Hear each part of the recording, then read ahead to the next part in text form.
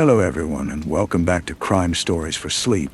Before we begin, I want to let you know that during the first 15 minutes, there will only be a few ads. And after that, the listening will be completely uninterrupted. I chose to do this to give you a better experience. Even though it has greatly reduced the channel's earnings, I'd still like to ask for a little support. Subscribe, leave a like, and if you do, let me know in the comments where in the world you are listening from. These may seem like small gestures, but they are essential to help the channel grow and allow me to keep bringing you these stories every night. Now, lower the volume just a bit, get comfortable, turn off the lights, and let us dive together into tonight's first story. Story 1. The silence in Alexander's apartment was the first thing that registered. A dense and unnatural quiet that had a weight to it. It was not the silence of an empty home, but the silence of a space that had been violently emptied. The low, insistent hum of the refrigerator, a sound that had been the baseline of every one of Darren's previous visits, was absent. The power was off. This detail, more than anything else, told him his friend was dead before he even saw the chalk outline on the floor. Darren stood in the doorway, his large frame blocking the weak afternoon light from the hall. He didn't need to go in. He already knew the geography of the scene. The couch was slightly askew. A single glass, clean, sat upside down on the drain board. No signs of a struggle. A professional hit. Clean. Quiet. Like the work they used to do, back in another life, in the dust and heat of a country whose name now felt like a forgotten curse. Alexander had been a man of meticulous habits, a man who kept his knives sharp and his accounts settled. The missing hum of the refrigerator was a scream in the void. His investigation began not with the police report, which was thin and dismissive, but with the ghost of his friend. He started in the places Alexander had loved, the dim, smoky bars, where the beer was cheap and the conversations were cheaper. The air in these places was a thick soup of cigarette smoke and regret. The first bar was called the Anchor, a place that promised a safe harbor but delivered only a slow drowning. The bartender, a man with a face like a worn-out shoe, remembered Alexander. He remembered him arguing with a woman a week before. A real looker, hair like spun gold and a smile that could cut glass. Her name was Carmen. It came to him in pieces, whispered from the lips of men who looked at their own hands when they spoke. Carmen with the dangerous eyes. Carmen who moved through the city's underbelly like smoke under a door. Darren found her at a jazz club called the Velvet Noose. She was sitting alone in a booth, a half-finished glass of red wine casting a bloody shadow on the white tablecloth. She was exactly as described, a sculpture of perfect lines and soft curves, but her eyes were ancient, the color of a winter storm. He slid into the booth opposite her. The vinyl sighed under his weight. She didn't look surprised. "I'm looking into the death of a friend of mine," Darren said, his voice a low rumble. "Alexander Reed." Carmen took a slow sip of her wine, her eyes never leaving his. I heard. A shame. He was a gentleman. Was he? Gentlemen in this town tend to die badly." A faint, almost imperceptible smile touched her lips. "Perhaps they're not as gentle as they think." She was a fortress, her words a series of well-placed barriers. She admitted to knowing Alexander, to having a drink with him. She claimed he was nervous, talking about a big score, a final job that would set him up for life. He was scared of someone, a man named Moretti.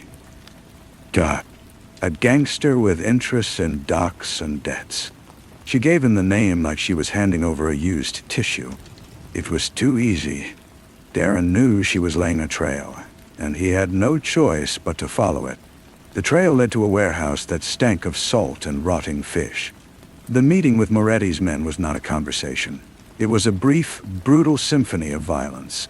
They came at him from the shadows between towering stacks of shipping containers. The air was cold and wet, clinging to his skin. He felt a fist connect with his ribs, a dull, familiar pain. He heard the crack of a jaw, his own knuckles splitting against bone. The metallic scent of blood mixed with the brine. He fought with the efficient, ruthless economy he had learned in the desert, a language of survival written in broken bones and choked breaths. When it was over, 3 men lay groaning on the damp concrete. He stood over one, his knee pressed into the man's chest. "Alexander Reed," Darren growled. The man spat blood. "He stole from Moretti. Thought he was smart. Nobody's that smart." It was a lie. Alexander was many things, but a thief was not one of them. He was a man of a peculiar, rigid honor. But the lie had the shape of truth, the kind of story that gets a man killed. Darren left the warehouse, his body aching, the taste of copper in his mouth. He felt the city closing in around him, a great, dark machine whose gears were lubricated with betrayal. He went to his friends, the old network of ex-soldiers and cops who existed in the gray spaces. They met in a back room of a gym that smelled of sweat and liniment. Leo, a cop with tired eyes and a clean conscience, confirmed Moretti's interest in Alexander, but he also offered another fragment. There was a lot of money moving around, Darren, more than a simple debt. Alexander was talking to Fulton a lot lately. Seemed excited. Fulton, Michael Fulton, another man from the old unit, the one who had made it out clean, who had built a legitimate business, a life of polished desks and sharp suits. He was the success story they all pointed to. The one who got away. Darren went to see him. Fulton's office was on the top floor of a steel and glass tower, a world away from the fish stink of the docks. The view was a panoramic postcard of the city. Fulton greeted him with a wide smile and a firm handshake, his grip confident, his eyes clear. He expressed his sorrow about Alexander. He offered his help. He was perfect. Too perfect. "He was like a brother to us, Darren," Fulton said, pouring 2 glasses of expensive whiskey. The liquid was the color of amber. "If there's anything I can do, anything at all." "He was talking to you before he died," Darren said, not touching his glass. "About a big score." Fulton's smile didn't waver, but it became a still, fixed thing, like a photograph of a smile. Just old times. You know how he was. Always dreaming. Up and beaten. That's so here. As indeed. Go. Darren. The air in the room, so carefully climate-controlled, felt suddenly thin. Darren looked at his friend, his war buddy, a man he had trusted with his life. He saw the fine tailoring of the suit, the manicured nails, the placid assurance in his eyes. And he saw the empty space where the truth should have been. That night, Carmen found him. She came to his office, a small, dusty room above a pawn shop. The rain had started, streaking the window behind him, turning the neon sign across the street into a blur of bleeding color. She was scared. The act was gone, stripped away, leaving behind a raw, trembling nerve. "They'll kill me now," she whispered, her voice brittle. "Because I talked to you." "You didn't tell me anything real," Darren said. "I told you about Moretti. Moretti is a smokescreen. Who are you really working for?" She hugged herself, her body a tight line of fear. She was a beautiful lure, cast into the water to bring the big fish to the net. But the fisherman was not who he seemed. She finally said the name that had been hovering in the periphery of the mystery, the name that made the entire terrible structure of the betrayal click into place. Fulton. No. Alexander had discovered something. Fulton's legitimate business was a facade. He was laundering money for a cartel, a bigger, more vicious operation than Moretti's. Alexander, in his desperate dreaming, had thought they could take a piece for themselves. A final, glorious score. But Fulton had never intended to share. He had used Alexander's knowledge, his old skills, to orchestrate the heist. And then he had him killed. A loose end. Carmen was his instrument, the honey trap to lead Alexander into position, and then to mislead the investigation afterwards.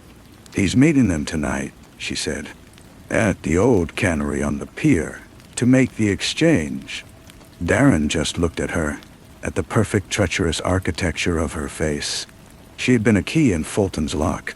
He felt no anger towards her, only a cold, vast pity. She was just another piece on the board. He drove through the rain-slicked streets to the cannery. The place was a skeleton of rust and rotten wood, groaning in the wind coming off the black water. The smell of decayed seaweed and creosote was overwhelming.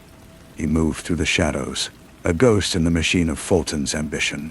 He saw them in the vast, empty main room, under a single, bare bulb that swung slowly, casting long, dancing shadows. Fulton, Dot, two men he didn't recognize with the cold, flat eyes of professional killers, and a briefcase, open, filled with bundled cash. Fulton was smiling, relaxed. The deal was done. Darren stepped out of the shadows. The rain dripped from his coat. The swinging lights swept across his face. Fulton's smile vanished. For a moment, there was only the sound of the rain on the corrugated metal roof and the creak of the swinging bolt. Then his expression shifted into one of weary recognition. "Darren, I should have known you'd be the one." "You killed him," Darren said. The words were not an accusation. They were a simple statement of fact, heavy and final. "He was going to ruin everything," Fulton said, his voice calm, reasonable. "He was weak. He had doubts. In our line of work, doubt is a cancer. We were a unit," Darren said, the words tasting of ash. "Brothers." "That was a long time ago," Fulton replied. "That war ended. This is a new one." The two men with Fulton reached for their weapons. The world slowed. Darren's own gun was in his hand, an extension of his will. The first shot was his, a sharp, deafening crack that echoed in the cavernous space. One man fell. The second shot was traded. He felt a hot burn along his side. He fired again. The second man crumpled. Then it was just the two of them, Fulton and Darren. The swinging light passed over them, one after the other, illuminating then concealing their faces. Fulton didn't reach for a gun. He spread his hands. "It doesn't have to end like this, Darren. There's enough here for both of us. We can be kings of this city, just like we talked about when we were kids in that damn desert." He was still trying to sell the dream, the same dream he had sold to Alexander. Darren looked at his friend, the boy he had fought beside, the man he had trusted. He saw the emptiness behind his eyes, the void where a soul should have been. He didn't answer with words. He closed the distance between them. The fight was not about skill or strategy. It was about annihilation. It was a brutal, primal thing, a collision of shared history and absolute betrayal. They crashed against rusted machinery, their grunts and the wet impacts of their blows punctuating the rhythm of the rain. Darren felt a rib crack. Fulton's nose burst under his fist, a crimson flower blooming in the stark light. He drove Fulton back towards the gaping hole in the wall where a conveyor belt had once carried fish to be canned. The black water churned below. Fulton gasped, his eyes wide with a final genuine surprise. "Darren, brother." Darren looked into those eyes one last time. He saw the ghost of the boy he knew. Then he pushed him.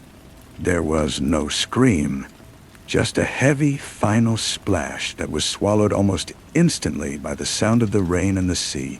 Darren stood at the edge, his chest heaving, the blood and rain mingling on his face. He looked down at the dark, swirling water. It showed him nothing. No struggle, no final bubble of air, just the endless, consuming dark. He did not take the money. He left the briefcase open on the floor, the cash beginning to soak up the water seeping in from the storm. He walked out of the cannery, back into the rain. The city was the same. The same lights, the same sounds, the same slow, indifferent decay. He had gotten his revenge. He had balanced the scales. But the silence that had been in Alexander's apartment was now inside of him. A permanent, hollow quiet. Weeks later, the official investigation closed. Fulton was declared missing, presumed dead in a criminal dispute. Darren sat in his office, the dust motes dancing in a sliver of afternoon sun. He was cleaning his gun, the movements slow, methodical. A package arrived. No return address. Inside was a single, small item. A Zippo lighter. It was tarnished, Holt. He flipped it open. The familiar, solid click. He sparked the wheel. The flame leapt to life. He knew this lighter. He had held it 100 times. It was Alexander's. Engraved on the side were not their unit's initials, as he had always thought. He had to tilt it to the light to see the tiny, precise engraving he had never noticed before. It was a single, stylized letter. K. He snapped the lighter shut. The flame died. The room was silent. He held the cold metal in his palm, a final, unanswerable question from beyond the grave. The mystery was not over. It had only just begun. He placed the lighter on his desk. It sat there, a small, cold weight that seemed to absorb the light from the room. K. Not a unit insignia, not a regimental number. A personal mark. A connection he had never known about. All his digging, all the blood and the rain and the final, terrible push into the dark water, and he had never once considered that Alexander might have had secrets of his own. Secrets he kept from his own brother. Carmen Darchune. It had to be. The woman with the winter storm eyes. She had played her part so perfectly. The scared informant, the pawn in Fulton's game. But what if she was a player in her own right? What if Fulton had been telling a sliver of the truth when he said Alexander was weak, that he had doubts? What if those doubts were named Carmen? He found her not in a jazz club or a smoky bar, but in a small, sunlit art gallery in a part of the city he rarely visited. She was standing before a large, abstract painting, a swirl of dark blues and grays, with a single sharp slash of gold cutting through the center. She looked different in the daylight, softer, but no less dangerous. She didn't turn as he approached, but her reflection in the protective glass of the painting watched him. "I wondered when you'd come back," she said, her voice quiet. He didn't speak. He simply took the Zippo from his pocket and placed it on the polished wooden bench between them. She glanced down at it, and a small, sad sigh escaped her. "He gave that to me, the night before he died. He said to keep it safe, that if anything happened to him, I should get it to you." "Why?" Darren's voice was rough, unused. "He said you would know what to do." "Finish what?" Finally, she turned to face him. The fear he had seen in her before was gone, replaced by a deep, resonant grief. Fulton's business was a front, just like I told you, but Alexander didn't want to steal from him. He wanted to destroy him. He'd been gathering evidence for months. Records, account numbers, transaction histories. He hid it all. Fulton had him killed because he was close, not because he was a thief. "And the lighter is the key," she said. He was paranoid. He didn't trust digital copies or safety deposit boxes. He said the old ways were the best. The engraving. It's not just a letter, it's a map. Darren picked up the lighter again, turning it over in his hands. He looked at the precise, stylized K under the bright gallery lights. He saw it. The curves of the letter were not merely decorative. They were lines. They formed a tiny, intricate diagram of the city's waterfront, with a single-minute dot marking a location: the old Maritime Museum, Doughty Tower. A place they'd gone as a unit once, a lifetime ago, to kill a man who had taken refuge among the historic ships. "He loved you, you know," Carmen said, her gaze returning to the painting, to the slash of gold in the gloom. "He said you were the anchor, the only one of us who never forgot who we were supposed to be." Darren closed his fist around the lighter. The metal was warm from his hand. He looked at the painting, seeing it properly now. It wasn't an abstract. It was a storm at sea. The gold wasn't a slash of paint. It was a lifeline. Alexander had sent him a message, and then he had sent him a map. The silence inside him shifted. It was no longer hollow. It was waiting. He had avenged a murder, but his friend had left him a mission. And Darren knew, with a cold and certain clarity, that his work was not yet done. The Maritime Museum was closed for the season. A relic shuddered against the wind and salt spray. Darren didn't bother with the locks. He went in the way they had all those years before, through a rusted service hatch hidden behind a thicket of overgrown seagrass. The air inside was thick and still, smelling of old wood, tar, and profound neglect. The ghost fleet of historic schooners and tugboats sat in their dry berths, skeletal and silent. He found it on the Sea Witch, a three-masted schooner that had once run blockades. Alexander had always been fascinated by it. The hiding place was in the captain's quarters, a false panel behind a rotting chart desk. Inside was a waterproof pouch, thick and heavy. He didn't open it. He didn't need to. The weight of it in his hand was the weight of Alexander's conviction, his final, desperate attempt to make things right. Back in his office, he spread the contents on his desk. It was all there. Ledgers detailing transactions that snaked through Fulton's legitimate shell companies and into the coffers of the Soria cartel. Digital storage drives. A list of names, some of which made his blood run cold. Judges, cops, Johnny. Leo's name was not among them, a small, cold comfort. Alexander had been building a case that could topple an empire. Carmen had been the courier, the secret keeper. She had loved him. That part, Darren realized, had not been an act. Her fear in his office had been real, but not of Fulton. It had been of failing Alexander, of not getting the key to the one man who could finish what he started. He spent the next 3 days making copies. He sent one anonymously to the one federal agent he knew who was both clean and stubborn enough to see it through. He mailed another to a reporter at the biggest newspaper in the state. The third copy he kept. The scandal broke like a wave, washing over the city, corroding foundations and drowning careers. The arrests began. The city held its breath, watching its pillars of power crumble to dust. In the midst of it all, Leo found him. They stood on the pier, looking out at the gray, choppy water. The cannery was cordoned off with police tape, fluttering in the breeze. "We got him, Darren," Leo said, his voice heavy with a grim satisfaction.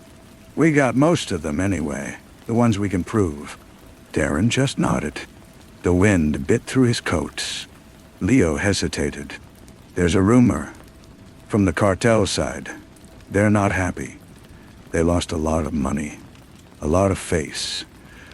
They're looking for the source. They're looking for you." "Let them look," Darren said. He didn't go back to his office.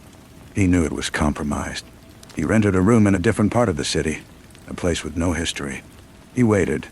He knew they would come. They always did. They came on a Tuesday. 2 men, professional and quiet, cornering him in the parking garage beneath his building. They were better than Moretti's thugs. Calmer. Their eyes were flat and empty. He didn't try to talk. He didn't have any words left for men like this. The fight was short and vicious. He broke the first man's arm with a wrench he'd taken from his car. The second man pulled a knife. The blade was a silver flicker in the dim light. Darren moved inside the arc of the thrust, his own body a weapon, his hand closing on the man's wrist. He heard the bone snap. The knife clattered to the concrete. He shoved the man hard, his head cracking against a concrete pillar. He slid down, unconscious. Darren stood there, breathing hard, the wrench still in his hand. This wasn't an end. It was a beginning. A new war, as Fulton had said. But this one was different. This one he understood. It wasn't about revenge anymore, or even about justice. It was about maintenance. The city was a machine, and it would always produce men like Fulton, like the Soria cartel. They were a symptom of the decay. His job, his purpose, was to be the wrench in the gears, to slow the drowning. He got in his car and drove. He didn't know where he was going, only that he was moving. The city unfolded around him, a map of secrets and lies. He reached into his pocket and pulled out the Zippo. He flipped it open with one hand. Click. Dot. The flame was small and steady in the dark of the car. He watched it burn for a moment, a tiny point of light in the consuming gloom, then snapped it shut. He had his answer. The work was the answer, and the work was never done. He drove until the city lights faded in his rearview mirror, replaced by the flat, dark expanse of the countryside. He found a motel that took cash, a place with thin walls and the smell of mildew. He slept with the gun under his pillow and the Zippo on the nightstand. The silence in him was no longer empty. It was filled with a low, constant hum, the sound of an engine idling, waiting for the next gear. In the morning, he bought a burner phone and made a single call. It was to a number he hadn't dialed in years, a number for a man who had taught him things the Army never did. The phone rang twice before it was picked up. No greeting. "It's me," Darren said.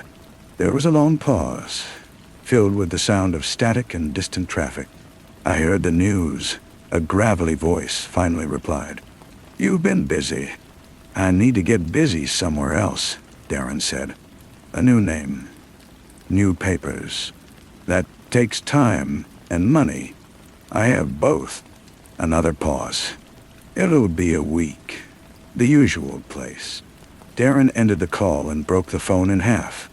He spent the week in motion, a ghost drifting through small towns, never staying in one place for more than a night. He watched the news on a cheap television in a diner. The scandal was deepening. More names. More arrests. The reporter who broke the story was being hailed as a hero. The federal agent was getting a promotion. They were cleaning up the city, or so they thought. Darren knew better. You don't clean a wound by wiping away the pus. You have to cut out the infection. And the infection always grew back. He met the man in a roadside rest stop outside a town with no name. The man was older, his face a road map of hard living, but his eyes were sharp and clear. He handed Darren a manila envelope. "John Corbin," the man said. "There's a driver's license, social security card, a passport, a bank account in that name in Seattle with a starting balance. It's clean." Darren took the envelope. "Thank you." The old man looked at him. A long, appraising stare. "You know they won't stop. The people you pissed off. They have long memories." "So do I," Darren said. He drove west, towards Seattle, towards the new life of John Corbin. He rented a small apartment with a view of another brick wall. He got a job as a night security guard at a warehouse. It was quiet, monotonous work.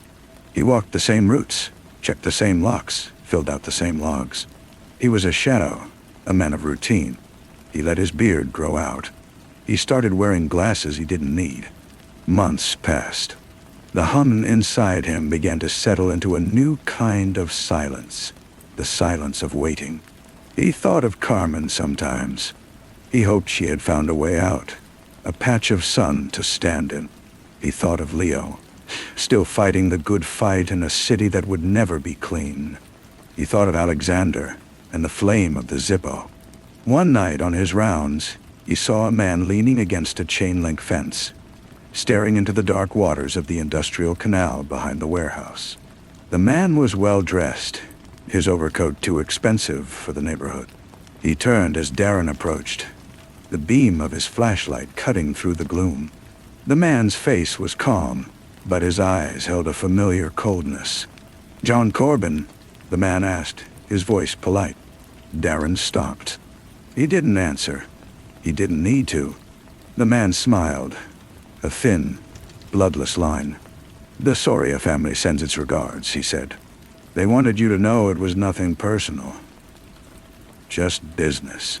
From the shadows behind him, two more figures emerged. They moved with a fluid, coordinated grace. They had found him. The work was not done. It was only just beginning. Darren's hand went to the heavy flashlight on his belt. The humming inside him rose to a roar. He was not John Corbin.K.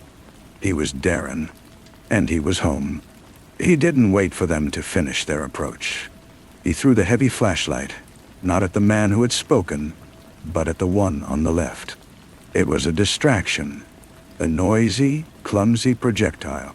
It bought him the half-second he needed to close the distance with the one on the right.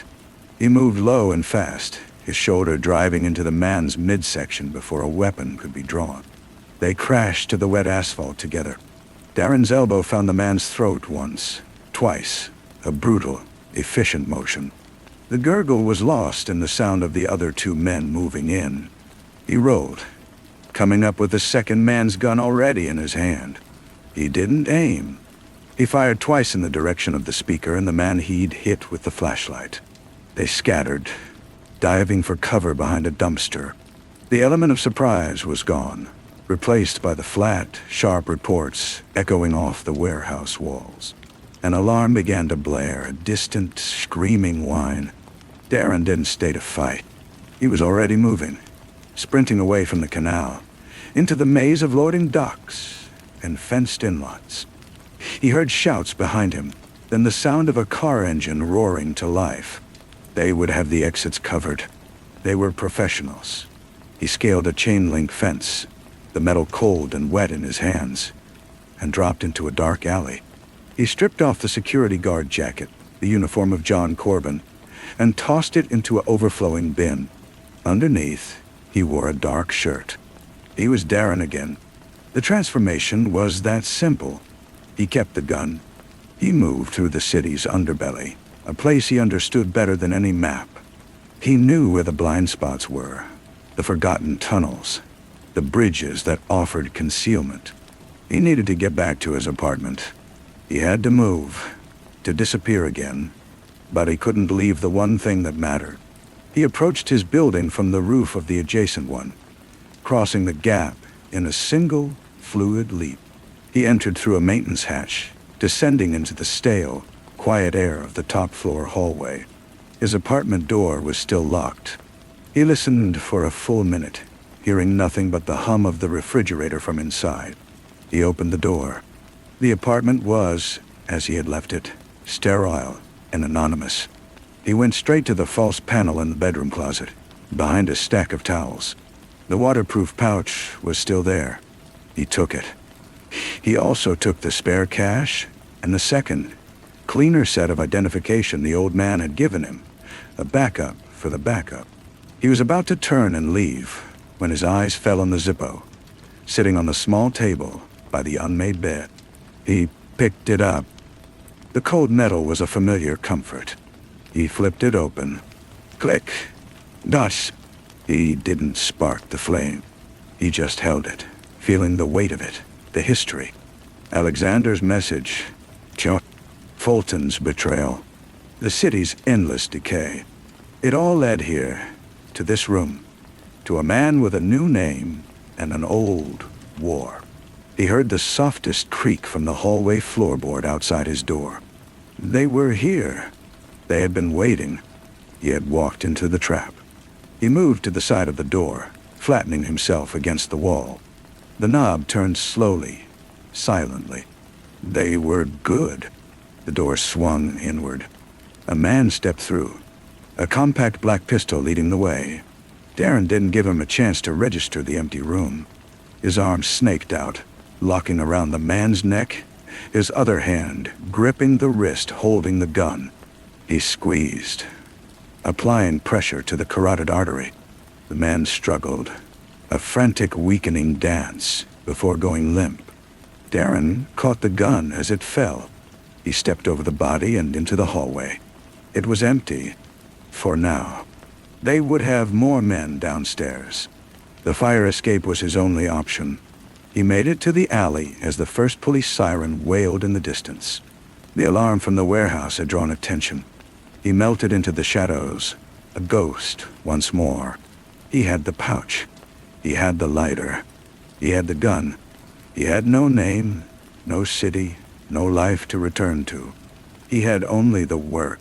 And, as he disappeared into the rain-washed night, he knew the work would continue until he drew his last breath. Or until the city itself was finally, truly clean. The rain began to fall, a fine, cold mist that clung to his clothes and beaded on the metal of the gun. He walked without a destination, his mind a map of safe houses and dead drops, all of them likely compromised. They had found John Corbin with an unnerving speed. The leak was not in the city he had left behind. It was in the system he had used. The old man who had provided the new identity was either compromised or had been from the start.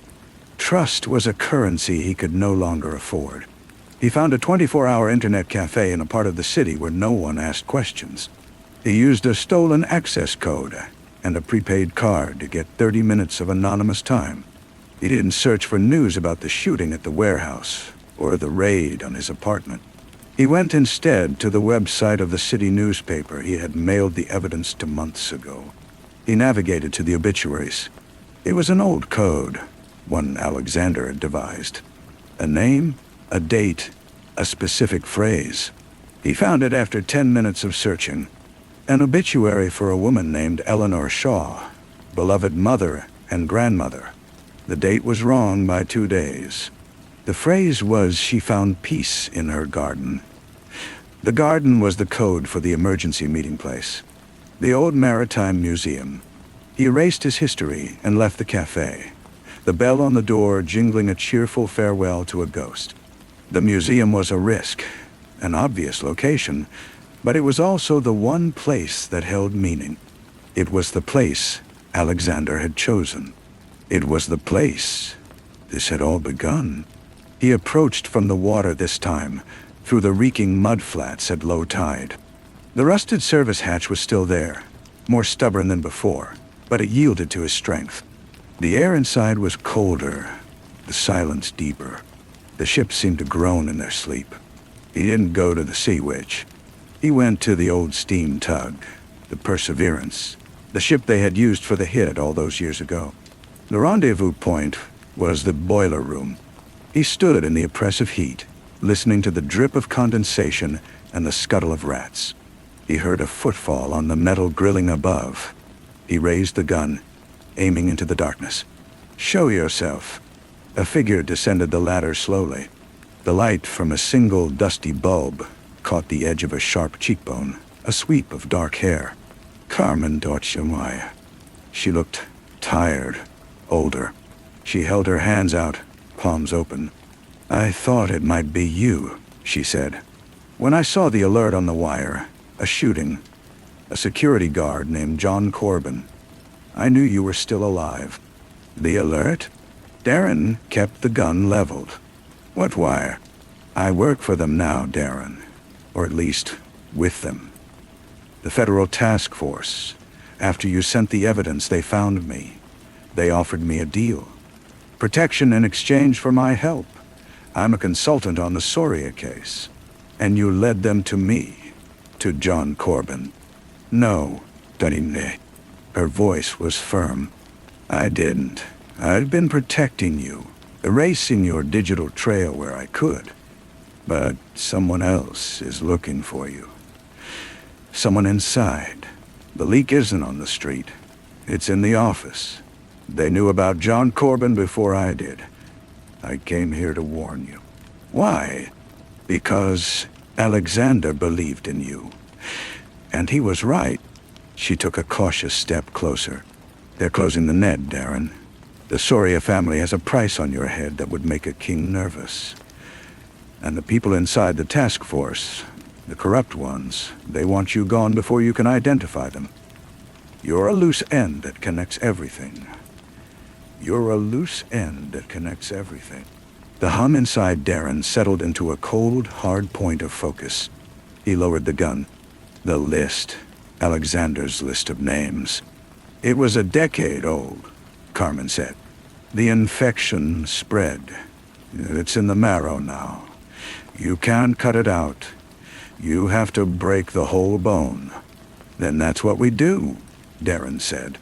He saw a flicker of the old fear in her eyes. But it was quickly replaced by a grim resolve.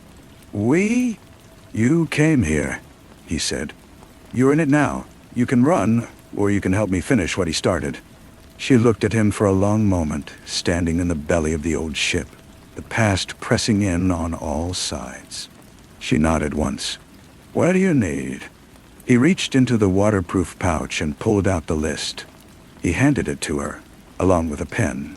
The names, the ones you know are dirty, the ones you suspect, add them. Her hand was steady as she took the pen.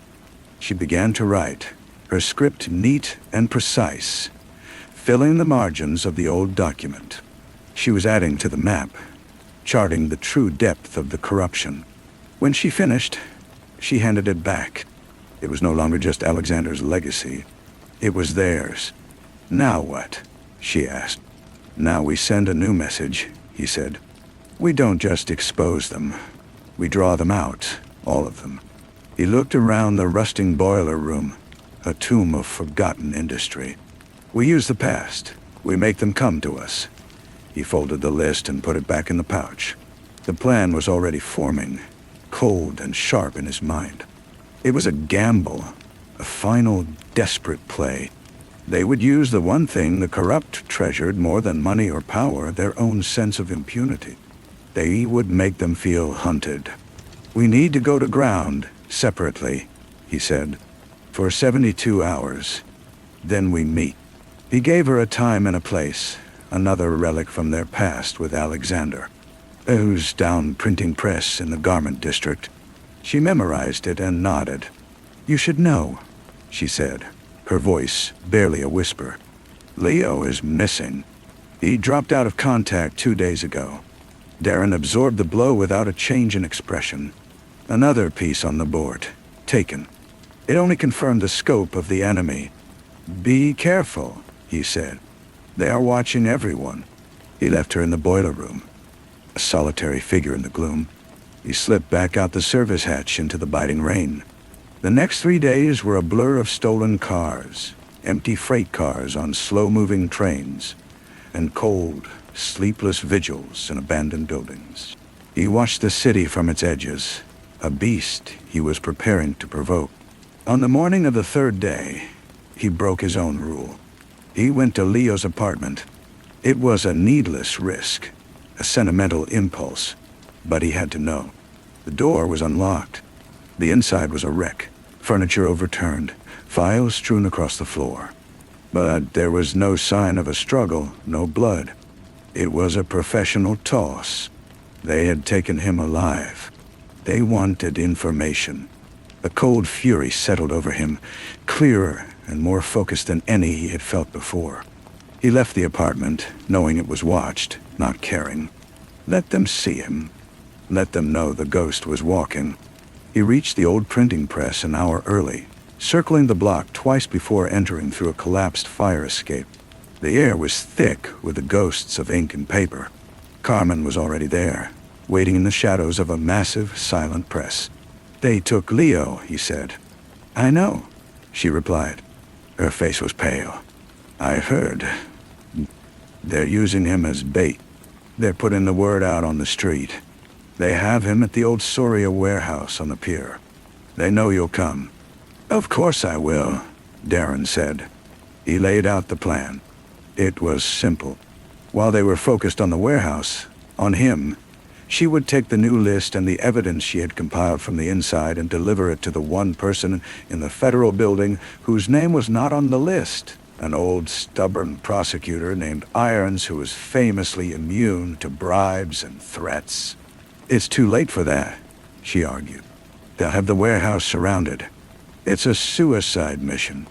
"It's not about me," he said. "It's about the message. It's about the work. You get that evidence to Irons. You break the bone.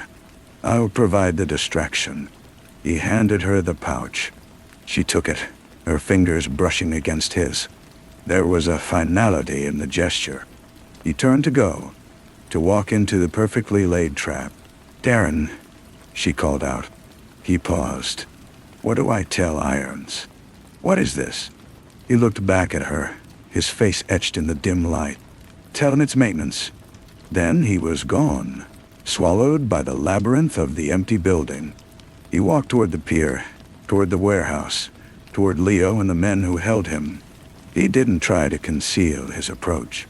He walked straight down the center of the street, the rain plastering his hair to his scalp, his coat hanging open.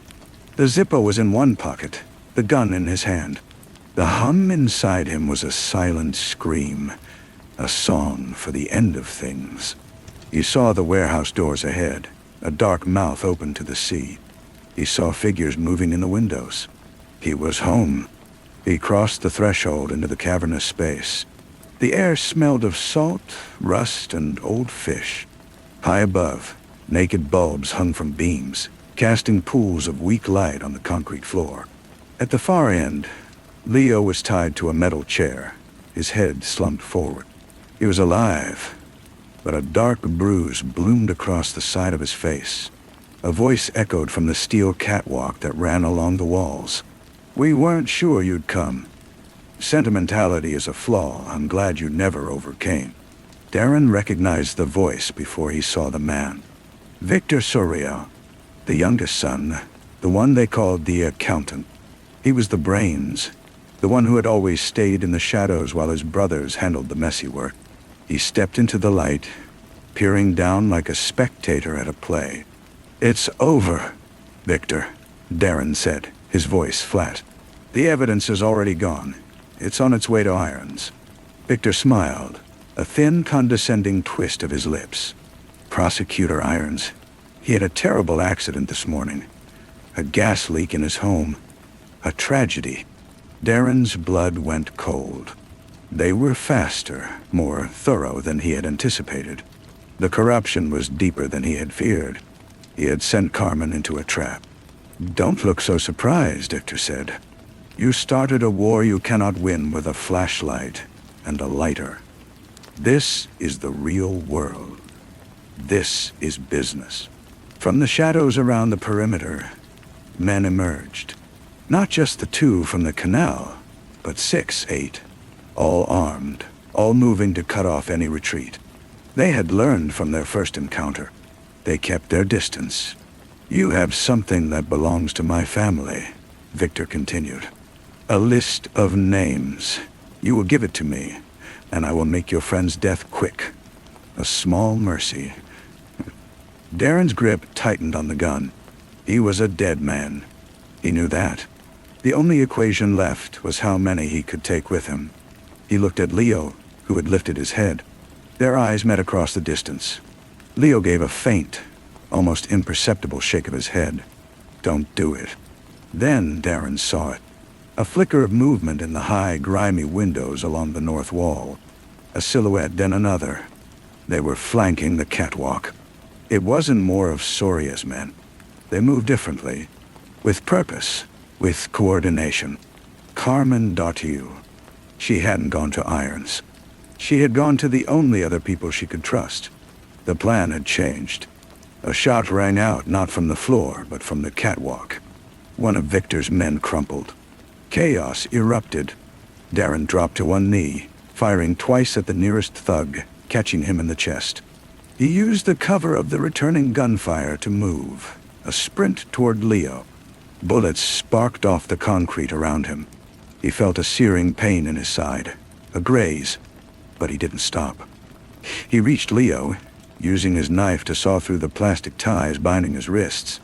"Took you long enough," Leo croaked, rubbing his raw wrists. "Shut up and find a gun," Darren said, shoving him toward a fallen body. The firefight was a confused storm of noise and muzzle flashes.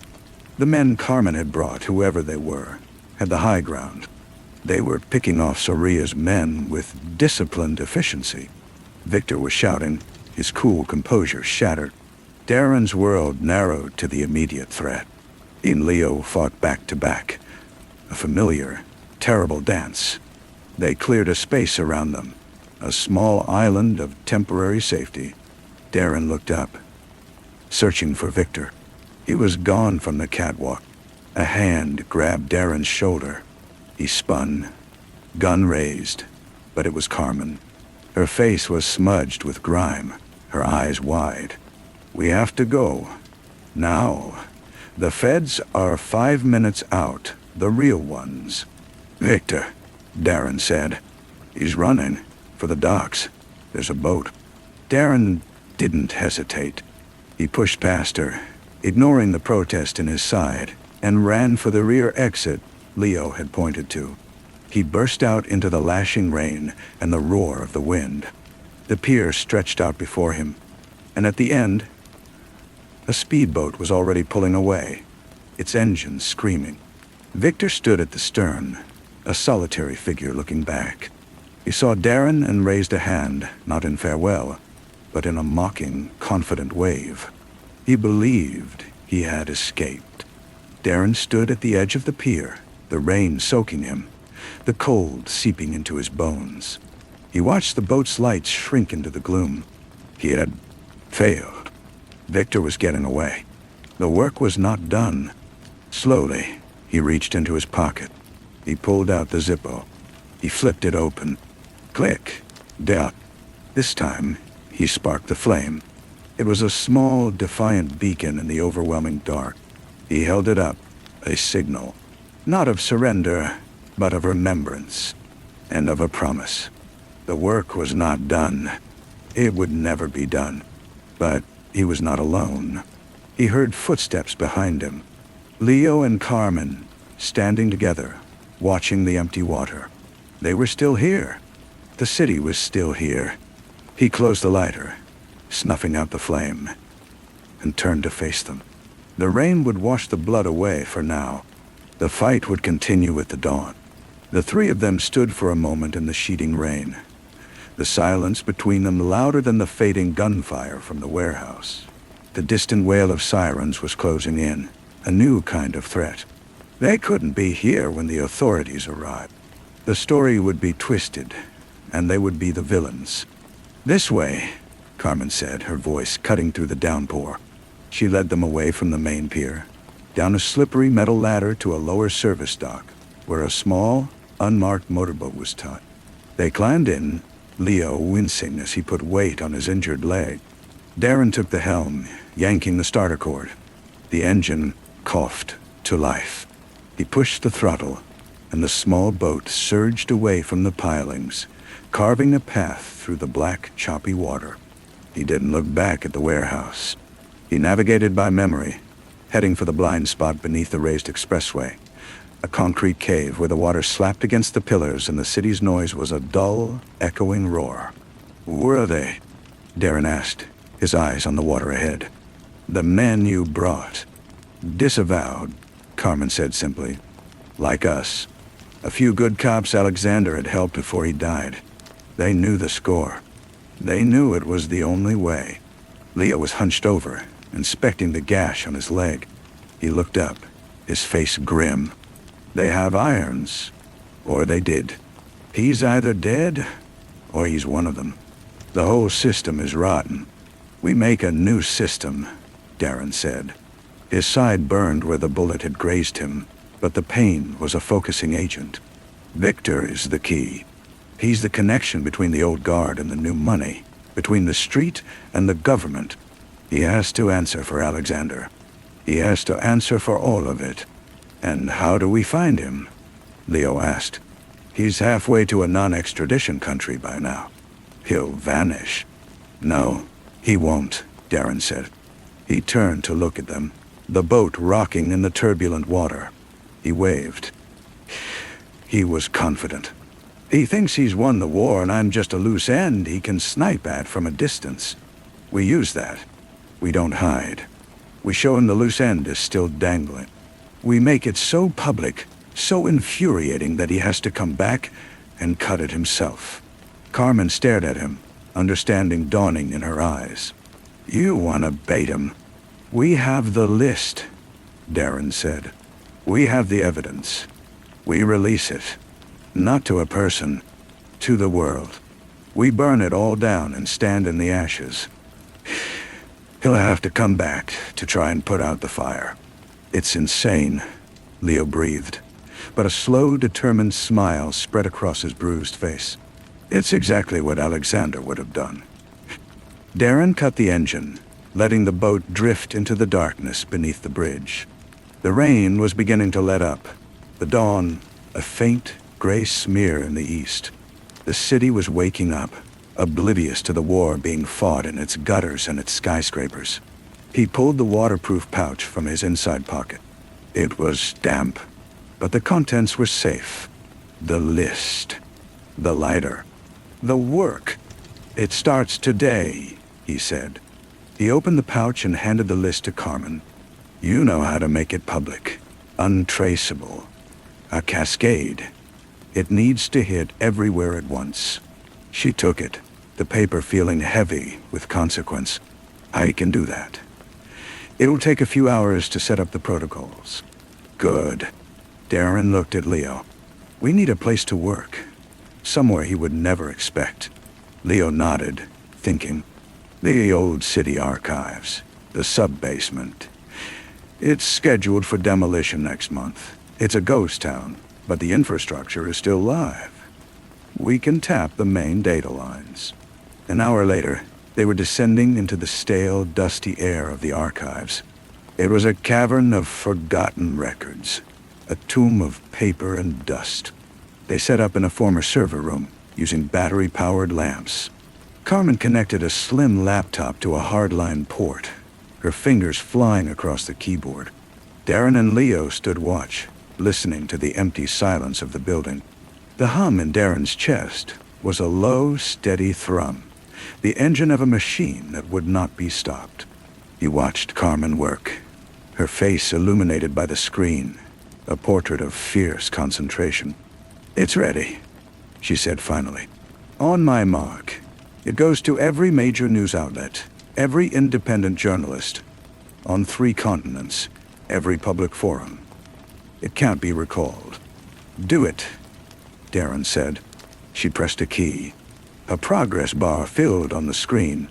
It was done. The truth was now a virus, released into the bloodstream of the city. They waited, the tension a physical presence in the room. It didn't take long. Leo, monitoring a police scanner, let out a low whistle. It's starting. They're calling it a hoax, a fabrication, but the chatter is going crazy. There are names on that list that people are going to prison, or they're going to war. Gun. Darren's phone, a cheap burner, buzzed once. A single text from an unknown number. It contained only one word. Inevitable. He showed it to the others. He's seen it.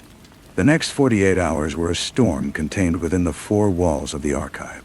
They watched the city tear itself apart on Carmen's screens. Denials, resignations, arrests, and fiery op-eds. The Soria family's legitimate businesses were being frozen, their assets seized. The corrupt task force was being dismantled from the inside, the clean officers finally empowered to act. But Victor was quiet. There was no retaliation, no grand statement. The silence was more unnerving than any attack. On the 3rd morning, Leo, who had been dozing in a chair, jerked awake. I got it, he mumbled, rubbing his eyes. I know how he'll come. Darren looked over. How? He's a creature of habit, of ritual. He thinks this is the final act, so he'll do it where it started. He'll want symmetry. Leo stood, pacing. The perseverance, the steam tug. He knows you have a connection to it. He'll be waiting for you there. He'll want to finish it where his brother's empire began to crumble. It felt right. It felt like Victor's particular brand of theatrical arrogance. "We don't all go," Darren said. "He'll be expecting that. He'll have the place surrounded. It has to be just me." Carmen started to protest, but Darren cut her off. "You two have a different job. You monitor everything. When I go in, you find his escape route. He'll have one. A submarine, a helicopter, something. You cut it off. You be the net." They argued, but his resolve was absolute. This was the final piece of the plan. The bait and the trap, all in one. As dusk fell, Darren walked alone toward the frozen graveyard of ships. The air was crisp and clear for the first time in weeks. He didn't bother with stealth. He walked straight to the ice-encrusted hull of the Perseverance and climbed the familiar ladder to the main deck. The ship was silent, but it felt different. It was no longer sleeping. It was holding its breath. He descended into the boiler room. A single lantern hung from a hook, casting a warm, deceptive glow. Victor Soria stood by the cold, dead furnace, holding a pair of silver pistols. He was dressed in an immaculate suit, as if for a board meeting. "I knew you'd understand the invitation," Victor said, his voice calm. "You appreciate narrative." "The narrative is over, Victor," Darren said, stepping into the light. "Your name is mud. Your money is gone. All you have left is this." "This is all that ever mattered," Victor replied, raising the pistols. "The final word." From the shadows above, a voice rang out. "The final word is life in prison." It was Carmen, her own weapon aimed down from the catwalk. "The building is surrounded by federal agents. The real ones. It's over." Victor smiled, a genuine, almost relieved expression. "You always did rely on others to do your fighting, Darren." Then everything happened at once. Victor spun, firing both pistols upward. Darren lunged forward. A shot from the catwalk hit Victor in the shoulder, spinning him around. Darren slammed into him, driving him back against the iron bulkhead. They grappled for the guns, a brutal, silent struggle of strength and will. Victor was stronger than he looked. He got a hand free and brought a pistol up, jamming the barrel under Darren's chin. Darren caught his wrist, forcing it away. The shot roared, deafening in the confined space, and ricocheted off the ceiling. Darren headbutted him, a sharp, sickening crack. Victor staggered, his grip loosening. Darren wrenched the pistol from his hand and threw it clattering into the darkness. He drove his knee into Victor's stomach, then slammed him against the furnace again, pinning him there.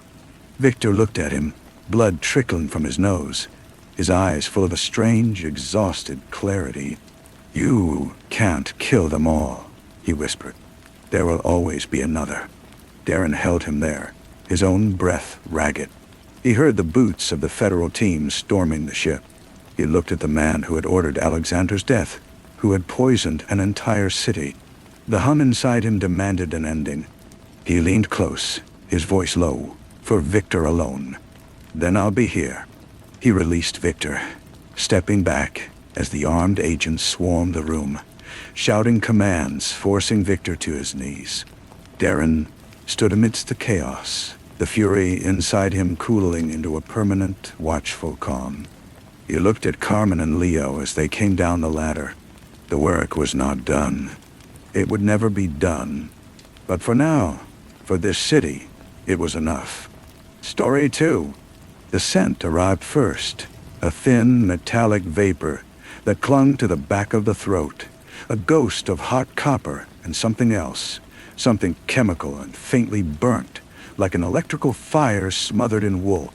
It was a smell that did not belong in a bookshop, especially not this one.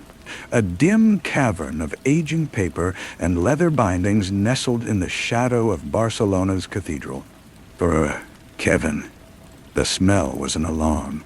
It was the scent of a struggle, not of bodies, but of histories. A violent disagreement with a past that had left its acrid trace in the present. He found the envelope on the floor just inside the door, a thick, cream-colored rectangle that had been slid under the sill. There was no name, no address. The paper was heavy, expensive, and it was this, not the smell, that made his hands go cold. The smell was the aftermath. The envelope was the cause.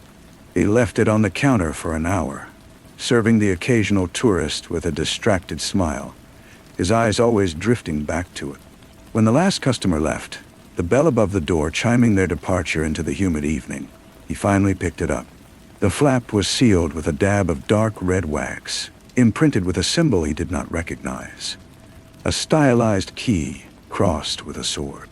Inside was a single key, tarnished silver, and a slip of paper with an address in the Gracia district. And a photograph.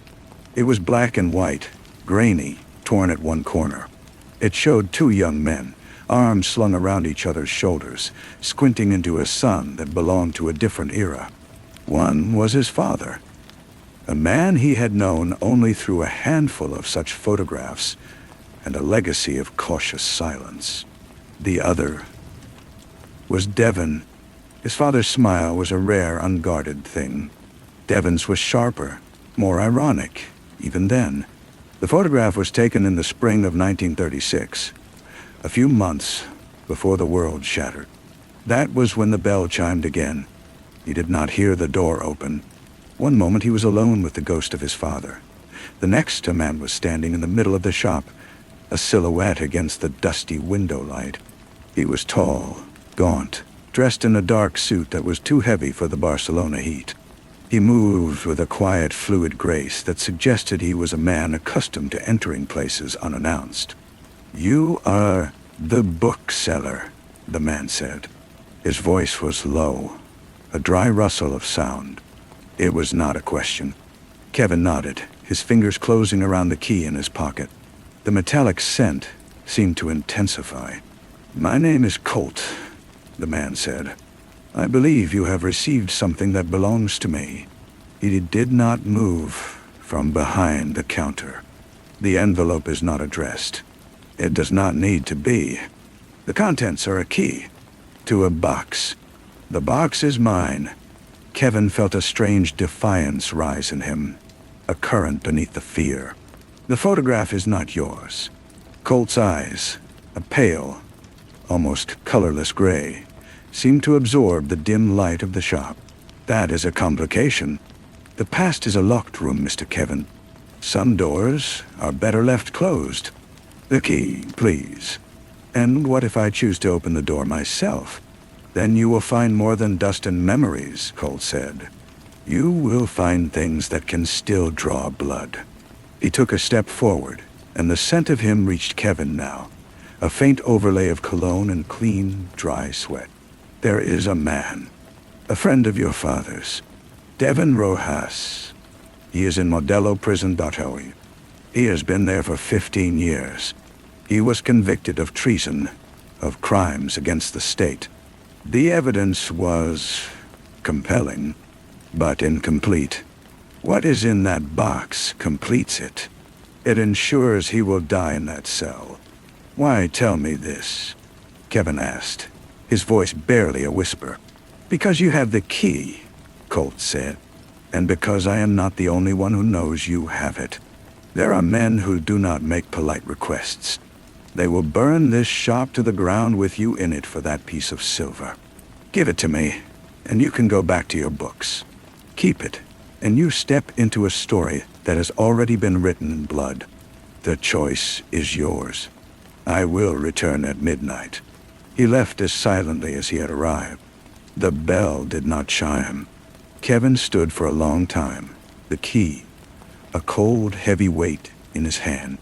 He looked at the photograph again, at his father's lost smile, at Devon's defiant eyes.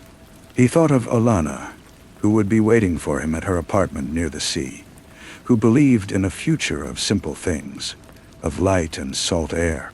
He could take the key, meet this Colt, and walk away. He could lock the door and pretend the man had never been there. But the smell remained. It was in the cloth of his shirt, in the pages of the books. It was the smell of a truth that had been buried, and it was now, finally, beginning to rot. The prison was a monstrous slab of yellowing stone, a deliberate stain on the city's edge. The air inside was thick with the smell of disinfectant, boiled cabbage, and the profound collective despair of men forgotten by time. Kevin sat on a hard wooden bench in a visiting room that was little more than a cage, his heart hammering against his ribs. When they brought Devon in, he was not prepared. The man in the photograph was gone. In his place was a ghost, thin and stooped. His hair a shock of white, his face a roadmap of lines and old bruises. But the eyes were the same. They held a fierce, undimmed irony, a light that had refused to be extinguished. He sat down opposite Kevin, the chains on his wrists clinking softly. He did not speak, only looked, a small, tired smile playing on his lips. "You are Eduardo's boy," he said finally. His voice was ruined, a gravelly whisper, but the intelligence in it was razor sharp. "I see him in the set of your shoulders." He was always carrying a weight he could not name. "You knew my father," Kevin said. "I knew the man he was before they broke him," Devon said. "Before he learned to be afraid. Why are you here, Eduardo's boy? This is no place for a bookseller. A man came to see me. His name is Colt." The smile vanished from Devon's face. The name seemed to drain the little color that was left in it. Colt. I. So he is still playing his games. What did he want? "He gave me a key. He said it was to a box. He said the contents would ensure you never leave this place." Devon leaned forward, his chains scraping against the table. "Listen to me, Kevin. You must forget this. You must take your Alana, and you must forget you ever heard that name. Colt is a shadow. He works for Fabian. Fabian Dot. The name was a curse, whispered in the back rooms of the city. A high-ranking official in the regime. A man who had built his career on the graves of his former comrades. A man of pure, unadulterated power. "What is in the box, Devon?" Kevin asked. "A lie," Devon said, his voice dropping even lower. "A beautifully crafted lie. A piece of paper that says I was the one who betrayed the cell in 37. That I gave the names that sent your father and a dozen others to the firing wall. It is a confession written in my hand, but I never wrote it. It is a forgery, perfect in every detail. But why? Why would Fabian do this, after all these years?" "Revenge," Devon said simply. "Your father and I, we were like brothers. Fabian was with us, in the beginning. He was weak. He broke under interrogation and gave up a few names, small ones. He thought he had gotten away with it. But your father knew. I knew. We never spoke of it. But he knew that we knew. That knowledge has festered in him for 2 decades. He cannot kill me, not officially. The world has moved on, but he can make sure I die here, a traitor, despised by the few who still remember. And he can destroy your father's memory through you. He wants you to believe your father's best friend was his betrayer. He wants to poison the past." Kevin felt the world tilt. The grimy walls of the prison seemed to press in on him. The metallic scent from the shop was back, filling his sinuses. "What do I do?" "You do nothing," Devon said, his eyes burning with intensity. "You give the key to Colt. You walk away. This is my fight. It has been my fight for a long time. And if I don't, if I open the box, then you become part of the story," Devon said. "And it is a story that only ends one way." That night, Kevin lay next to Alana in her small bedroom, the sound of the Mediterranean, a soft sigh through the open window. She was asleep, her dark hair fanned out on the pillow, her breathing deep and regular.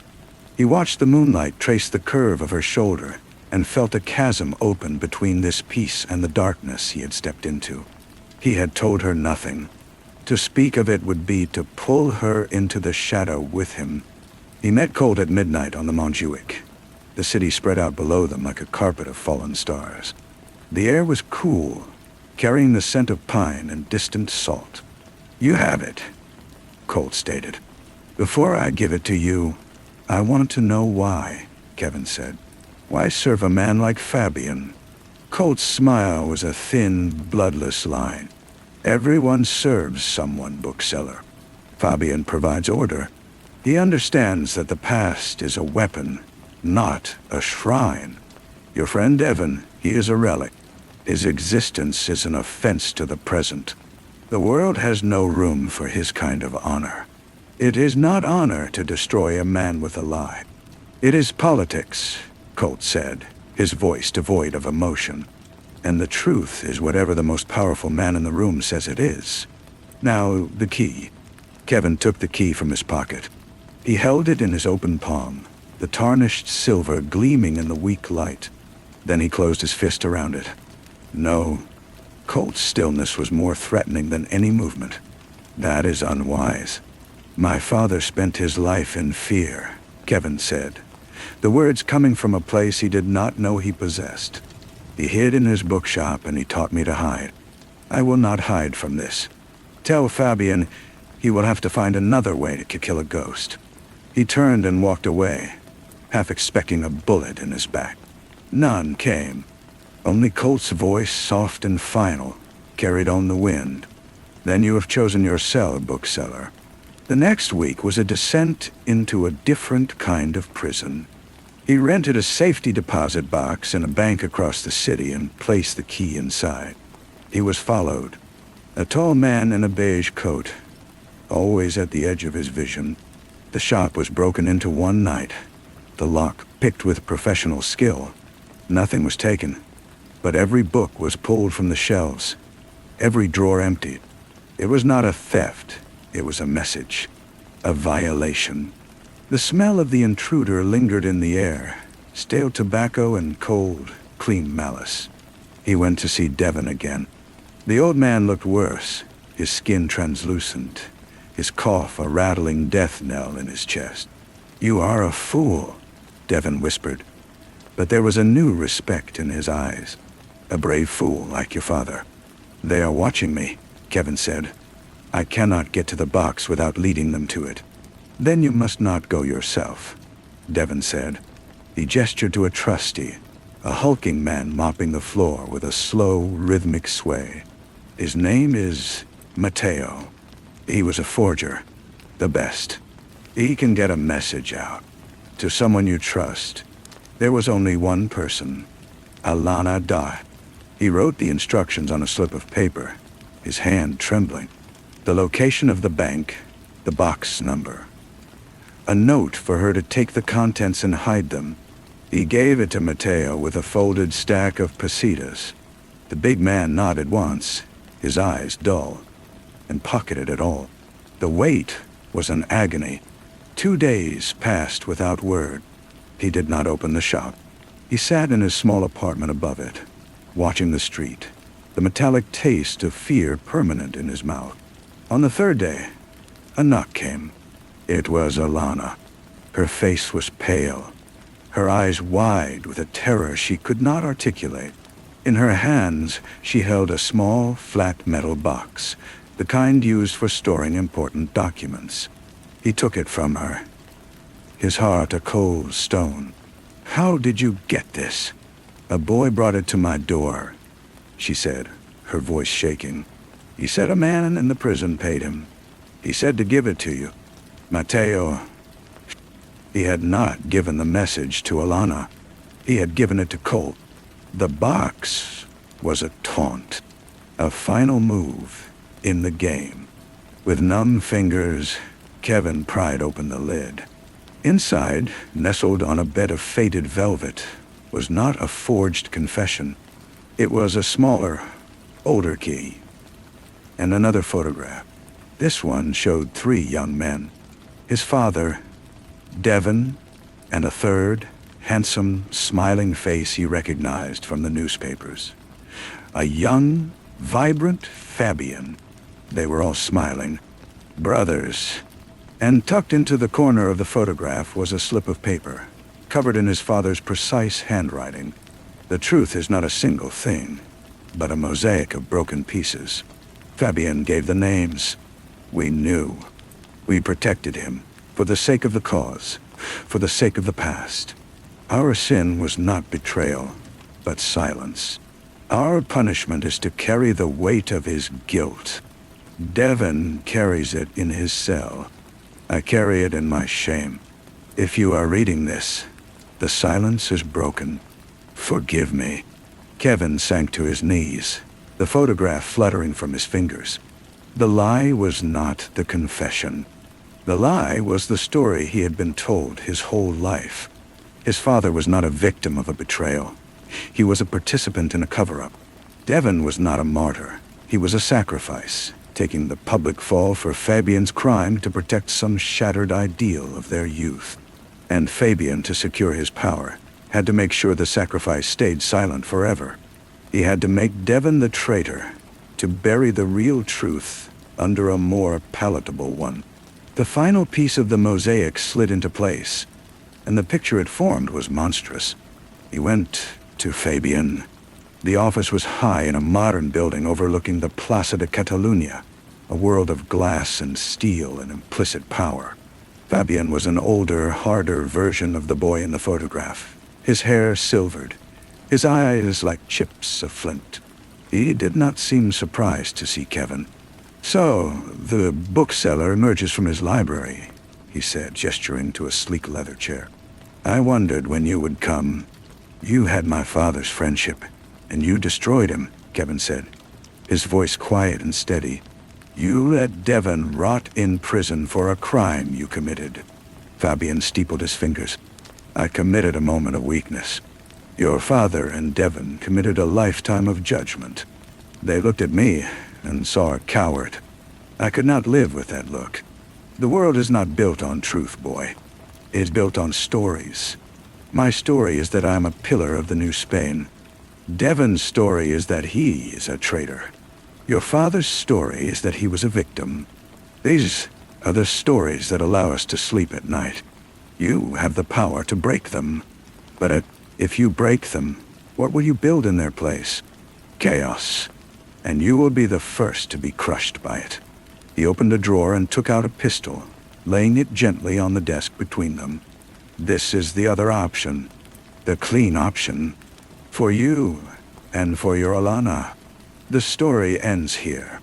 Kevin looked at the gun, a dull black thing.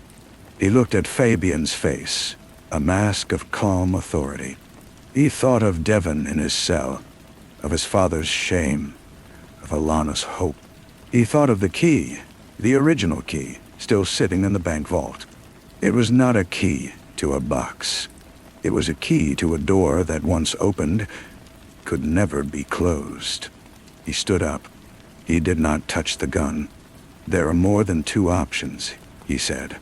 "You have forgotten the power of a story.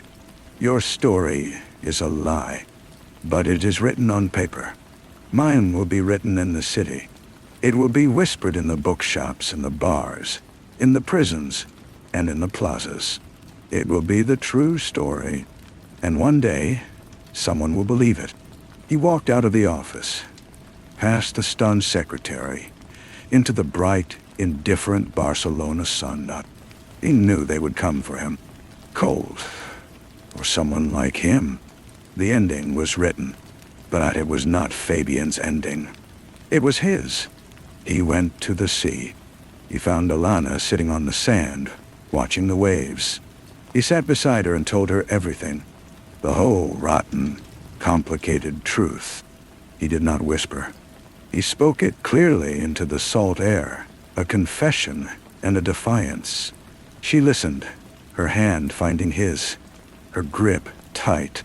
She did not cry. She just held on.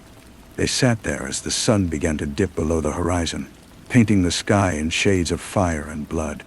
The past was a locked room, and he had thrown away the key. The future was a vast, uncertain ocean. But for this one quiet moment, There was only the sound of the waves, the warmth of her hand, and the slow setting sun. Life, for a little while, seemed to return to normal. The shop was repaired, the books put back on the shelves. The strange metallic scent faded, replaced once more by the familiar smells of paper and dust. Kevin served his customers. Alana brought him lunch. They walked through the Gothic quarter in the evenings, their footsteps echoing on the ancient stones. They never spoke of Fabian, or Devon, or the box. It was as if the mystery had never occurred, as if the shadow had never fallen across the door. The city, scarred and eternal, held its breath and its secrets, and the story, for now, was over. The silence was the most unnerving part. It was a heavy, watchful quiet, broken only by the rustle of pages and the distant hum of the city. Kevin found himself listening for footsteps that never came, for the chime of the bell that remained still. He jumped at the sound of a motorbike backfiring, his heart seizing in his chest. He saw Colt's face in every stranger who lingered too long by the poetry section. The piece was a thin veneer, and he was waiting for it to crack. It was Alana who broke the spell, 2 weeks after his confession on the beach. She came into the shop, her face set in a determined line, and placed a folded newspaper on the counter in front of him. It was a week old. The story was a small one, tucked away on page 6. A prisoner had died in Modelo, an elderly inmate, serving a life sentence for treason. The cause was listed as heart failure. Kevin's breath caught. He looked from the print to Alana's eyes. She knew. She had been waiting, too. He didn't go to the funeral. He didn't know if there was one. Instead, he closed the shop early and walked to the cathedral. He did not go inside. He stood in the plaza, watching the pigeons swirl and settle, and he thought of a man with white hair and undimmed eyes. He had not saved Devon. His defiance had been a gesture, a shout into a storm. It had changed nothing. A figure detached itself from the shadows of a nearby archway. It was Colt. He wore a different suit, a lighter gray, but his movement was the same, a fluid glide that brought him to Kevin's side without a sound. They stood together, watching the tourists and the faithful come and go. He was an old man, Colt said, his voice as dry as ever. His time had come. Did Fabian arrange it? Kevin asked, the question tasting like ash. Colt gave a slight, almost imperceptible shrug. The prison is its own world. Sometimes things simply happen. The story is now tidy. And what about my story? Kevin asked, turning to face him. Is it tidy? Colt's pale eyes met his. Your story is a footnote, an insignificant detail that has been resolved. Fabian is a practical man. You presented a risk. That risk has been neutralized. Devon is gone. The evidence is gone. You have no proof of anything. You are just a bookseller again. He reached into his inner pocket. Kevin flinched, but Colt only produced a small, sealed envelope. He held it out. What is that? Kevin asked. A severance package, Colt said. A gesture of good faith. To ensure the story remains in the past where it belongs. Kevin took the envelope. It was heavy. He didn't need to open it to know it was filled with money. A bribe. A payment for his silence. For his father's silence. The final, insulting piece of the mosaic. He looked at the money, then at the cathedral, then at Colt. He thought of the key, still in the bank vault, a useless piece of metal. He thought of his father's words. Our punishment is to carry the weight of his guilt. He tore the envelope in half, and then in half again, letting the banknotes flutter to the cobblestones like dead leaves. He did not wait to see Colt's reaction. He turned and walked away, pushing through the crowd, feeling the eyes on his back. He walked until he reached the water, the Mediterranean stretching out, vast and impossibly blue. He stood at the railing, the salt wind pulling at his clothes. He had thought the truth would be a weapon. He had thought it would set him free. But the truth had only exchanged one prison for another. It had not brought justice. It had only brought a deeper, more profound understanding of the cost of silence. He felt a presence beside him. Alana. She didn't say anything. She simply linked her arm through his and leaned her head against his shoulder. They watched a container ship move slowly across the horizon, a tiny, silent world heading for another shore. He knew then that Colt was wrong. His story was not a footnote. It was a seed. It was the truth, not as a weapon, but as a burden. It was his to carry now. His father's shame, Devon's sacrifice, Fabian's corruption. It was all his inheritance. He could not publish it. He could not shout it from the rooftops, but he could remember it. He could hold it inside him, a quiet, burning coal. He would keep the shop. He would marry Alana. He would live his life. But he would never again believe in the simple stories, the ones with clear heroes and villains. The real stories were written in the spaces between the words, in the silences that were heavier than sound.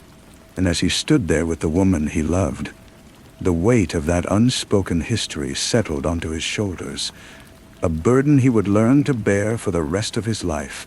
The days began to fold into one another, a slow and deliberate procession. He married Alana in a small civil ceremony, with only a few of her relatives as witnesses. There were no speeches about the past, only quiet toasts to the future. They took a short trip to a small village in the Pyrenees, where the air was thin and clean, and the only history was written in the strata of the mountains. For a few days, he almost forgot the wait. They returned to the bookshop. Life, in its mundane details, became the new narrative. He learned the particular way Alana hummed when she cooked, the specific stack of books she liked to keep by her side of the bed. He negotiated with distributors, balanced the ledgers, and recommended novels to university students. He was, as Colt had said, just a bookseller again.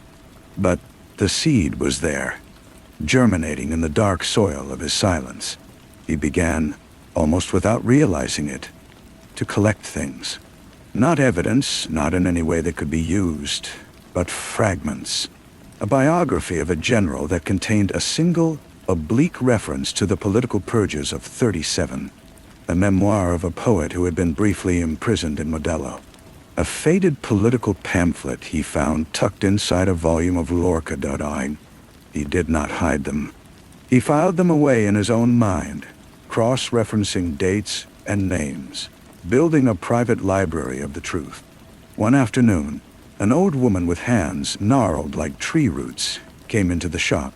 She spent a long time looking at the history section before approaching the counter. Her eyes, a faded blue, seemed to look through him. "You are the son of the man who had the shop before," she said, her voice a dry whisper. "The one who kept to himself." "Yes," Kevin said. She nodded slowly. He was a good man. He knew the value of quiet. She placed a single, yellowed photograph on the counter.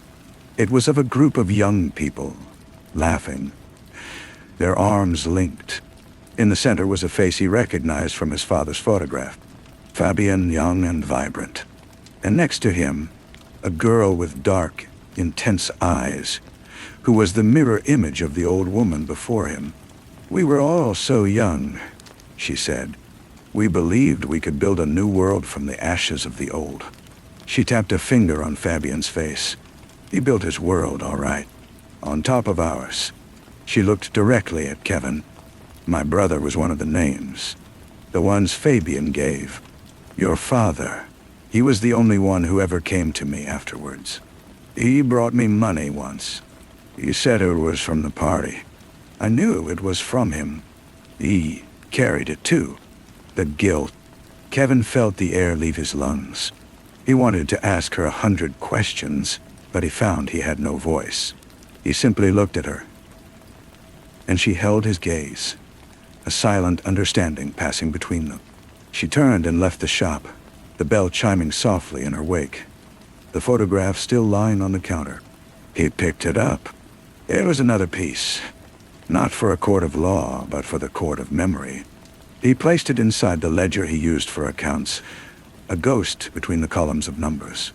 That night, he told Alana about the woman.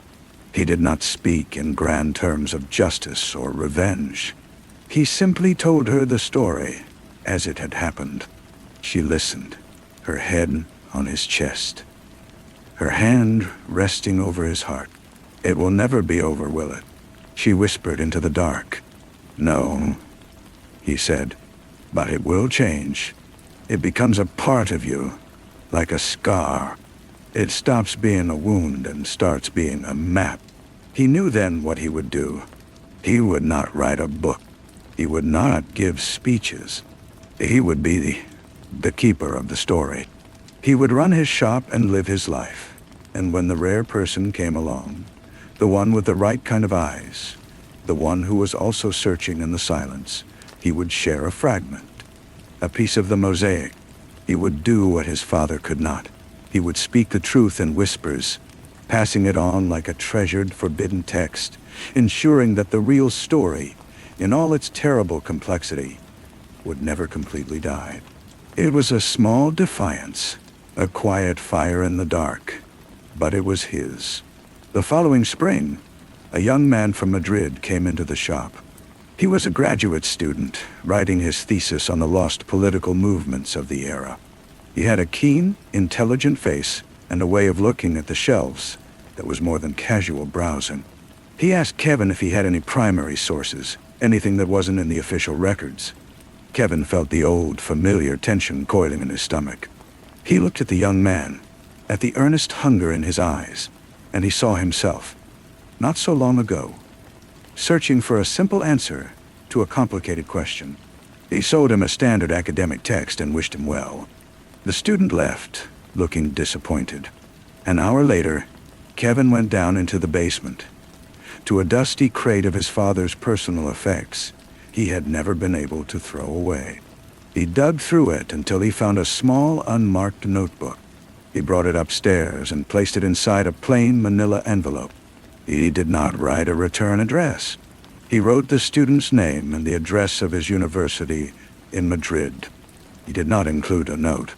The contents, his father's private anguished musings on loyalty and compromise, written in a code only someone with context could decipher, would be message enough. He mailed it the next day. It was a risk, a tiny spark sent out into a dry forest.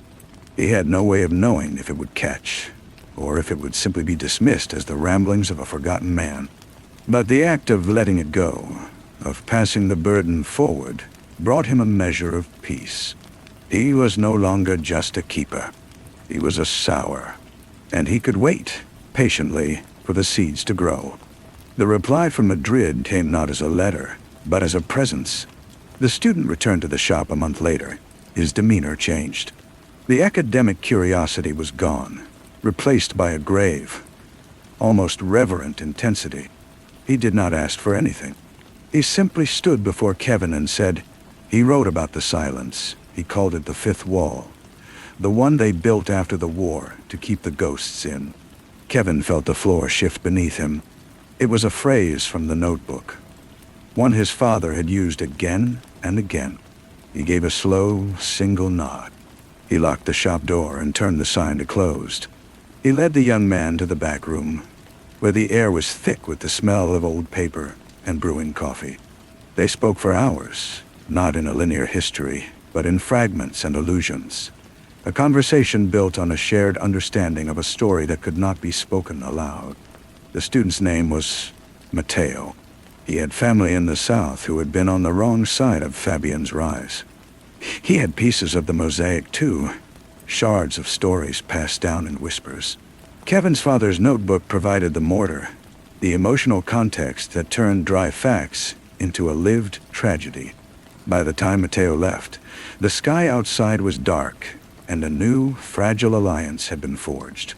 Alana was waiting for him in their apartment above the shop. She had watched the closed door, the long meeting through the window. She'd poured him a glass of wine and asked no questions.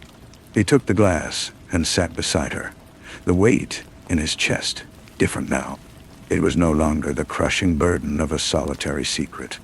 It was the shared, precarious weight of a story that was beginning to breathe on its own. He knew Fabian's network was vast. He knew a letter could be intercepted, a conversation overheard. He expected a visit from Colt, a new threat, a fresh envelope of money. But none came. The silence from the glass tower was absolute, and in its own way, more threatening than any overt action. It was the silence of a man who knew that some fires, once lit, cannot be extinguished with force, only contained. Fabian was waiting too, watching to see if the spark would die on its own. It did not die. Matteo wrote, using a coded academic language that spoke of theoretical political frameworks, but clearly referenced real events and names. Other researchers, a scattered handful across the country, began to make quiet inquiries, their paths subtly guided by Matteo. They were like archivists of a forbidden history, slowly, painstakingly assembling the true record in basements and private studies. Kevin's role became that of a central, silent node. He provided no new documents, made no declarations, but he verified. When a name was mentioned, he could confirm its presence in his father's papers. When a date was questioned, he could recall his father's anguish on that specific anniversary. He was the living memory, the anchor point for a history that was being resurrected from the shadows. One evening, he stood at the window of his apartment, looking down at the narrow, cobbled street. A light rain was falling, glistening on the stones. Alana came and stood beside him, her arms slipping around his waist. "Are you afraid?" she asked, her voice soft. "Always," he said. "But it's a different kind of fear. It's not the fear of being crushed. It's the fear of failing the story." He watched a young couple hurry past under a single umbrella, laughing. Life went on, simple and complex, brutal and beautiful. The city held its breath, and he held its secrets, not as a prisoner, but as a guardian. The ending was not yet written. It was being written every day, in the quiet exchanges, the coded letters, the steadfast refusal to let the silence win. And for the first time, Kevin felt that he was not just carrying the weight of the past, but helping to shoulder it forward into a future where it might, one day, be fully seen. Years bled into one another with the quiet rhythm of the turning page. The shop thrived in its own modest way, a haven for tourists seeking a cheap thriller, and for the occasional serious individual who would linger a little too long in the history aisle. Kevin grew older. A streak of gray appeared at his temple, a mirror of his father's. Alana's laughter lines deepened. They had a daughter, whom they named Clara, after Alana's grandmother. She filled the apartment with noise and light, a vibrant counterpoint to the quiet history that lived in the shop below. The work with Matteo and the others continued, a slow, subterranean river of research. It was meticulous, patient work, building a case not for a court, but for the annals of time.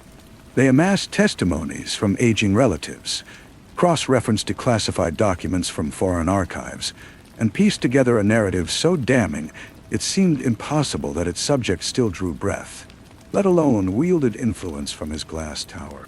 Fabian, too, grew old. His public appearances became rarer, his image softening into that of a respected elder statesman. The world moved on, and his past sins were, for the majority, forgotten or willingly ignored. The system he had helped build was entrenched, powerful, and seemingly immutable. The call came on a Tuesday.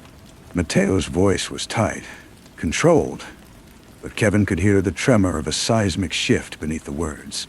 Fabian was in the hospital. It was not a political rumor. It was a confirmed medical fact. The end was days, perhaps hours, away. Kevin put the phone down and walked to the window. He felt nothing at first, just a hollow stillness. He had imagined this moment for so long, had fantasized about a dramatic confrontation, a final public denunciation. But reality was offering a quiet, clinical death in a sterile room. There would be no reckoning, no moment of vindication. Just an old man dying. He told Alana. She took his hand, her grip firm. "You have to go," she said simply. "He won't see me. They won't let me near him." "Then go for you," she said. "Not for him, for you and for your father." He took the train to the capital the next morning.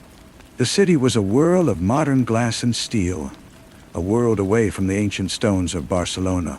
He didn't go to the hospital. He went to the public gardens that stood opposite the private clinic where Fabian was housed. He found a bench with a clear view of the main entrance, a stream of black cars and somber-faced visitors coming and going. He sat there for hours, watching the comings and goings of the powerful, paying their final respects. He saw Colt, older but just as severe, emerge from a car and stride inside.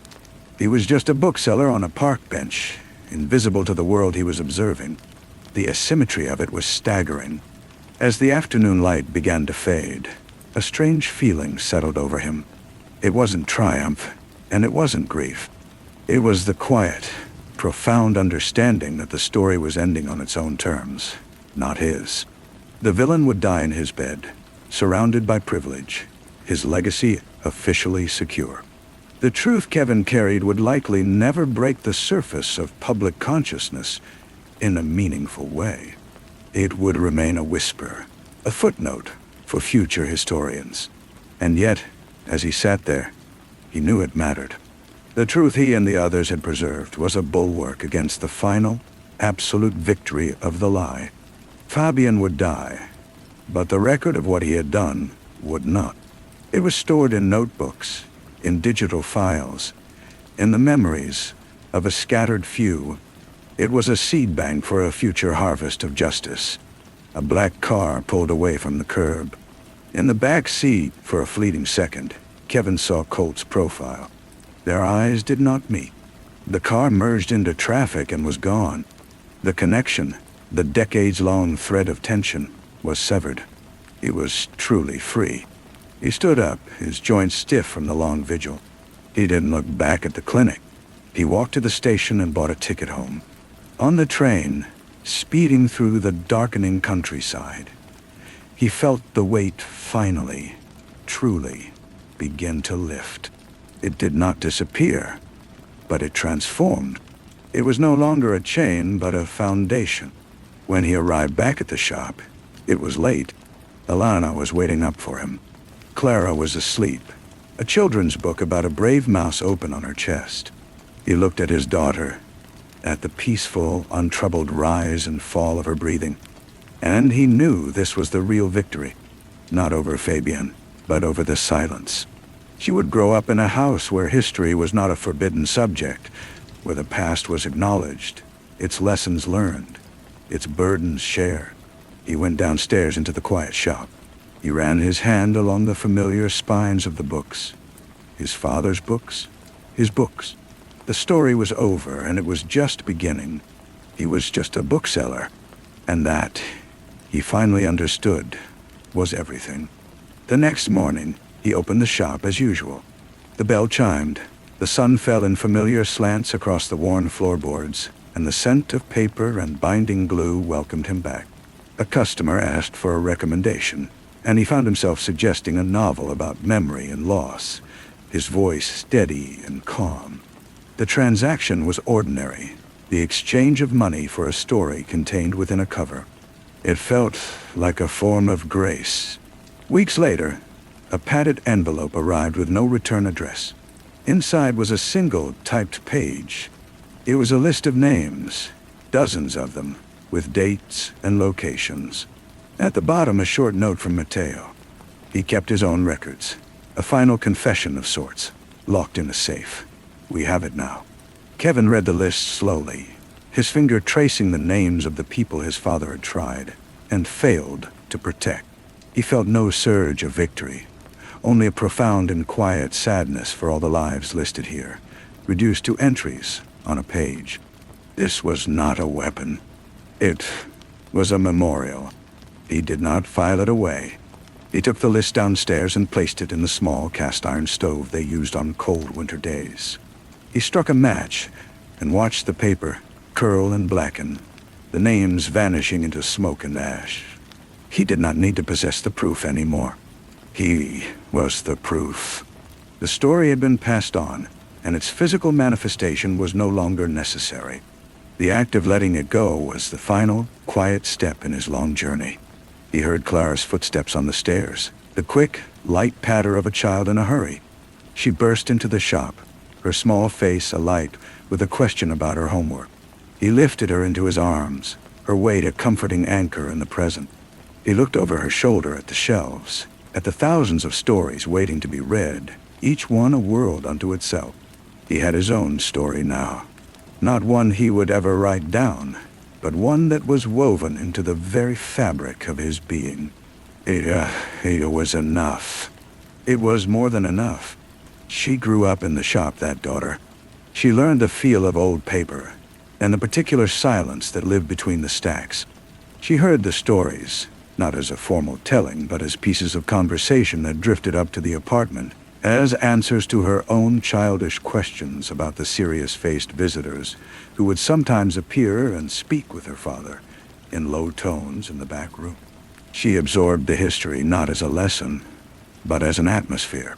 When Kevin grew too old to manage the stairs, Clara took over the day-to-day running of the shop. She had her mother's practicality and her father's quiet patience. One afternoon, a woman came in, perhaps 10 years older than Clara. She had the same dark, intense eyes as the old woman from decades past. She didn't browse. She walked directly to the counter. "You are Clara," she said. "Your father is Kevin." "Yes," Clara said. The woman nodded, a slow, weary gesture that was hauntingly familiar. She placed a small, tarnished silver locket on the counter. "My mother asked me to bring this to you. She said your father would know what it was for." Clara did not open the locket. She simply picked it up, its metal cool against her skin. She knew it was not for her to open. It was another fragment, passed from one generation to the next. A token of a debt that could never be repaid, only acknowledged. She went upstairs. Her father was sitting by the window, a blanket over his knees, watching the street below. She placed the locket in his hand. His fingers, gnarled with age, closed around it. He didn't look at it. He just held it, his gaze distant, focused on some point in the past or the future, she couldn't tell. "It's done," he said, his voice a soft rustle. "It's all with you now." She put her hand on his shoulder and they sat together in the quiet. The shop below was silent, the books waiting on their shelves. The story was no longer a burden or a secret. It was an inheritance, and she knew, with a calm certainty, that she would be its next keeper, a guardian of the quiet fire in the dark. The locket remained unopened on the mantelpiece for a week. It was not a question of curiosity for Clara. It was a matter of respect. She understood that some vessels were not meant to be emptied, only held. Finally, on a day when the light was soft and the shop was quiet, she took it down. Using a small penknife, she carefully pried open the fragile clasp. Inside was not a photograph, but a tiny, tightly folded square of paper. The ink was faded, the script a delicate, feminine hand.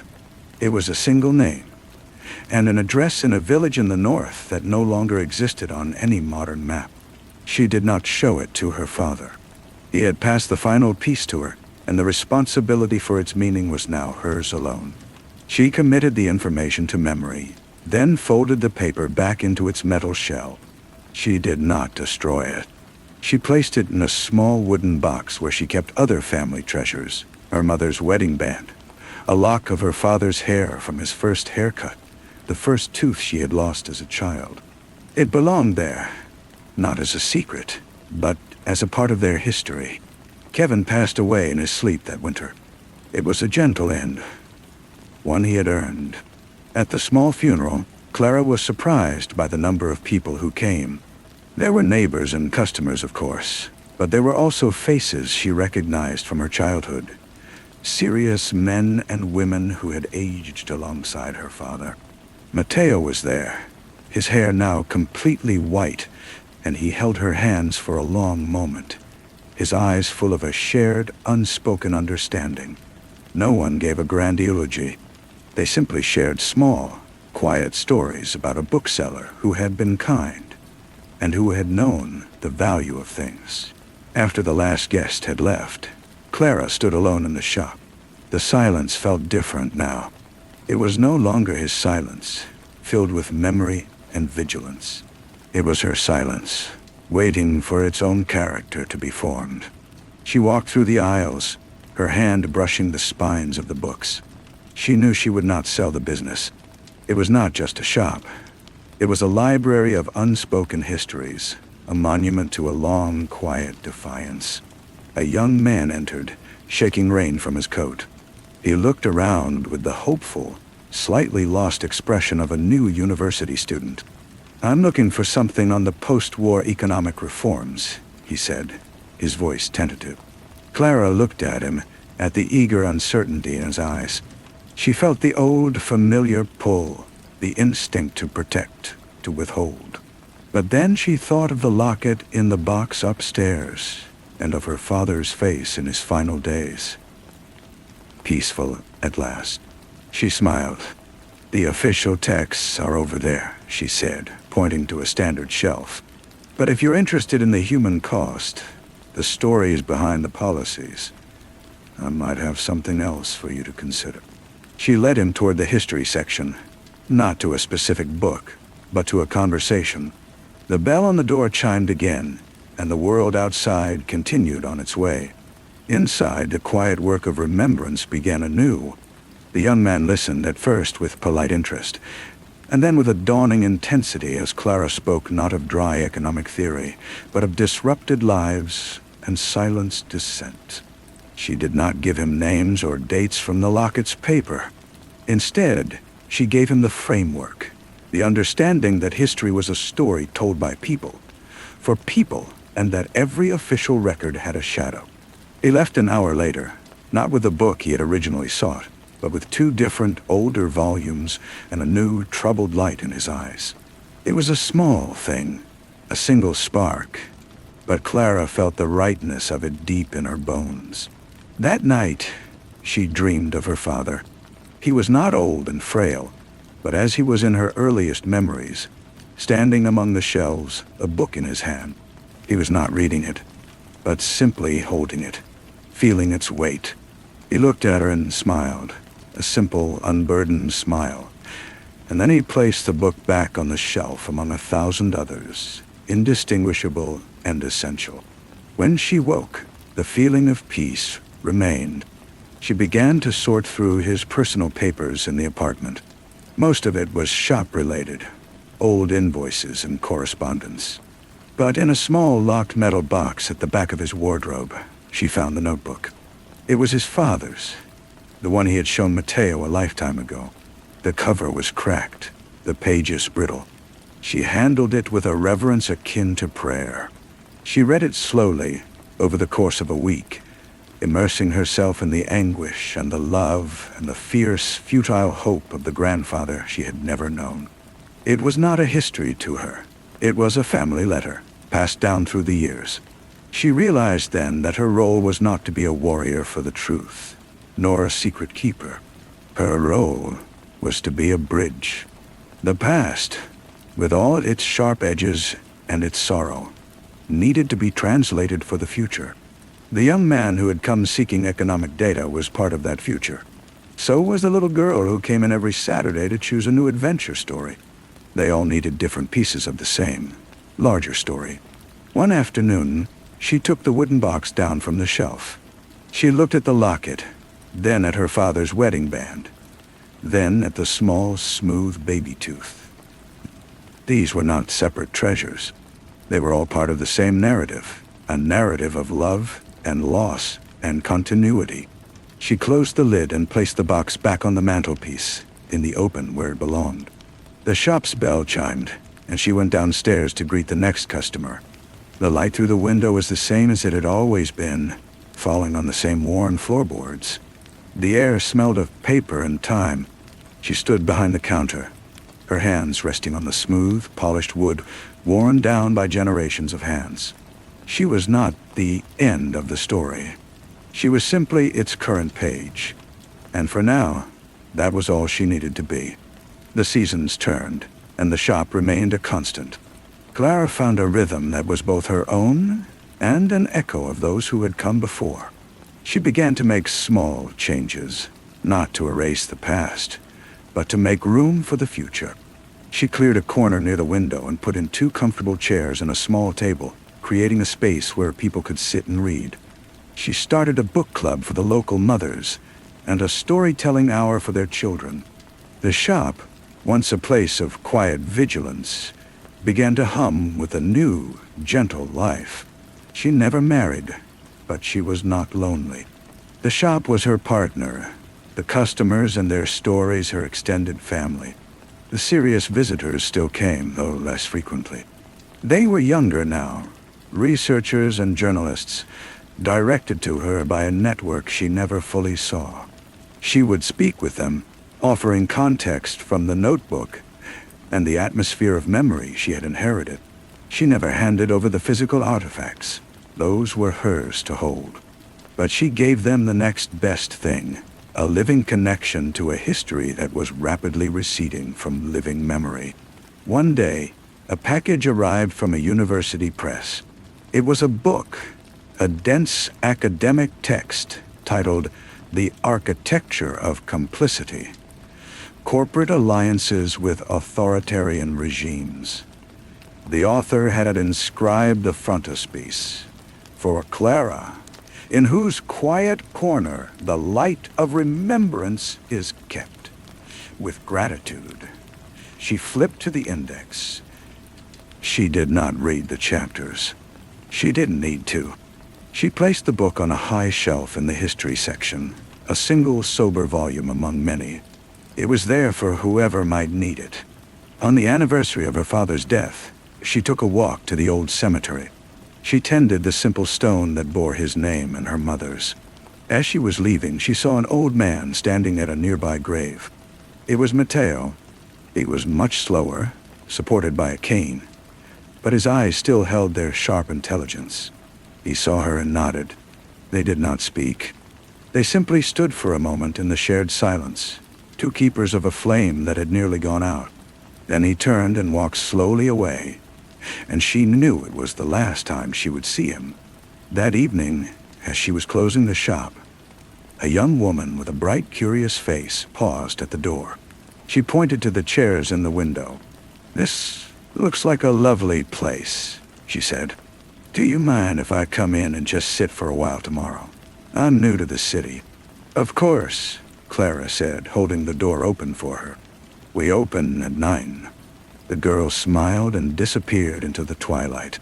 Clara locked the door and stood for a moment in the deepening dark of the shop. She could feel the presence of all the books, all the stories, all of the lives contained within them. She could feel her father and her grandfather and the old woman with the intense eyes. They were not ghosts. They were the foundation upon which she stood. She turned off the last light and climbed the stairs to the apartment, to her home, ready for the quiet of the night and the promise of the morning to come. Story 3. A single violent thrum started it, a discordant beat deep beneath my breastbone. A frantic bird trapped in a cage of bone. It was not fear, not yet. It was a premonition, a physical tremor sent ahead from a future I was about to collide with. The rain had not yet begun to fall, but the air was thick with its promise, a damp shroud clinging to the windows of the old Packard as it carried me up the winding pine-choked drive to Blackwater House. The mansion emerged from the gloom, not as a structure of wood and stone, but as a darker piece of the gathering night, a hulking silhouette against a bruised and purple sky. Its windows were sightless eyes. I am a man who deals in the aftermath, in the cold geometry of a body on the floor, the spatter pattern on a wall, the silent testimony of things left behind. I was not supposed to be a part of the story, but Blackwater House, I would learn, had a way of pulling everyone into its narrative. The door was opened not by a servant, but by the master of the house himself, Alistair Blackwater, a man whose wealth was a legend and whose reclusiveness was a thicker one. He was cadaverously thin, draped in a velvet smoking jacket that seemed to swallow his narrow frame. His hand, when I shook it, was cold and dry as bone. "Detective," he said, his voice a rustle of dry leaves. "Thank you for coming. The circumstances are unusual." He did not elaborate. He led me into a cavernous great hall where a fire roared in a hearth large enough to roast an ox, yet did nothing to dispel the deep, pervasive chill. The guests were arranged around the room like carefully placed props in a play I had not read. There was Martin, the judge, his face a mask of stern impartiality, his eyes like chips of flint assessing guilt and innocence from a high-backed chair. Denver, the soldier, stood ramrod straight by the mantelpiece, his posture a permanent echo of parade grounds and battlefields, his gaze constantly scanning for threats in the peaceful room. Kyra, the housekeeper, moved with a silent, spectral grace, her hands clasped tightly before her, her eyes downcast yet missing nothing. Dexter, the doctor, sat with a brandy, his movements precise, his expression one of detached clinical curiosity. Brody, the young rebel, slouched in a corner, his fashionable sneer a poor disguise for the nervous energy thrumming through him. Christiana, the devout woman, clutched a small black Bible to her chest as if it were a shield, her lips moving in silent prayer. Coleman, the servant, an old man with shoulders stooped from a lifetime of deference, stood waiting by a sideboard. His wife, Carly, was a pale, fluttering presence near the kitchen door, her hands twisting in her apron. And Guillermo, the adventurer, sprawled on a divan with a practiced, panther-like indolence, a smirk playing on his lips, as if the whole affair were a private joke. Francis, a nervous, sweating man with the look of a cornered rabbit, was the only one who seemed to share my own unsettled pulse. He was the designated victim, though I did not know it then. I only saw a man drowning in his own anxiety. The first crash of thunder coincided with the first scream. It was a short, sharp sound, cut off with an abruptness that was more terrifying than the noise itself. It came from upstairs. We found Francis in the library, a second-floor room that smelled of old leather and dust. He was on the floor, surrounded by a fortress of toppled books. A heavy marble bookend, shaped like a sphinx, lay near his head, which was turned at an impossible angle. His eyes were wide, with a surprise that would now be eternal. "An accident," the doctor, Dexter, declared after a cursory examination, his voice too calm to reason. "He must have climbed the ladder, reached for a book, lost his balance." He gestured to the rolling library ladder, now askew. It was plausible. It was neat. But my eyes traced the trajectory of the fallen books, the specific placement of the bookend, the faint, almost imperceptible scuff mark on the Persian rug that suggested a struggle, not a fall. The judge nodded, a solemn judicial dip of the chin, accepting the verdict. The soldier said nothing, his jaw tight. The devout woman whispered a prayer for the departed soul. But in the shadows of their eyes, in the slight tremor of Kyra's hand as she lit a lamp, I saw it. The first seed of doubt. It had been planted, and in the hothouse atmosphere of this isolated mansion, with the rain now hammering the windows like a million tiny fists, it would grow into a jungle of paranoia. The storm severed the phone line and washed out the sole bridge back to the world. We were trapped, a collection of strangers bound together by sudden death and the howling wind. The judge took charge, his voice a gavel falling in the silent house. "We shall remain calm," We shall wait for the storm to pass and the authorities to arrive. Doctor, you will oversee the remains. Coleman, secure the house. It was an order, clean and simple. But the design was already in motion, dark and intricate. We found the first note an hour later, slipped under the door of the great hall. The paper was thick, expensive. The words were cut from a newspaper and pasted with a meticulous, maddening care. It read, "The perjurer has been judged. His lie died with him." Cold silence fell, deeper and more profound than any noise. "Francis," it was murmured after a tense, hushed conversation dragged from reluctant lips, had been a key witness in a corporate trial years ago. His testimony, it was suggested, had been bought and paid for. A man had lost his business, his life. He had later taken his own. The judge had presided over that case. He looked at each of us, his flinty eyes now holding a new, cold fire. "It would seem," he said, his voice low and dangerous, "that we are not alone in our grief." The second death was Brody, the young rebel. He was found in the conservatory, surrounded by the ghostly shapes of orchids and ferns. The air was thick and humid, smelling of damp earth and cloying perfume. He was seated in a wicker chair, a delicate porcelain teacup still in his hand. His cocky smirk was gone, replaced by a look of serene astonishment. A scent of bitter almonds clung to his lips. "Suicide," someone suggested. A desperate, hopeful lie. "Dexter," the doctor shook his head. "Cyanide. In the tea." Another note, this one tucked into the breast pocket of his jacket. "The poisoner's poison." A fitting end for a soul who traded in toxins. Brody's secret, dragged into the light by Guillermo's cold recollection, was a failed tech startup. He had knowingly sold a flawed security system to a school. A breach had led to a tragedy, the details of which he had buried with lawyers and money. Panic now was a living thing in the house. It breathed with us, walked with us, sat with us at the long dining table where we picked at food we could not eat. The civilized veneer cracked and peeled away like old paint. Accusations flew, sharp and brittle as broken glass. Denver, the soldier, took it upon himself to confiscate anything that could be used as a weapon, his movements efficient and deadly. Christiana clutched her Bible tighter, her prayers becoming a frantic whispered soundtrack to our dread. Kyra and Coleman moved like ghosts, their faces closed and unreadable. Carly, the servant's wife, had retreated into a near catatonic state, her whimpers a soft counterpoint to the storm. Guillermo watched it all with that infuriating smirk, as if we were specimens under glass.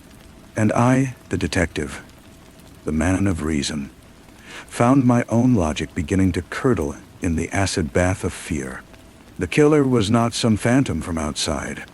The killer was here, in this room, smiling a strange smile, pouring a glass of wine, flinching at a sudden noise. The hunter was one of the herd. The third note came for the judge himself. It was slid under his bedroom door as he slept. He read it aloud to us at breakfast, his voice trembling for the first time. The great authority figure reduced to a frightened old man. The corrupt judge will face a higher court. He demanded we all stay together in the great hall. We arranged chairs, a sad circle of supposed safety. But the design was too clever, the architect too patient. Martin's end was one of terrible irony. He retired to the water closet, a small, windowless room just off the main hall. Denver himself stood guard outside. The scream was not human. It was a high, thin sound of pure, unadulterated terror, followed by a heavy thud. We broke down the door. Martin was on the floor, his face a mottled purple, his hands clawing at his throat. His eyes were bulging. On the small shelf above the sink sat a single, fat, white candle, its flame dancing merrily. Taped to the mirror was the note, a life choked by lies. It was the doctor who spotted it, his clinical eye seeing what our panic had missed. A fine, almost invisible wire, strung at precisely the height of a man's neck, stretched across the doorway. In the dark, distracted, the judge had walked straight into his own execution. The soldier's discipline shattered then. He grabbed Guillermo, slamming him against the wall. "You! With your stories of jungles and poisons, it's you!" Guillermo fought back with a feral strength, and for a moment the room was a chaos of grunts and crashing furniture. It was Christiana who stopped them, her voice rising to a hysterical shriek. "Stop! It is the wrath of God. He is cleansing this house of sin. We must confess. We must atone." She pointed a trembling finger at each of us in turn. "You are all sinners. You have all fallen short of the glory of God." In the ensuing silence, heavy with panting breaths and the drumming rain, I looked at their faces. The doctor's cool rationality was gone, replaced by a raw, nervous energy. The soldier's controlled violence had been unleashed. The devout woman was a fanatic, her faith twisted into a weapon. The housekeeper and the servants were ciphers, their loyalties and histories a locked box. And the adventurer was a wild card, a man who thrived on chaos. I retreated to the room I had been given, my mind a whirlpool of clues and suspicions. The notes, the methods, the specific, personal knowledge of sins that were meant to be buried. It had to be someone who knew them all, intimately. Someone who had been waiting, a spider in the center of this web. The revelation did not come as a thunderclap. It came as a slow, dawning horror, pieced together from 100 tiny details. The way Kyra's gaze would linger on a particular guest with a strange maternal sadness. The way Coleman always seemed to be in the background, a silent witness. The way Carly's fragility seemed, at times, like a performance. And then, I remembered the first note. The perjurer has been judged. Francis's sin was not common knowledge. It was a sealed case. Only the judge, the lawyers, the parties involved would know, and the household staff. The staff who might have overheard conversations, who might have seen documents, who had been invisible to these important people, as furniture is invisible. I found them in the kitchen, a scene of domestic normalcy that was utterly surreal.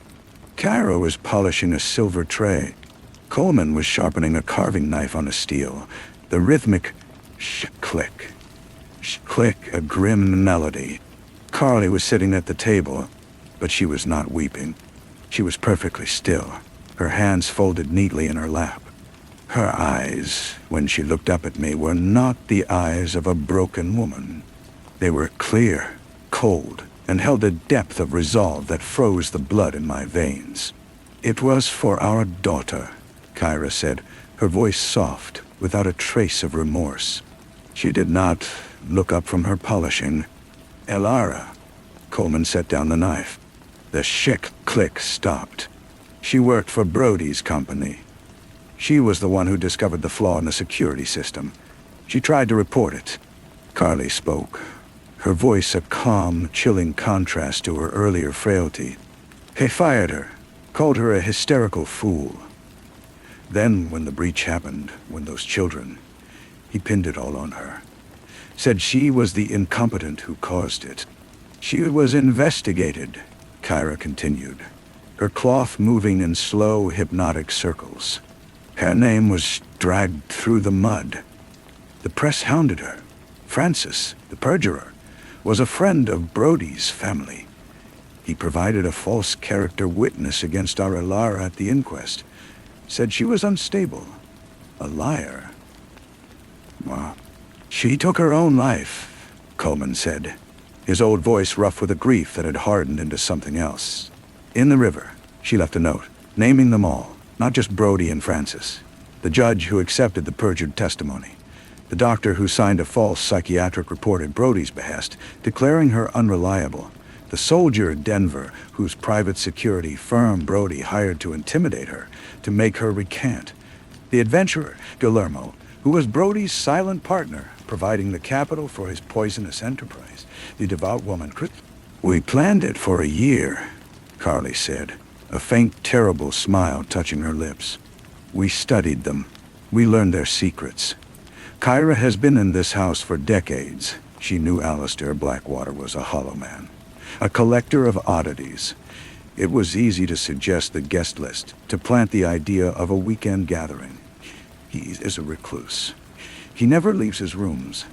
He doesn't know what happens in his own house.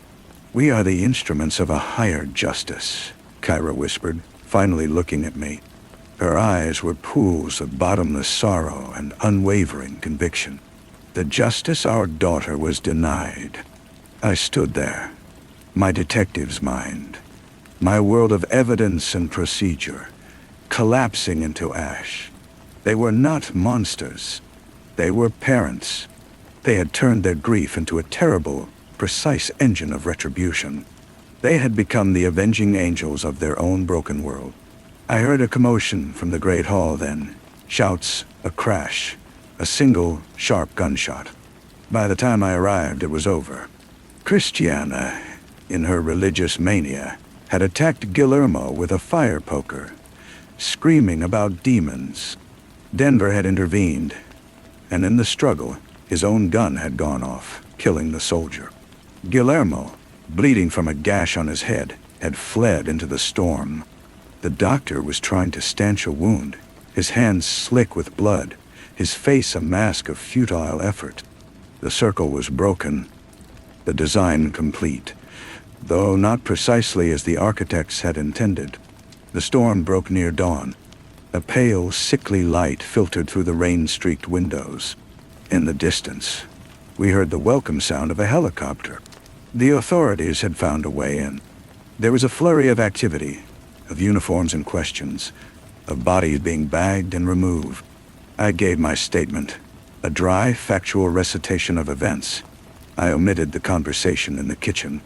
I told them it was a tragedy born of paranoia and long-held grudges, a domino effect of suspicion and violence. I named the dead. I did not name the architects. As the sun finally broke through the clouds, casting long, weak shadows across the sodden lawn, I walked away from Blackwater House. I did not look back at its hulking, sorrowful silhouette. I did not wait for the commendation or the final report. The case was closed, but it was not solved. Not in any way that could be written down in a file. I carried the weight of their secret, the chilling clarity of their love and their hate. The road ahead was empty, winding through the dripping pines. I put one foot in front of the other, the rhythm a slow, deliberate melody of retreat. I left the ghosts of Blackwater House to their silence, and I took my own silence with me, a companion for the long road home. The questions would remain unanswered, a permanent stain on my soul, a whisper of a dark design that was, in its own terrible way, a thing of perfect, heartbreaking beauty. The car they had sent for me was waiting at the end of the long, muddy drive. The driver, a young officer with a clean, untroubled face, held the door open. "Rough night, sir?" he asked, his voice bright with the ignorance I almost envied. I slid into the back seat, the smell of wet leather and cheap air freshener filling my lungs. "Something like that," I murmured, watching the mansion shrink in the rearview mirror until it was just a speck of darkness swallowed by the green and gray of the waking forest. The official inquiry was a predictable ballet. Statements were taken, evidence was logged, theories were posited and discarded. The deaths of Denver and the judge were ruled homicides by person or persons unknown.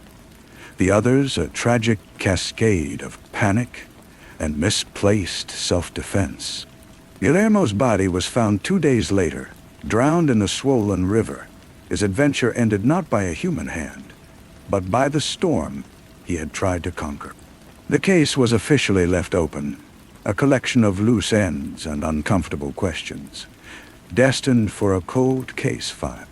I returned to the city, to my apartment with its view of a brick wall and the constant distant wail of sirens.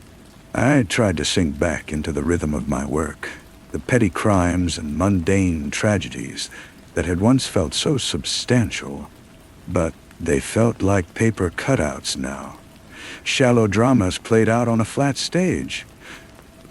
My mind kept returning to that kitchen, to the three of them, their grief ossified into a weapon of such chilling precision. They had not just killed, they had curated. They had written a dark play and cast themselves as the stagehands, the directors, and the final unseen audience.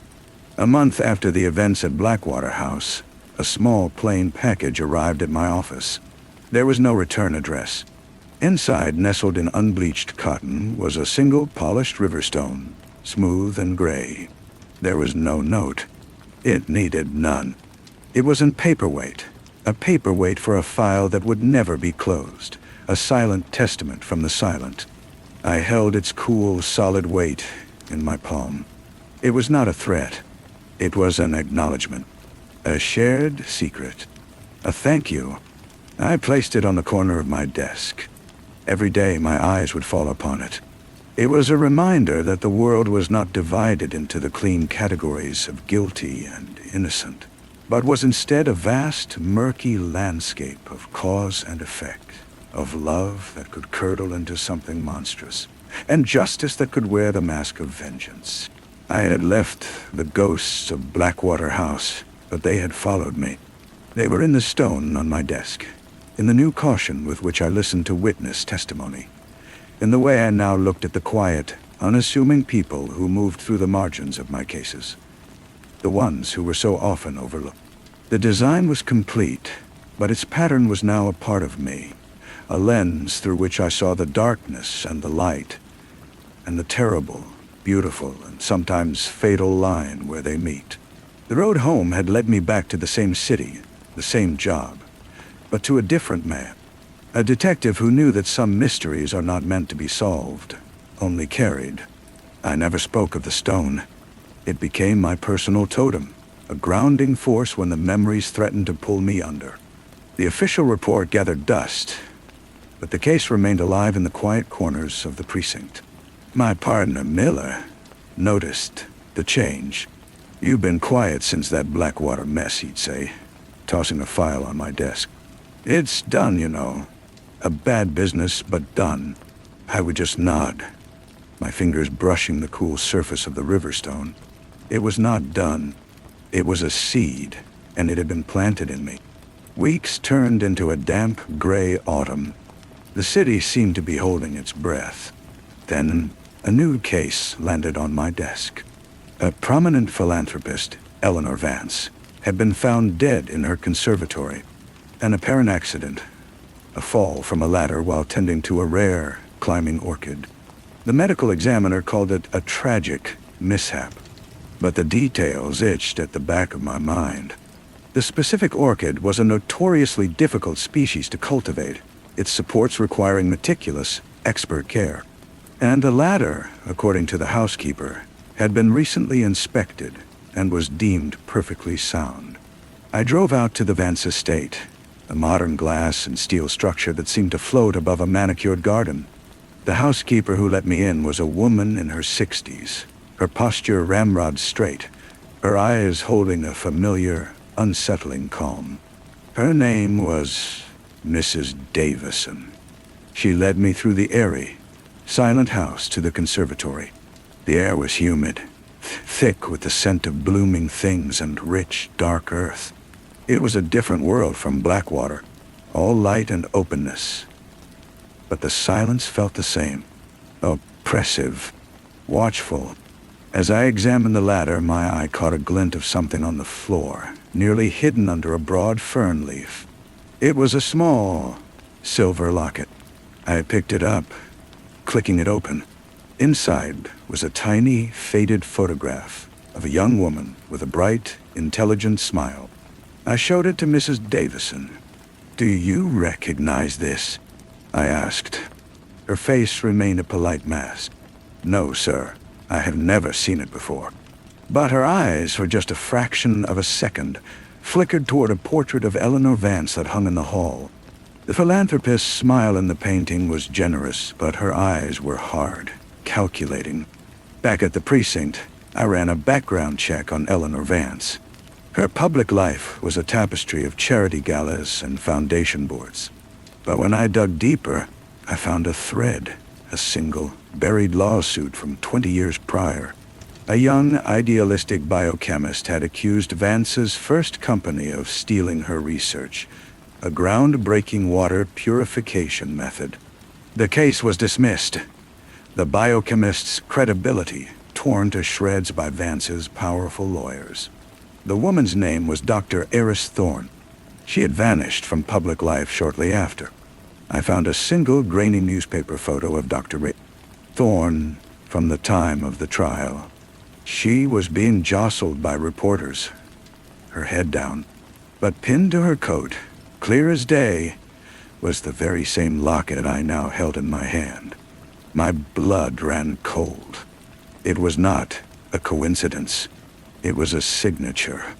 I drove back to the Vance estate immediately, my heart hammering a frantic rhythm against my ribs. I didn't call for backup. This was not a matter for uniforms and sirens. The house was dark, but Mrs. Davison answered the door as if she had been expecting me. She led me not to the conservatory, but to the kitchen, a scene of stark, minimalist elegance. She poured 2 cups of tea from a porcelain pot, her movements economical and precise. She did not speak until she had placed 1 cup in front of me and sat down with her own. "You found the locket," she said, her voice even. It was not a question. "It was Eris Thorne's," I replied. "She was your daughter." Mrs. Davison took a slow sip of her tea. Eleanor Vance did not just steal her work. She stole her future, her spirit, her very name. The legal battle broke her. She spent years in and out of institutions. She believed the world was a place where truth and brilliance could triumph. She was wrong. I looked at the woman across from me, her hand steady, her gaze clear. She was not Kyra, or Coleman, or Carly, but she was cut from the same cloth. A parent, an architect. "The latter," I said quietly. "You loosened the support bracket, just enough." She gave a small, almost imperceptible shrug. "An accident is such a simple thing, a twist of a bolt, a moment of inattention. The police, they see what they expect to see. A rich, old woman, a fall. They do not look for the story behind it." We sat in silence for a long moment. The only sound the ticking of a clock on the wall. I thought of the river stone on my desk, of the unspoken pact I had entered into in another kitchen, in another house of death. "I cannot prove any of this," I finally said, my voice hollow. "Mrs. Davison looked at me, and for the first time I saw a flicker of something other than cold resolve in her eyes. "It might have been pity." "I know," she said. "Some designs are too subtle for proof. They are understood, or they are not." I stood up, leaving the full cup of tea on the table. I walked out of the house, back into the cool night air. I did not look back. I got into my car and sat there for a long time, staring at my own reflection in the rear-view mirror. The detective's face looked back, older, wearier, his eyes holding a secret knowledge that was a heavier burden than any gun. The design was not complete. It was a pattern, repeating itself in the quiet, ordered lives of the wronged, and I was now forever its witness. I started the car and drove away, leaving another ghost in another house, another story that would never be written in any official file. The city lights blurred into streaks of gold and white as I drove. The familiar streets felt alien, the everyday sounds of traffic and distant laughter, now layered with a sinister hum. I had become a connoisseur of silence, a collector of unspoken truths. The Vance case was officially closed within the week, ruled an accidental death. I signed the form without a flicker of hesitation, my signature, a practiced forgery of my former self. Miller clapped me on the shoulder. "See, told you it was nothing. Just a sad old lady and a loose bolt." He meant it as a comfort, a return to normalcy. I just nodded, my hand instinctively finding the river stone in my pocket, its surface worn smooth by my constant anxious touch. That night, I did not go home. I went to the office and opened the cold case database. It was a digital graveyard of forgotten tragedies. I started with a simple search, not for names or crimes, but for professions. Housekeepers, gardeners, chauffeurs, personal assistants. I cross-referenced these with cases involving the sudden, accidental, or unexplained deaths of their employers. The wealthy, the powerful, the publicly virtuous. The results were a pattern emerging from the noise, a faint constellation of justice delivered outside the law. A financier who choked on a piece of steak shortly after his former valet was rehired. A socialite who fatally slipped on a freshly polished floor, the same floor her longtime maid had cared for with silent resentment for 30 years. The connections were tenuous, circumstantial, invisible to anyone not looking for them. But I was looking.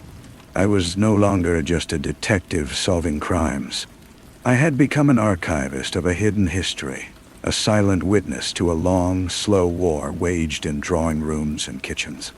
I understood now that Blackwater was not an anomaly. It was a masterpiece, but there were other, quieter artists at work everywhere. They did not seek credit or recognition. They sought only balance. The stone on my desk was not just a message from Kyra, Coleman, and Carly. It was a lodestone, attuning me to a frequency of vengeance that hummed just beneath the surface of the civilized world. A few days later, a plain typewritten letter arrived with no return address. It contained a single sentence. "The garden has been weeded." It was signed with a small drawn symbol, a tiny, perfect orchid. I felt a chill that had nothing to do with the office air conditioning. It was an update, a report. They knew I was watching, and they were letting me know their work continued. I burned the letter in my metal ashtray, watching the paper curl and blacken into ash. I did not feel like an accomplice.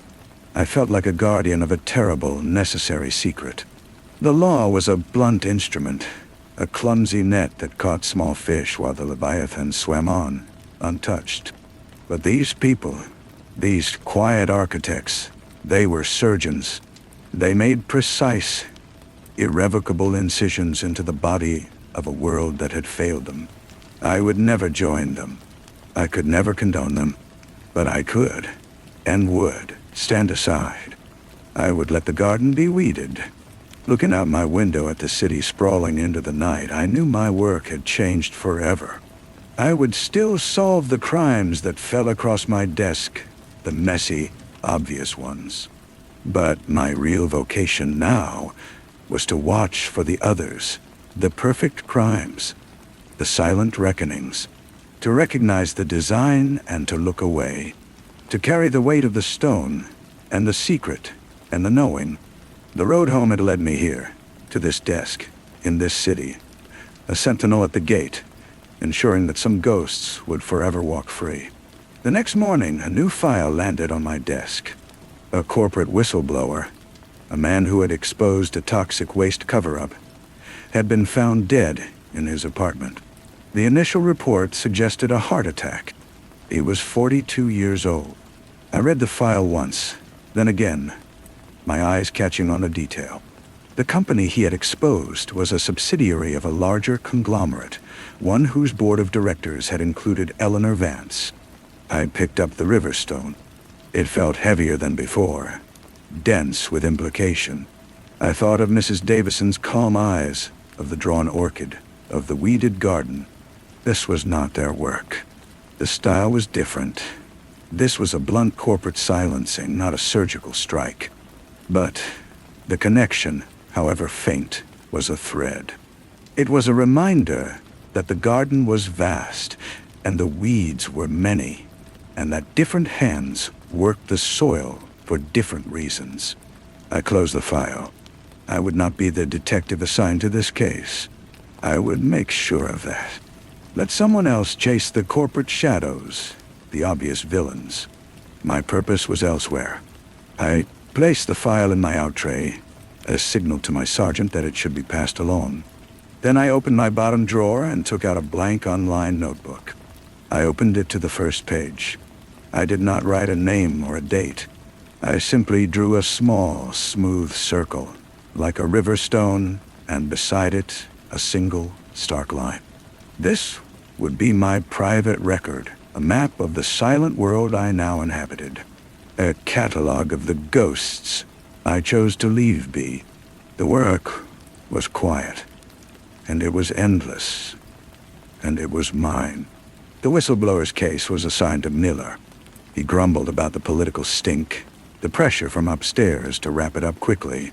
I listened to his complaints with a detached sympathy, my mind tracing the invisible lines that connected the dead man to Eleanor Vance, and from her to the silent, watchful Mrs. Davison. The world was a web, and I was learning to feel its tremors. A week later, I took a long, aimless drive, ending up at a quiet city park built around a small, artificial pond. I sat on a bench, the river stone a familiar weight in my coat pocket, and an elderly man was feeding the ducks, his movements slow and deliberate.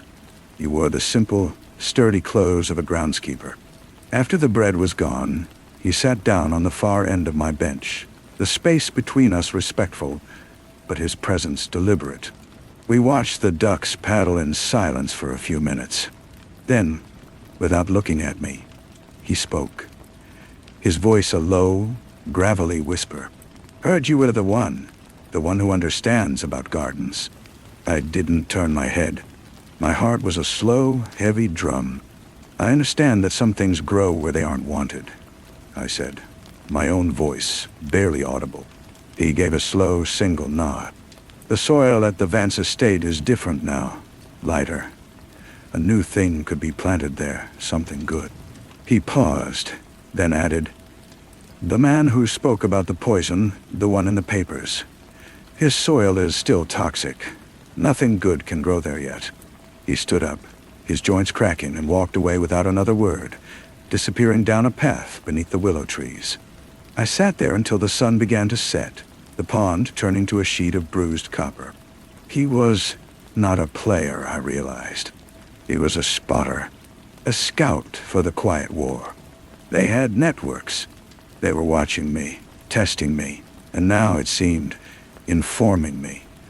I drove back to the precinct, the man's words echoing in my mind. Nothing good can grow there yet. It was not a call to action. It was a statement of fact, a piece of intelligence passed to a sympathetic ear. When I got to my desk, I saw Miller had left the closed whistleblower file on my chair with a sticky note. "Dead end. Corporate heart attack. No foul play. Case closed." I picked up the file and dropped it into the cardboard box destined for record storage. It was over. Officially. But in my new silent world, it was just another data point. Another patch of toxic soil. I opened my notebook. On a fresh page, I drew a small, withered plant. I did not write the whistleblower's name. Names were for official files. In my world, we dealt in conditions, in landscapes, in the potential for growth or decay. The phone on my desk rang, shattering the quiet. It was dispatch. A new case. A domestic dispute in a wealthy neighborhood. Shots fired. The usual, messy, loud chaos. I stood up, my body falling back into the old rhythms. The familiar weight of my service weapon, a concrete reality against the phantom weight of the stone in my pocket. I was two detectives now. One who answered the call, and one who listened for the silence that followed. I walked out of the office toward the sirens, leaving the notebook open on the desk, a single stark drawing waiting for the next entry. The work was quiet, and it was endless, and it was mine. But the noise, it still paid the bills. The domestic call was a shattered vase of a life, all sharp edges and spilled secrets. A husband, drunk and weeping. A wife with a bruised cheek and a defiant glare. A service pistol lying useless on an expensive Persian rug. We sorted it, wrote it up, filed it away. It was simple. It was clean. It was a problem with a known solution, a path worn smooth by 1,000 other tragedies. For a few hours, I could almost pretend I was the man I used to be. But the pretense shattered as I drove back to the precinct. My phone buzzed, an unknown number. A text message, just 2 words. New groundskeeper. Attached was a grainy photo of a man in coveralls tending to the rose bushes outside the City Hall annex. I deleted the message, my hands cold on the wheel. The network was not just watching the toxic soil. They were watching the institutions too. They were mapping the entire garden. When I returned to my desk, the night shift had begun. The bullpen was quiet, a pool of lamplight on my blotter. My private notebook was where I had left it, but the page with the withered plant was no longer alone. Beneath my drawing, in a fine, elegant script I did not recognize, someone had written a single word: patience. I did not look around. I did not call out. I simply closed the cover and slid the notebook into my locked drawer. The message was not a threat. It was a reminder, a lesson from a more experienced gardener. The work was not just about recognizing the patterns, but understanding the timing. The seasons of vengeance had their own rhythm. Days bled into a week. I handled a string of burglaries, a carjacking, the mundane fodder of a city detective's life. I did my job, and I did it well, but my attention was perpetually divided. One ear always tuned to the hum of the silent world. I started noticing other things. The way a certain librarian always seemed to be shelving books near the archived newspaper section when I was researching old cases. The quiet janitor who mopped the precinct floors with a methodical, unhurried grace, his eyes missing nothing. Then, the whistleblower's name surfaced again, not in a file, but in a newspaper obituary. It mentioned a posthumous award for civic courage from a small private foundation I had never heard of. The foundation's director was quoted, praising the man's integrity. The director's name was Aris Thorne. My breath caught in my throat. It was a different kind of signature. Not of vengeance, but of restoration. Mrs. Davison, or the network she belonged to, was not just weeding. They were cultivating. They were using the resources they had acquired, the Vance money perhaps, to tend to the good that had been trampled. The man in the park had spoken of new things being planted. This was what he meant. I went to the small, windowless evidence room and signed out the box from the Vance case. I needed to see the locket again.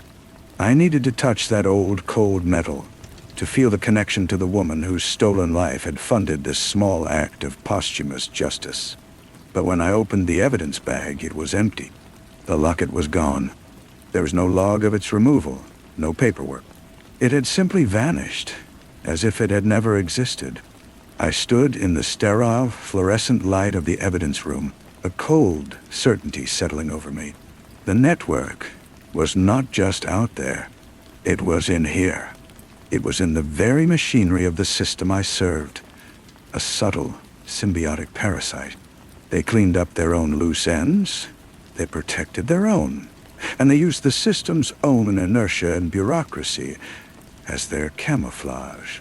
I returned to my desk, the empty evidence bag feeling like a confession in my hand. I did not report the missing locket. To do so would be to break the first and only rule of my new vocation. I was to watch, and to know, and to be silent. The design was not just repeating. It was evolving, and I was being woven into its fabric, a single, conscious thread in a tapestry of shadow justice. The road home had led me to a crossroads I never knew existed, and I had chosen a path with no end in sight, walking at one silent, complicit step at a time. The silence in the precinct the next morning was a palpable thing, a thick blanket smothering the usual clatter and chatter. I felt the empty evidence bag like a brand in my pocket, a secret that marked me as clearly as a tattoo.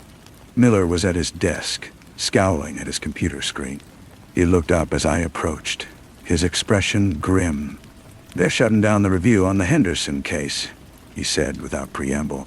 "Political pressure. Too many important people involved." The Henderson case was the whistleblower. The man with the toxic soil.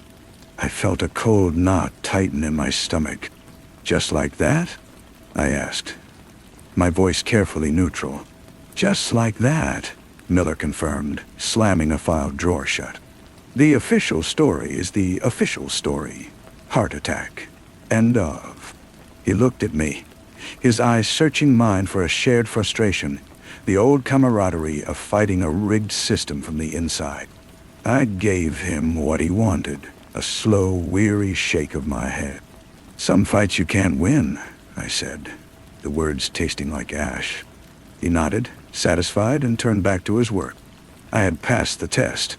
My performance of disillusionment was convincing because it was no longer a performance. The system was not just blind. It was willfully blind, and my role was to pretend I was blind too. Later that afternoon, I found myself standing outside the public library. I told myself I was following a tenuous lead on a different case, but I knew it was a lie. I was drawn there, a moth to the specific, quiet flame of the archivist I had noticed before. She was at her usual station, a woman with silver hair pulled into a severe bun and hands that moved over aged paper with a reverent touch. I didn't approach her. I browsed the shelves nearby, feeling the weight of her silent attention. After a few minutes, I selected a heavy leather-bound volume of city planning records from the 1950s and brought it to her desk to be checked out. Our fingers brushed as she handed me the slip. Her skin was cool and dry. Her eyes met mine, and they were not the eyes of a mild-mannered librarian. They were the clear, assessing eyes of a sentry. "This section sees very little traffic," she said, her voice low and even. "It's good to see someone taking an interest in the foundations of things." It was a benediction, an acknowledgement. I simply nodded, unable to speak. I took the book, a prop in a play I was only just learning, and walked out. The book was useless to me, but the interaction was everything. The network was not a monolith. It was a spectrum, from the groundskeeper in the park to the archivist in the library, from the violent justice of a loosened bolt to the quiet restoration of a dead man's name. I was moving among them, a ghost in my own right, learning the topography of their hidden country. That night, I did not open the book on city planning. Instead, I took out my private notebook. I did not draw a symbol or write a name. I simply wrote a single line, a statement of fact for my eyes only. "The library is open." Then I closed the book, the lock clicking shut with a sound of finality. The case was closed. All the cases were closed. But my real work, the work of witness, was just beginning. The city slept around me, dreaming its loud, violent dreams, unaware of the quiet, meticulous gardeners tending to the soil beneath its feet. The Henderson Whistleblower's posthumous award made a small, neat paragraph in the Sunday paper.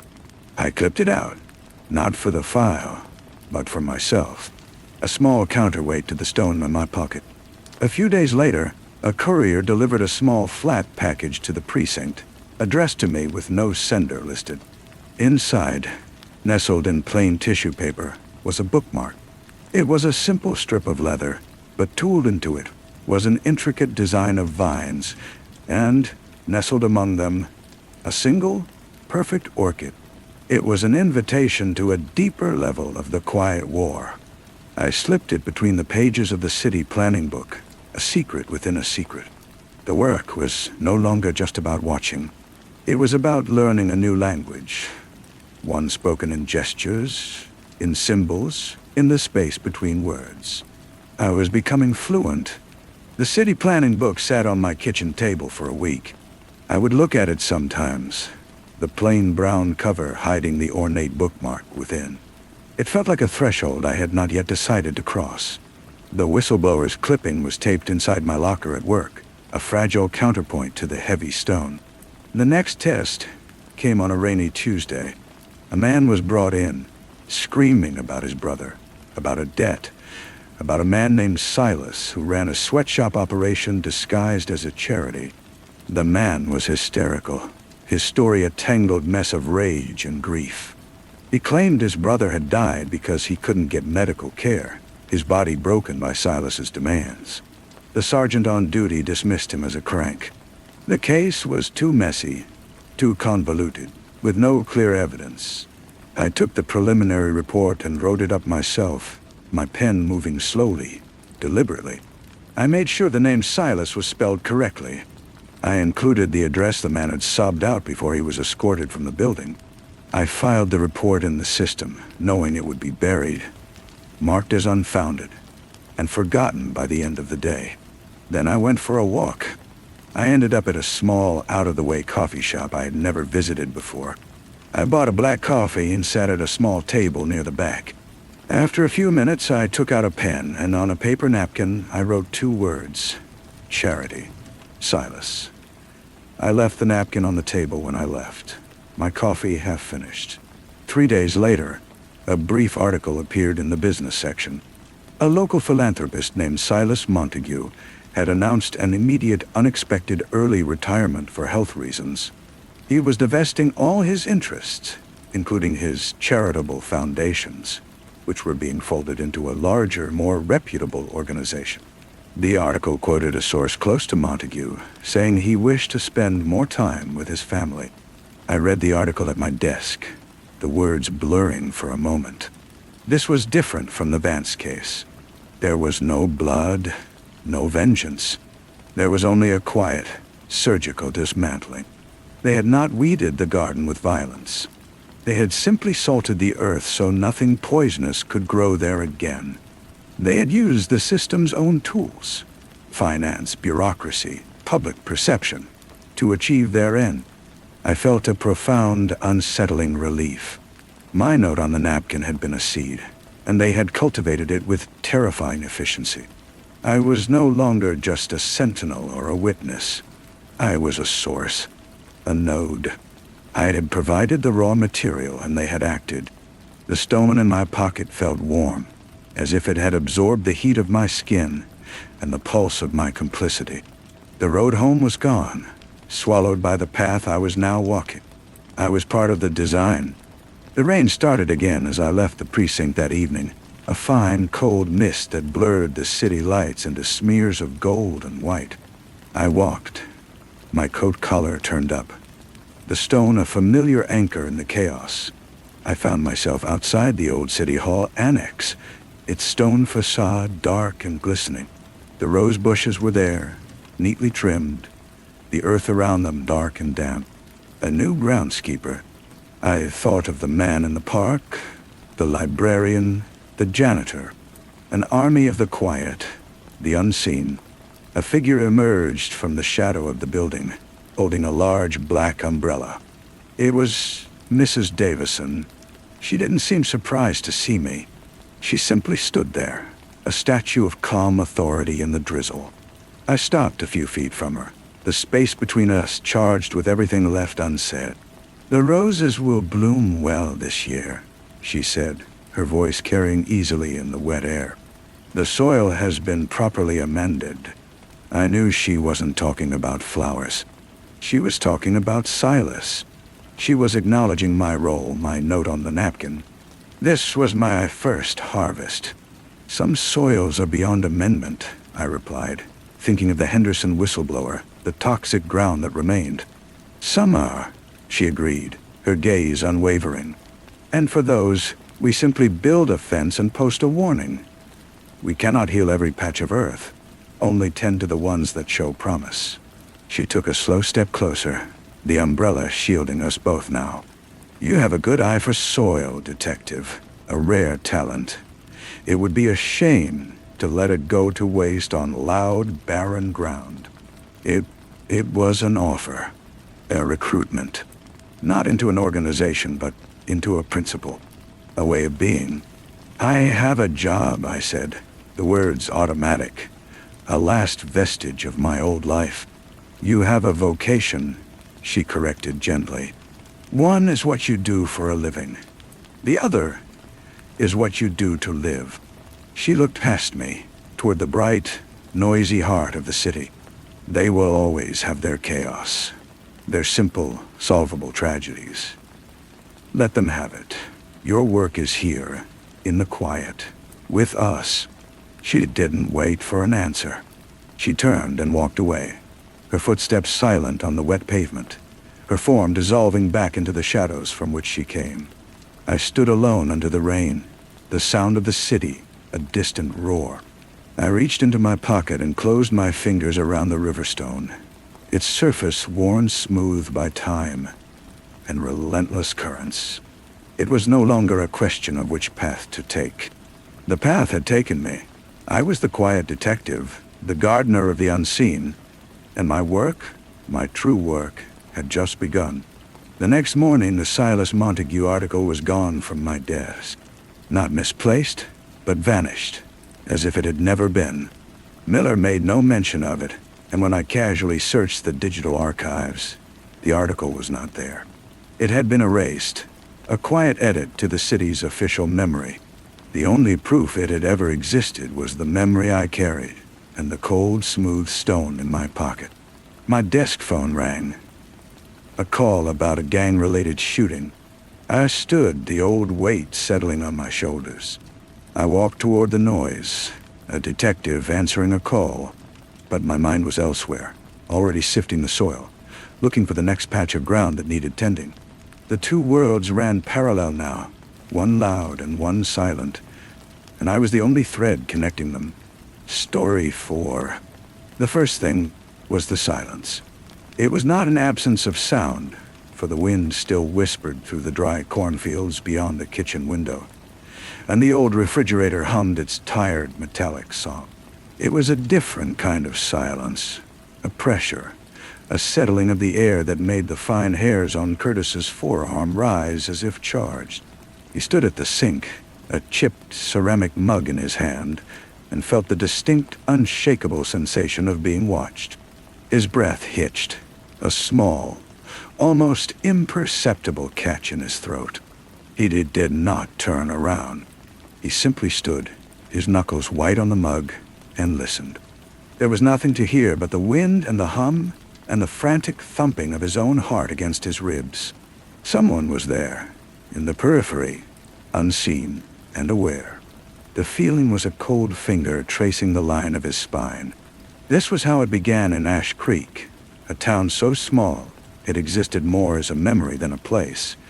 Its main street a collection of fading facades and quiet resentments.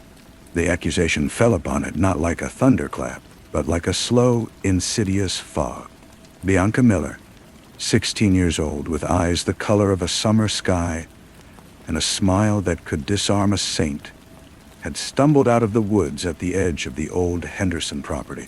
Her clothes were torn, her feet bare and bloody, and in a voice trembling with a terror that seemed utterly genuine, she told a story of being held in a basement, of a damp room with a single high window, of two women, a mother and a daughter, who had locked her away. The two women were Ella and Maria Vance. They lived in that same house on the Henderson property, a looming Victorian structure that had been crumbling back into the earth for 50 years, its paint blistered by the sun, its wraparound porch sagging like a tired mouth. Ella was in her 70s, a woman carved from flint and hard weather, her pride a fortress against a town that had never accepted her family.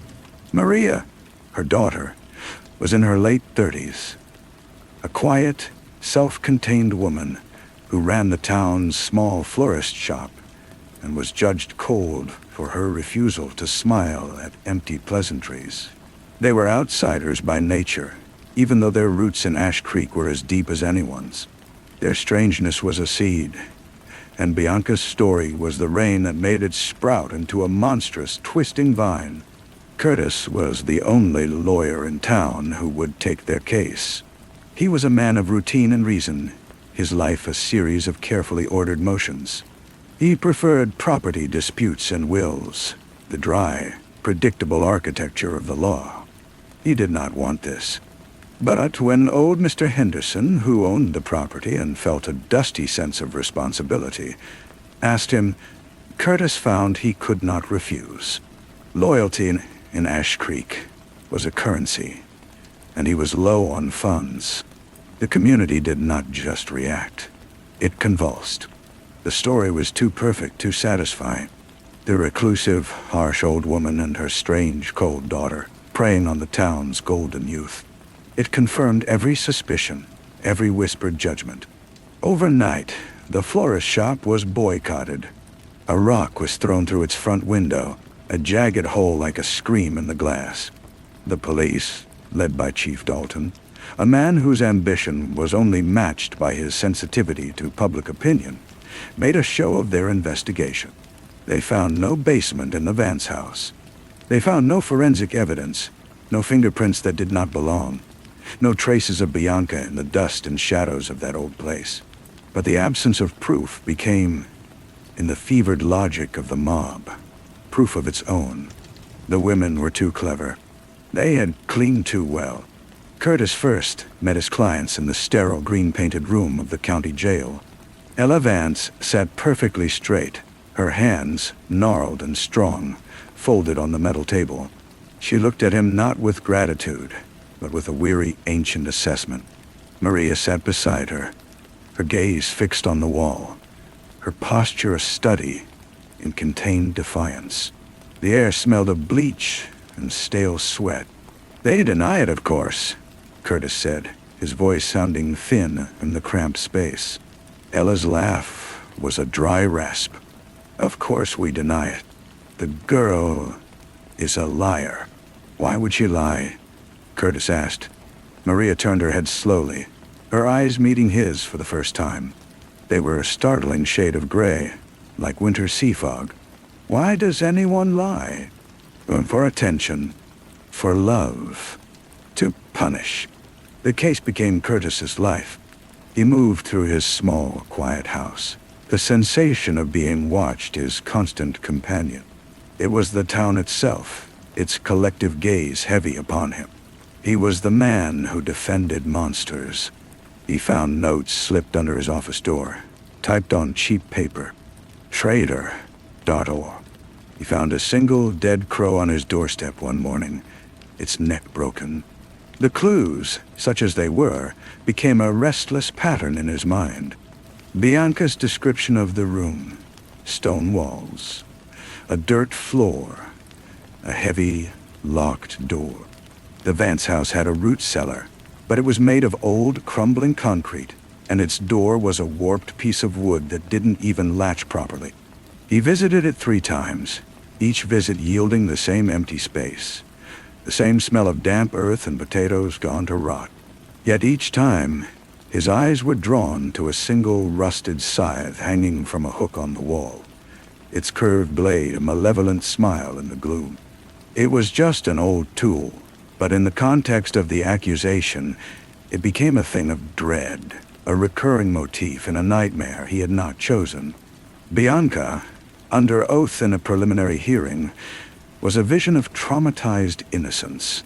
She described the cold, the hunger, the sound of the women's footsteps on the floor above. She wept when describing Maria's face, cold and impassive, bringing her a bowl of thin soup. She could not, however, explain how she had escaped. The door was just unlocked one day, she said. I just ran. Curtis cross-examined her, his voice gentle, a reluctant hunter.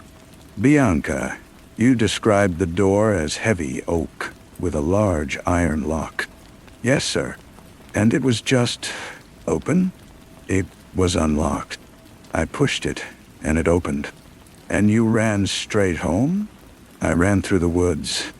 I was scared they were following me, but no one followed you.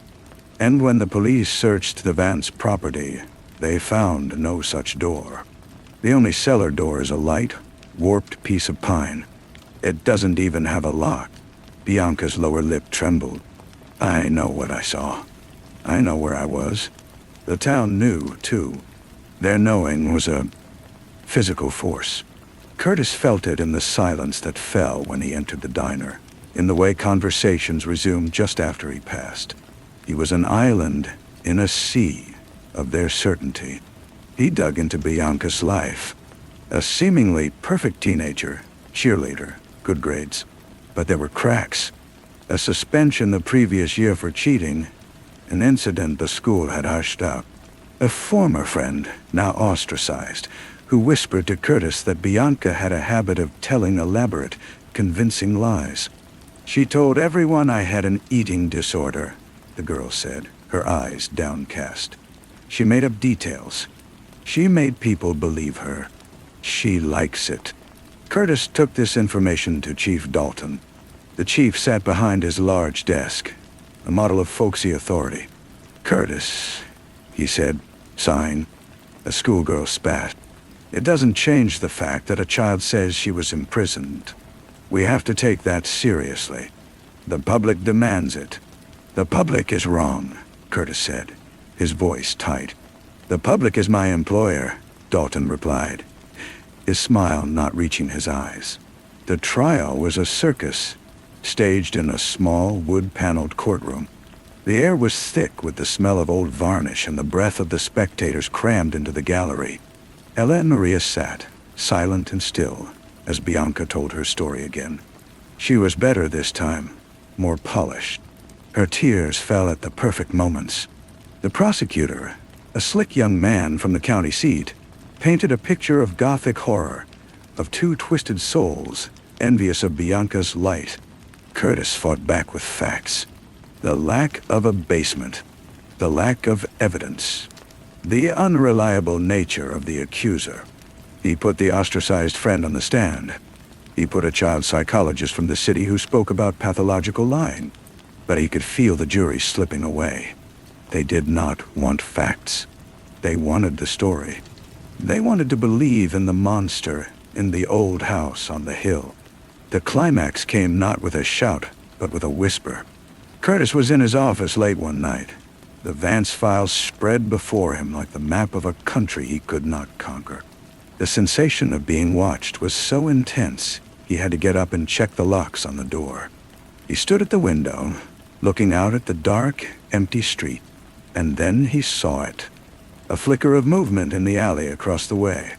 A figure, small and slight, lingering in the shadows. Bianca ducked. He did not think. He grabbed his coat and was out the door, the cold night air sharp in his lungs. He crossed the street, his footsteps echoing in the silence. The alley was empty. But tucked behind a garbage can, almost as if placed there for him, was a small, spiral-bound notebook. Its cover was smudged with dirt. He took it back to his office, his hands trembling. It was Bianca's journal. The entries were a chaotic mix of mundane teenage concerns and dark, elaborate fantasies. And there, nestled between a passage about a boy she liked and a complaint about her parents, was the blueprint for her imprisonment. She had written it all out, weeks before she disappeared. The stone walls, the dirt floor, the heavy oak door.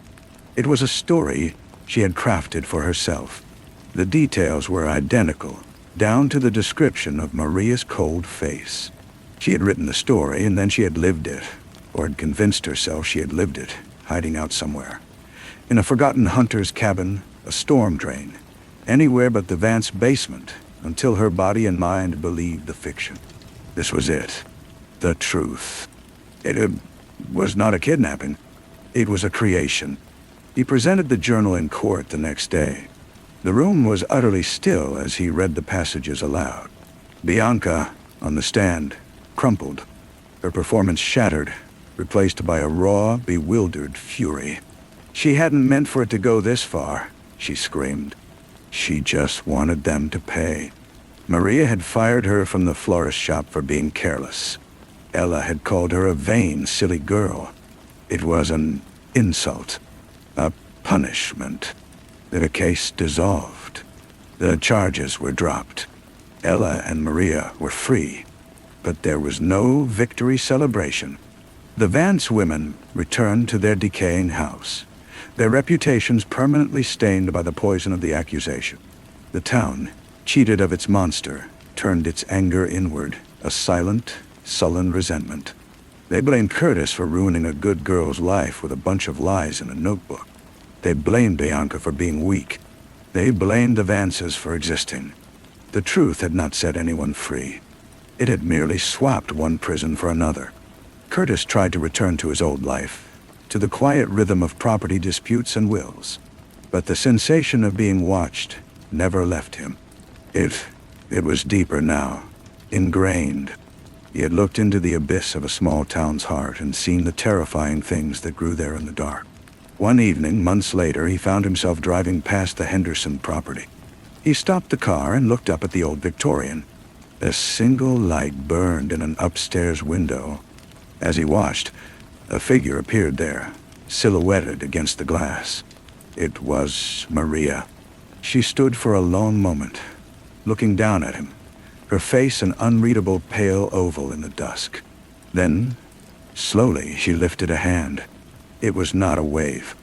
It was something else, an acknowledgement, a signal from one survivor to another in the aftermath of a war no one had won. Then she turned and the light went out, leaving the house a black cutout against the deepening sky. He drove home through the empty streets. That night, he dreamed of the root cellar. In the dream, he was the one locked inside. The door was the heavy oak one from Bianca's story, and no matter how hard he pushed, it would not budge. He could hear footsteps above, the light, quick steps of a young girl, and the slower, heavier tread of an old woman. They were walking in circles, round and round, their footsteps a hypnotic rhythm that filled the dark, damp space. He woke with a start, his heart hammering, the sound of those footsteps echoing in the quiet of his bedroom. A restless pattern with no beginning and no end. A mystery that had dissolved not into an answer, but into the very air he breathed, leaving him with the perpetual, unshakable feeling of a door having just closed, a presence having just departed, a truth forever receding. The dream did not fade with the dawn. It clung to him like a film, making the taste of his coffee bitter, and the morning light seemed thin and insubstantial. The silence in his kitchen was no longer just a pressure. It was a presence, patient and observant.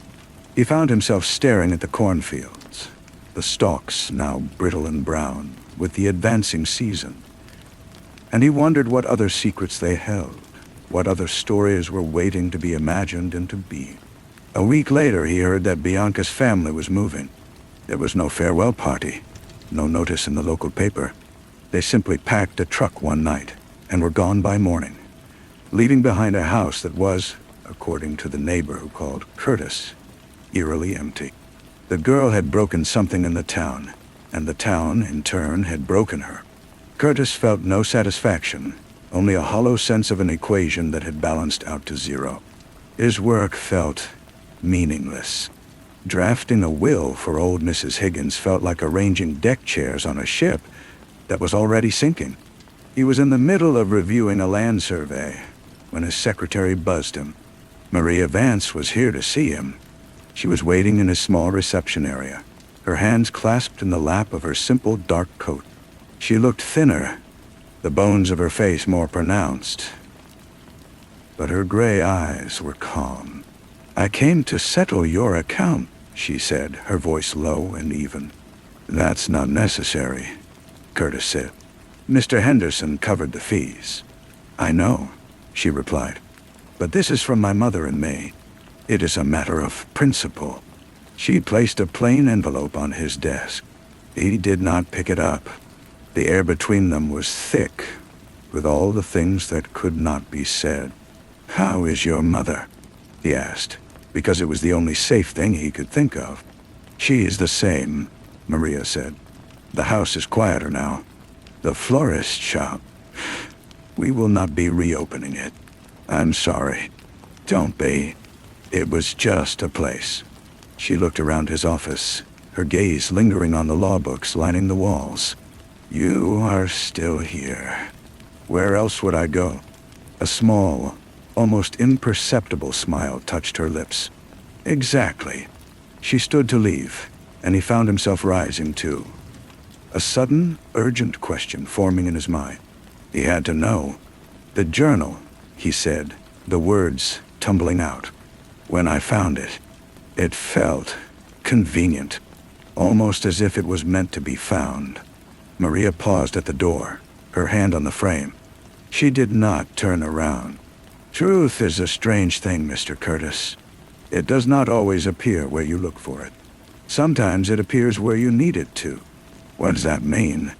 It means the girl was a liar, she said, finally turning to face him. Her expression was serene, but her eyes were deep and unreadable as the winter sea.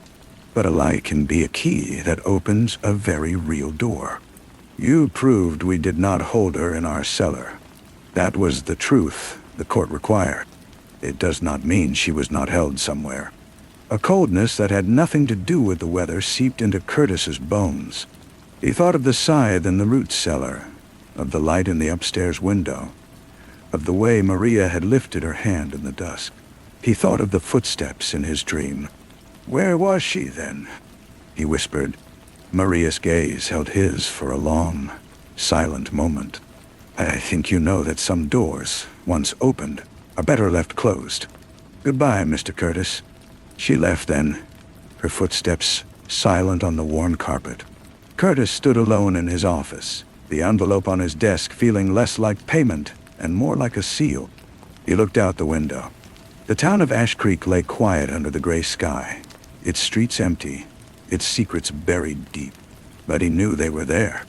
He could feel them, shifting in the silence, waiting for the next lie to give them shape, for the next truth to set them free. The feeling of being watched was no longer a sensation. It was a fact. He was being watched. He was part of the story now, another character in the town's long, slow, and patient memory. He did not open the envelope for 3 days. It sat on the corner of his desk, a stark white rectangle that seemed to pulse with a quiet energy. When he finally slid it open with a letter opener, he found no check inside. Instead, there was a single pressed flower. Its purple petals faded to a pale lavender, but its shape perfectly preserved. It was a flower he did not recognize. Something wild and old-fashioned. There was no note. He placed it between the pages of the heaviest law book on his shelf, as if to bury it under the weight of precedent and reason. But the act felt symbolic and futile. He could not press the memory of the case, or Maria's final words between any pages.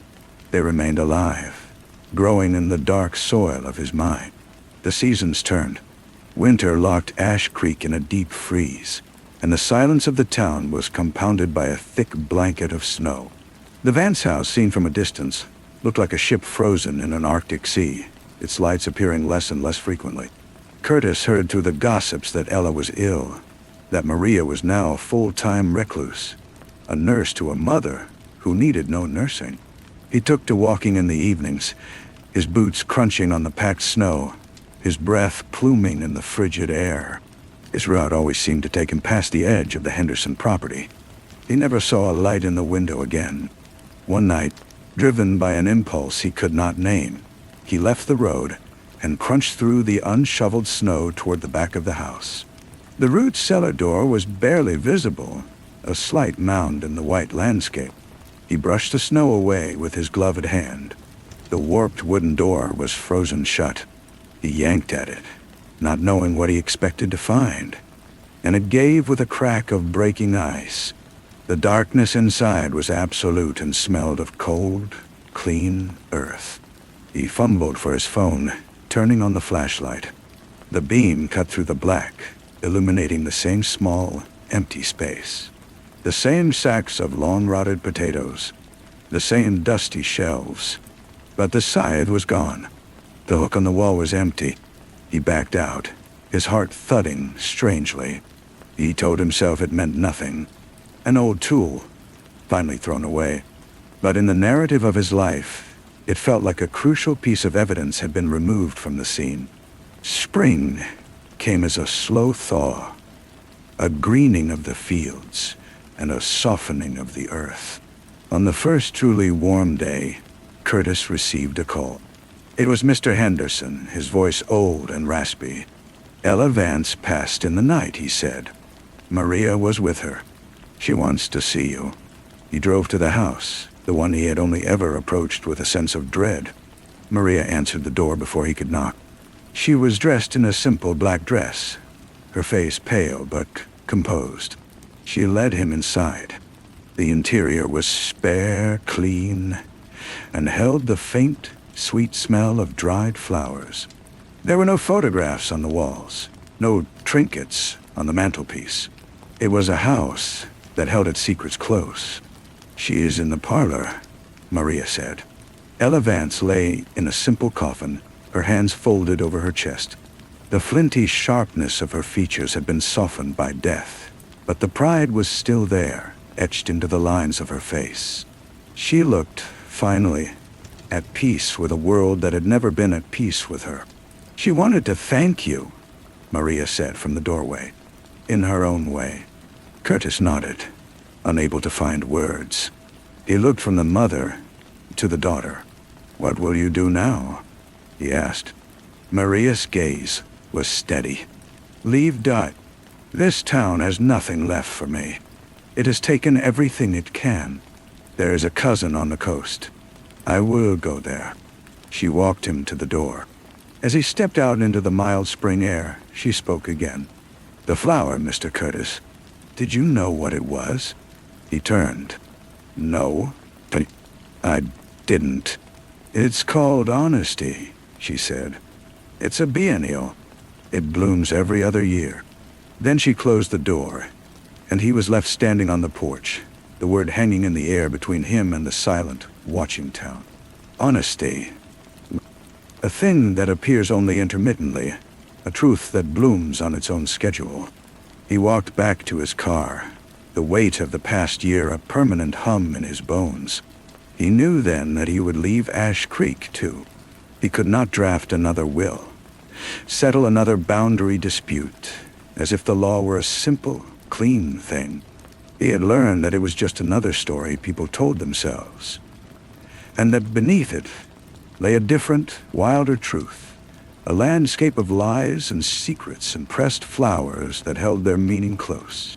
He started the car and drove away, the feeling of being watched finally lifting, not because the watchers were gone, but because he had finally stopped looking for it. The road out of Ash Creek was a gray ribbon, unfurling through the endless green. He did not look back in the rearview mirror. He drove until the fields gave way to wooded hills, and the tightness in his chest began to ease its grip. He found a small city a few hours away, rented an apartment with beige walls, and hung his shingle in a nondescript office building. He handled traffic tickets, uncontested divorces, and small business contracts. It was clean, simple work. He told himself he was content. He tried to forget the pressed flower, but its image would surface at odd moments during a dull deposition, or while staring at the rain on his window. He looked it up one night on his computer. Lunaria annua, honesty, also called the money plant, for its translucent, coin-like seed pods. A biennial. It blooms, and then it waits. A year passed. Then, two. He met a woman, a librarian with a quiet laugh, and they moved in together. He never told her about Ash Creek. It was a story with no ending, a book with pages stuck together. He thought he had buried it. Then, on a Tuesday afternoon, a new client was shown into his office. An elderly man, his hands knotted with arthritis, needed help with his will. His name was Henderson.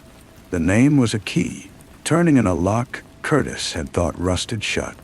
This was the nephew of the old man who had owned the Vance property. He had inherited the land after his uncle's passing.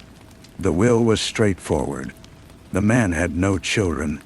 He wanted his estate, the old Victorian and the surrounding acres, to be donated to the state for a nature preserve. He spoke of the land with a kind of reverence. "It's always been a quiet place," he said. A good place for things to be left alone. As Curtis took down the details, the man grew pensive. "You know, they never did find that girl's hiding spot," he said, almost to himself. "My uncle always wondered. Said there were old storm drains from when the town had grander plans. Maps got lost. Entrances got overgrown." Curtis's pen stilled. He kept his voice level. "Bianca Henderson?" The old man nodded. "A strange kid. My uncle said she used to play in the woods for hours, talking to herself, making up worlds. After the trial, she was never right." He looked at Curtis, his eyes milky with age. "You're the lawyer, aren't you? The one from back then?" "Yes," Curtis said. The old man leaned forward, his voice dropping to a confidential whisper. "My uncle never believed she was alone in it. He said someone had to have fed her. She was gone for 2 weeks. Peg can't do that on her own. He always thought, well, he thought maybe the Vance woman, the daughter, knew more than she let on. That maybe she helped Bianca build her story for a little while before it got out of hand. A shared secret that turned sour." The air in the office grew thick. Curtis saw it then, not as a fantasy, but as a chilling possibility. Maria, humiliated by the girl, yet seeing in her a kindred, twisted spirit. Maria, helping her hide, providing food, perhaps even suggesting the details of the captivity. A collaborative work of fiction that Bianca then internalized and made entirely her own. A lie they built together until Bianca, the more unstable artist, took the story and ran with it, turning it against her collaborator. It explained the journal's perfect, premeditated details. It explained Maria's cryptic words. A lie can be a key that opens a very real door. He finished the will and shook the old man's hand. Long after the client had gone, Curtis sat at his desk, the city's distant hum a poor substitute for the silence of the fields. He thought of Maria's hand, lifted in the window. Not a wave, but an acknowledgement. An acknowledgement of what? Of his role in ending the nightmare? Or of his role in burying the full, complex, and ugly truth? He would never know. The old Victorian was to become a nature preserve. The root cellar and the hidden storm drains slowly reclaimed by root and vine. The truth was not a single solid thing you could hold up to the light. It was a seed pod, translucent and fragile, rattling with a dozen different possibilities. He got up, walked to his bookshelf, and pulled down the heavy law book.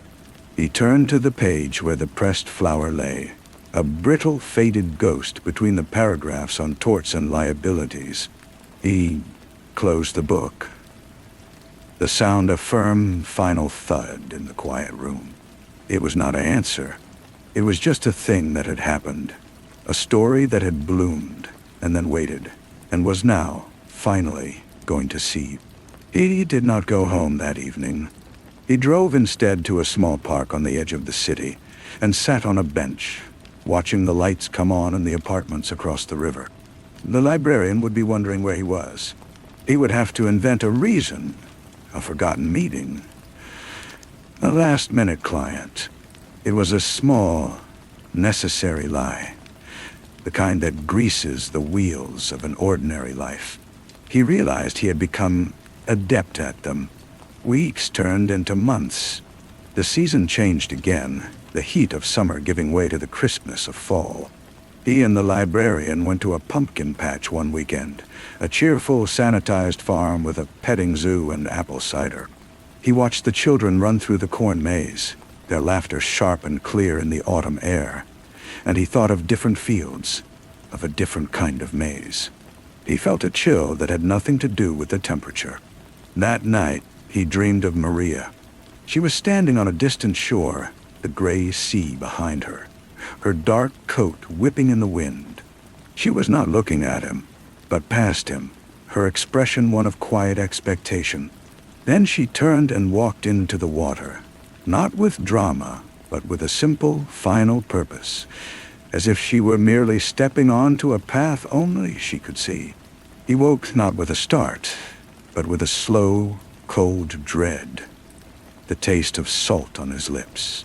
The feeling lingered for days. A persistent, low-grade unease. He found himself searching local news from the coastal town where Maria had said her cousin lived. He found nothing.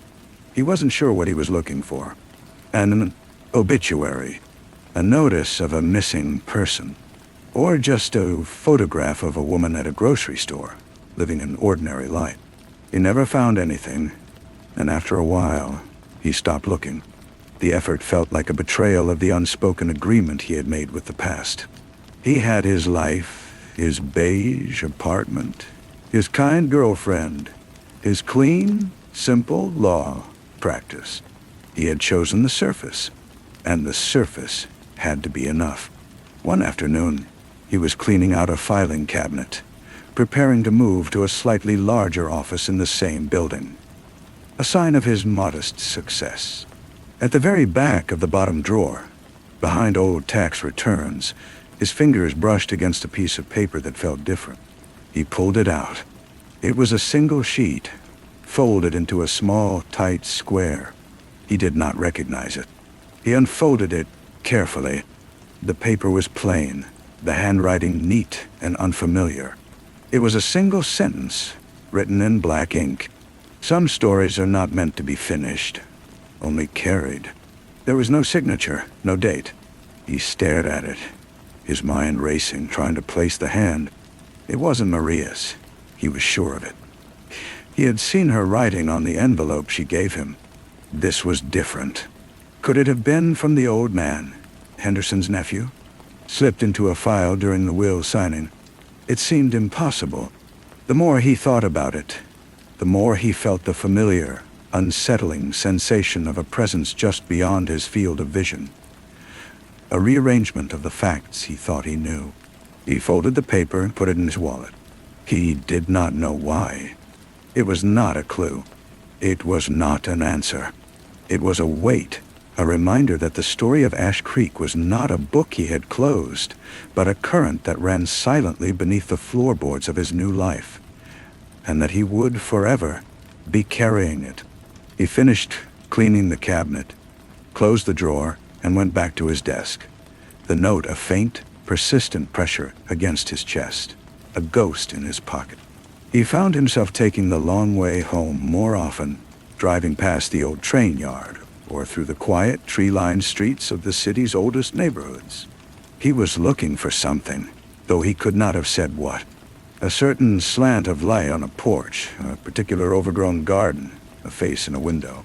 He saw nothing out of the ordinary. Yet the ordinary itself felt like a thin veneer. The librarian noticed his distraction. "You seem a million miles away," she said one evening over dinner.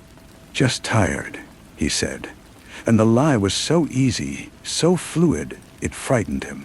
He had built this life on a foundation of deliberate, chosen silence. And now that silence felt like a living thing in the room with them. He began to wake in the middle of the night, the dream of the gray sea, and Maria's retreating form recurring with minor variations. Sometimes she turned back to look at him. Sometimes the water was perfectly still.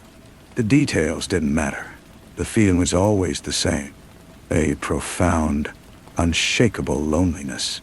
He took the note from his wallet and tacked it to the corkboard above his desk at home, nestled between a dry cleaning receipt and a postcard from his sister. He told himself it was to demystify it, to turn it into just another piece of paper. Instead, it became a focal point. His eyes would drift to it during phone calls, his mind snagging on the word carried. It implied a burden, but also a purpose. You only carry something that has value, or that you are compelled to keep. One Saturday, the librarian was at a conference. The apartment was too quiet. He got in his car and drove, not with any destination in mind, but simply to be moving. He found himself on the highway, the city shrinking in his mirror. He drove for an hour, then two, the landscape opening up into fields and patches of woodland. He wasn't going to Ash Creek. He was sure of that. But he was driving in its general direction, pulled by a gravity he could no longer resist. He stopped for gas at a lonely station at a crossroads. The air smelled of damp earth and gasoline. As he stood by the pump, he saw a woman emerge from the station's small convenience store. She had dark hair pulled into a loose bun and wore a long practical coat. For a heart-stopping second, he thought it was Maria. Then she turned, and it was just a stranger, her face bland and uninterested. He got back in the car, his hands shaking slightly on the wheel. He had not been going to Ash Creek, but he had been hoping, in some secret chamber of his heart, to find a trace of her, to find a sign that she was still out there, that the story was not entirely over. The encounter with the stranger felt like a rebuke. He started the car and turned around, heading back toward the city, toward his life. The note on his corkboard was not a mystery to be solved. It was an epitaph. He was carrying the story because it was over, and the weight was the weight of an ending. He drove on, the fields a blur, the sky a flat, unyielding gray, the only sound the steady hum of the tires on the asphalt, a sound that was going nowhere at all. The next week he took the note down from the corkboard. He didn't throw it away. He placed it back inside the law book with the flower. They belonged together, two artifacts from a dig he would never complete.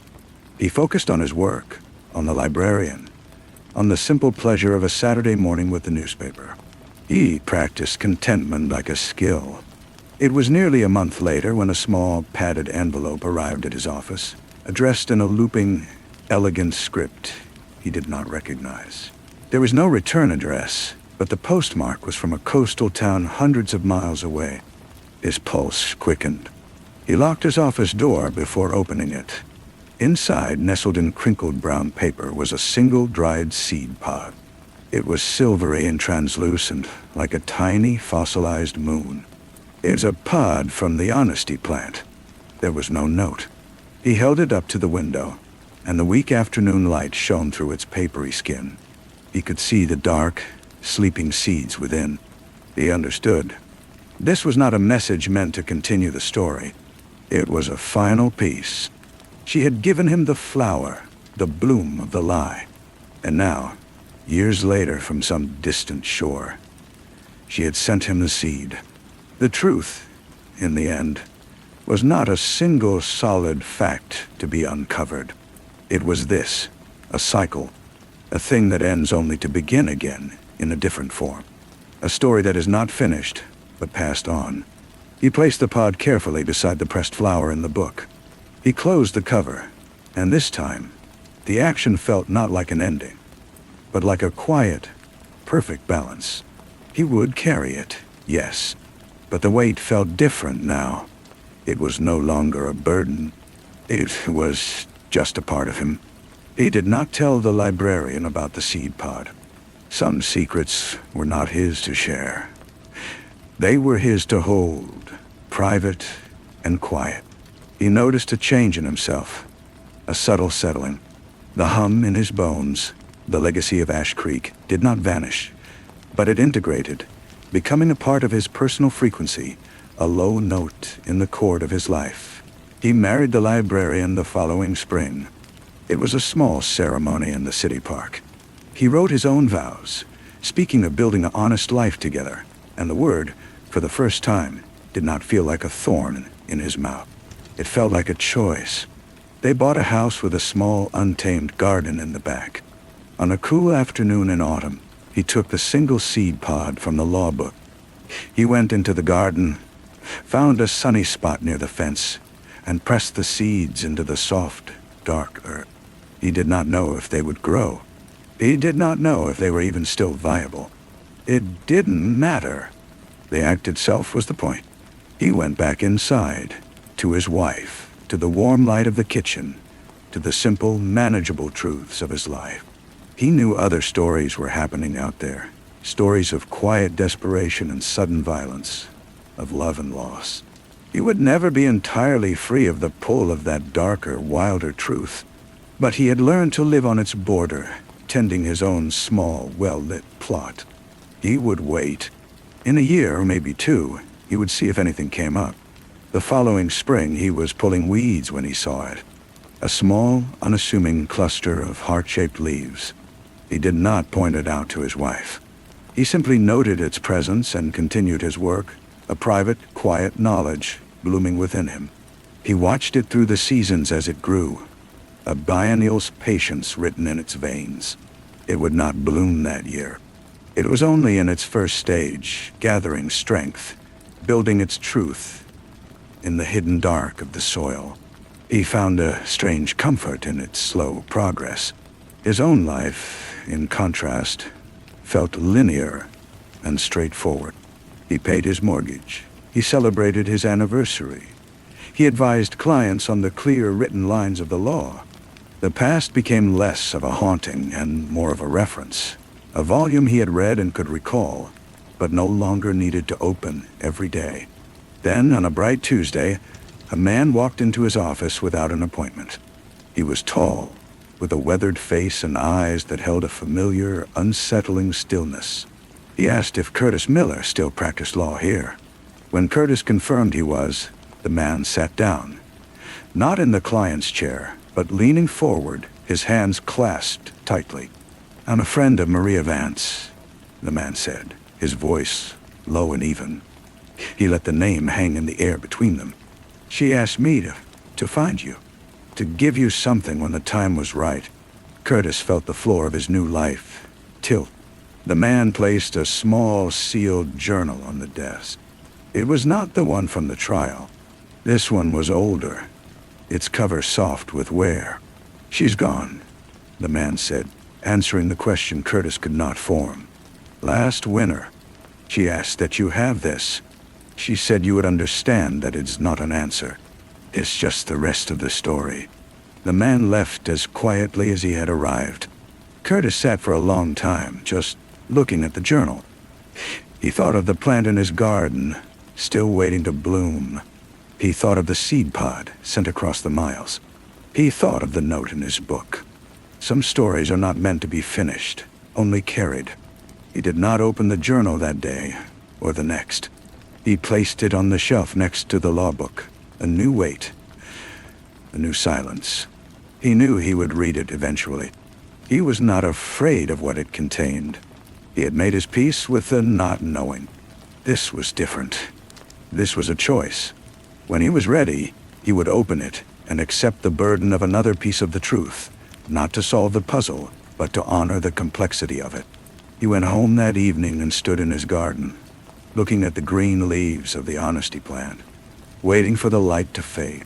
He watered the plant, went inside, and kissed his wife. He did not mention the journal. It sat on his shelf for a week, a dark, quiet lodestone. He found his eyes drawn to it during the day, not with anxiety, but with a strange sense of ceremony. He was preparing himself. When he finally opened it, on a rainy Sunday afternoon with the house to himself, he found it was not a narrative. It was a collection of fragments, sketches of trees, lists of birds she had seen, quotes from books, and, scattered throughout, brief entries, some dated, some not. He believes the story is about the girl. It is not. It is about the silence that followed her. The lawyer has an honest face. It is a burden he does not yet understand. I helped her build the cage because I was already in one. We were collaborators in our own ruin. The truth is not a thing that happened. It is a place you inhabit. Ash Creek is a state of mind. I saw him today standing by his car. He looked like a man who had lost his keys and was afraid of what he would find when the door finally opened. I am sending him the seeds. Let him decide what to plant. He read it all, and then he read it again. It provided no clear answers about what happened during those 2 weeks. It offered no confession, no absolution. It was, as she had promised, the rest of the story. Not the facts, but the texture, the loneliness, the observation, the strange, twisted bond between two isolated women, one a child and one not much more, that spiraled into a national tragedy. He closed the journal. He felt a profound sense of calm. He had spent years searching for a definitive truth, a verdict that would finally close the case. But the truth was not a verdict. It was this, a messy, painful, human tangle that could never be neatly resolved. Maria had not given him answers. She had given him context. She had made him a fellow inhabitant of the silence. He put the journal away. He did not destroy it. It was now a part of the archive he carried, another layer of the story. The next day, he worked efficiently, came home on time, and helped his wife make dinner. That night, he slept deeply, and for the first time in years, he did not dream of the sea. He dreamed of a garden, and in the dream, the honesty plant was in full, brilliant bloom, its purple flowers turning to silvery pods in the morning sun, the cycle complete and endlessly beginning again. The next morning, he went into the garden before work. The leaves of the honesty plant were beaded with dew, and for a moment, he imagined he could see the ghost of a future flower in their midst. He did not feel the need to wait for it anymore. The bloom was already there, in his understanding. A few months later, a letter arrived from the coastal town Dardion. It was from the man who had delivered the journal. It was brief, just a few lines. He wrote that Maria had found a quiet peace in her final years. She had spent her days walking the shore and painting. She never spoke of Ash Creek, he said, but she thought of it often.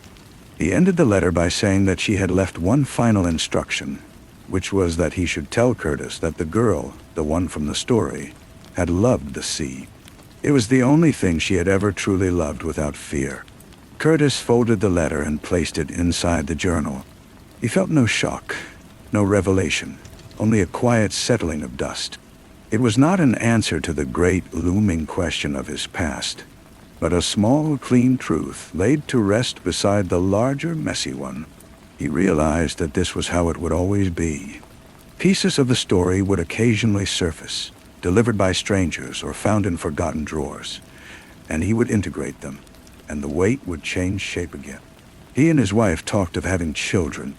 The idea, once a source of abstract fear for him, now felt possible. He knew he could not protect them from the world's complexity, from the fact that some stories have no proper ending. But he could teach them how to carry them. He could show them how to tend a garden, how to appreciate the patient progress of a plant that takes its time to reveal its truth. He could live a life that was honest in its acknowledgement of all that remained unknown. A life built not on the shaky ground of certainties, but on the solid, enduring practice of care. And that, he finally understood, was enough.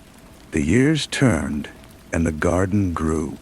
The honesty plant bloomed, not once, but many times, its seeds scattering and sprouting in new corners, until the silvery pods became a familiar part of the autumn landscape.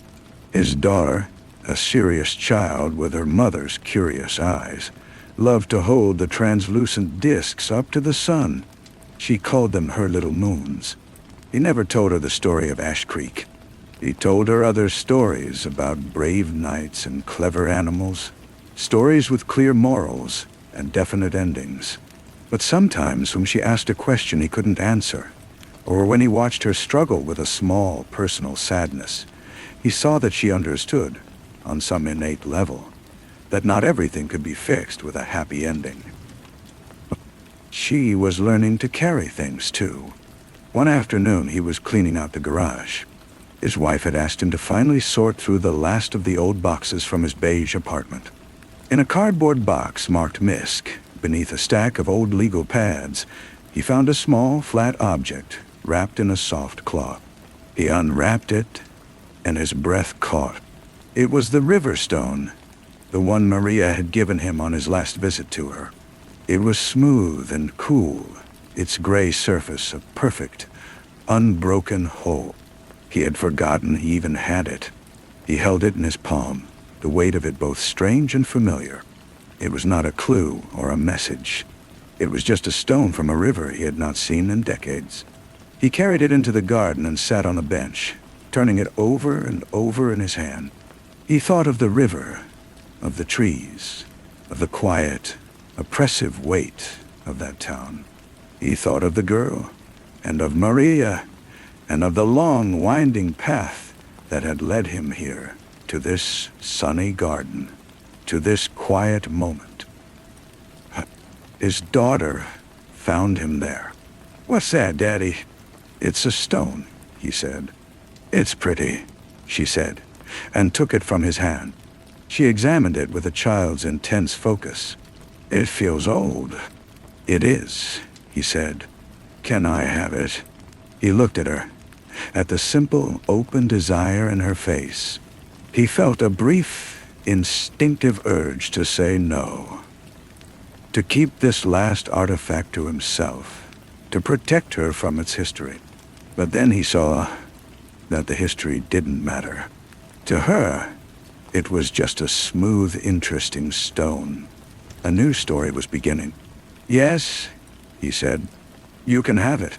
She smiled, a brilliant, unburdened smile, and closed her fist around it. "Thanks, Daddy," she said, and ran off to place it on the windowsill in her room, alongside her other treasures. A bird's feather, a shiny bottle cap, a painted seashell. He stayed on the bench as the sun dipped lower, painting the sky in shades of orange and purple. The story was not over. It was simply no longer his alone. It was becoming something else, passed on not as a burden, but as a simple, smooth stone in a child's pocket. Its origins forgotten, its weight a natural, unremarkable thing in the world. And that, he thought, was the most honest ending he could have ever hoped for. He watched her go, the stone now a part of her collection, a new context erasing its old one. He felt a final, quiet release. The past was not a ghost to be wrestled with anymore. It was just material, like the soil in the garden from which new things could grow. He grew older. His hair grayed at the temples. The law practice thrived. He and his wife celebrated anniversaries with quiet dinners and remembered to laugh. The garden remained a constant, a living system of growth and decay that required his attention but no longer his anxiety. The honesty plants came and went on their own schedule, their life cycle as natural to the landscape as the turning of the leaves. His daughter grew into a young woman with a fierce love for biology and a quiet, observant nature. She went to college, and the house was too quiet for a while. On a weekend visit during her sophomore year, she found him in the garden, pulling the dead stalks from the autumn beds. She held out her hand. In her palm lay the river stone, now with a small, neat hole drilled through its top, threaded on a simple leather cord. "I made it into a necklace," she said. "I never knew what to do with it before, but now it feels right." He took it from her. The stone felt different again, transformed by her intention. It was no longer a relic or a forgotten token. It was a piece of jewelry, an accessory to her life. "It's beautiful," he said, and he meant it. She took it back and fastened it around her neck. "It looks good on you," he said. She smiled, a mature, knowing smile that held echoes of both her mother's calm and a depth he recognized as his own. "I like the weight of it," she said. "It's comforting." He nodded, unable to speak for a moment. She understood it about carrying things. She had learned it not from any story he had told her, but from the life he had built for her. A life that made room for quiet stones and unexplained histories. After she went back to school, he stood at the window, looking out at the dormant garden. The story of Ash Creek was now so deeply buried under layers of new life that it was indistinguishable from the soil itself. It had fertilized his world, this thing that had once seemed so poisonous. It had taught him how to hold complexity, how to love without demanding simple answers, how to find peace in the unresolved. He turned from the window. His wife was reading on the sofa, a blanket over her legs. He went and sat beside her, taking her hand in his. She looked up and smiled, a simple, contented gesture that contained a whole world of its own. He had spent so much of his life looking for a single, defining truth. But the truth was here, in this quiet room, in this shared warmth, in the endless, patient cycle of the garden outside. It was more than enough. It was everything. Story 5. The world held its breath at 4:07 a.m. It was a fact noted in 3 separate ledgers. The digital clock on the nightstand of the penthouse suite, its red numerals bleached by the first tentative hint of dawn. The delicate platinum watch still clasped around the wrist of the woman on the floor, and the grandfather clock in the hall, its pendulum stilled as if shocked into silence. In the sprawling, silent city below, life continued its chaotic flow. But here, on the 50th floor of the Eterna Tower, time had congealed around an act of such precise brutality that it felt less like a crime and more like a surgical incision into the fabric of things. Ephraim, the prosecutor, first encountered the scene not through the carnage, but through this suspended silence. He stood in the doorway, a tall man whose posture was a permanent argument against the weight of his own suit, and let the cold, conditioned air wash over him. The metallic scent of blood was a low note beneath the high, sweet perfume of decaying lilies in a crystal vase. The room was a study in white and silver, all sharp angles and reflective surfaces, and the blood was a shocking, vulgar stain. A Rorschach test spilled across the polished marble. It was the blood of Arthur LeMay, philanthropist, venture capitalist, a man whose face was more familiar than most presidents. He was arranged, not merely fallen, near the floor-to-ceiling window, his body a dark star in the center of the room's sterile galaxy. This was not Ephraim's first introduction to the work of the group the papers had already dubbed the Chronos Sect, but it was their most audacious statement. LeMay was the third, and by far the most public. The first had been a university librarian, found in the stacks with a single precise wound. The second, a retired judge, discovered in his greenhouse amidst the humid, fragrant decay of his orchids. Both had clocks nearby, stopped at 4:07. The connection was tenuous at first, a detective's scrawled note in a margin, until it wasn't. Until it became a signature. The investigation was a slow, meticulous excavation of a shadow.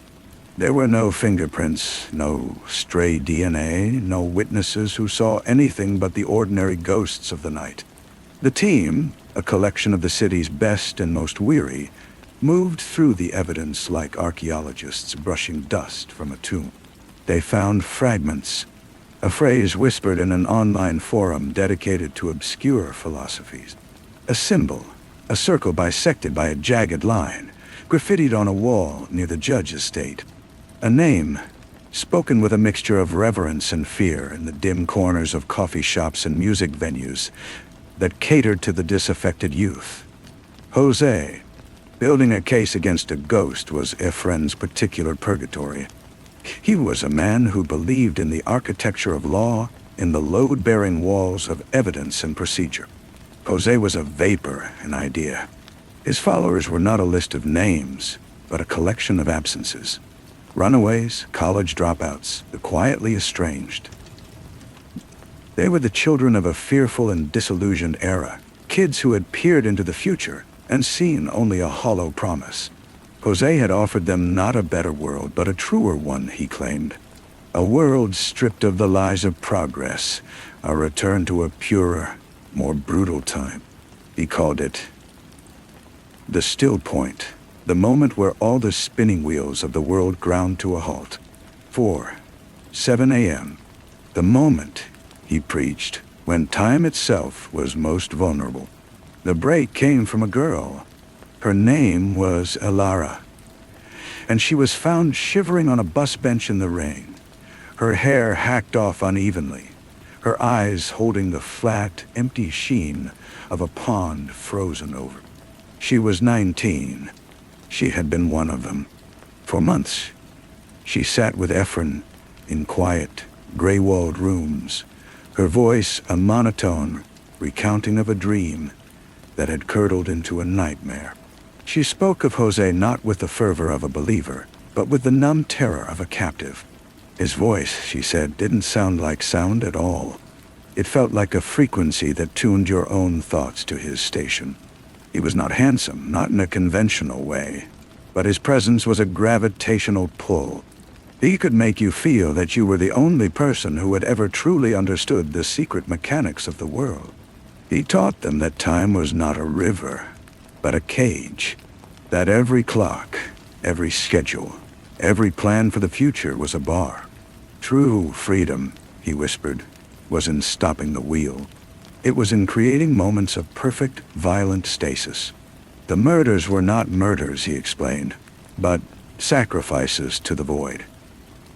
Each victim, he claimed, was a guardian of the old time, a cog in the great machine of delusion.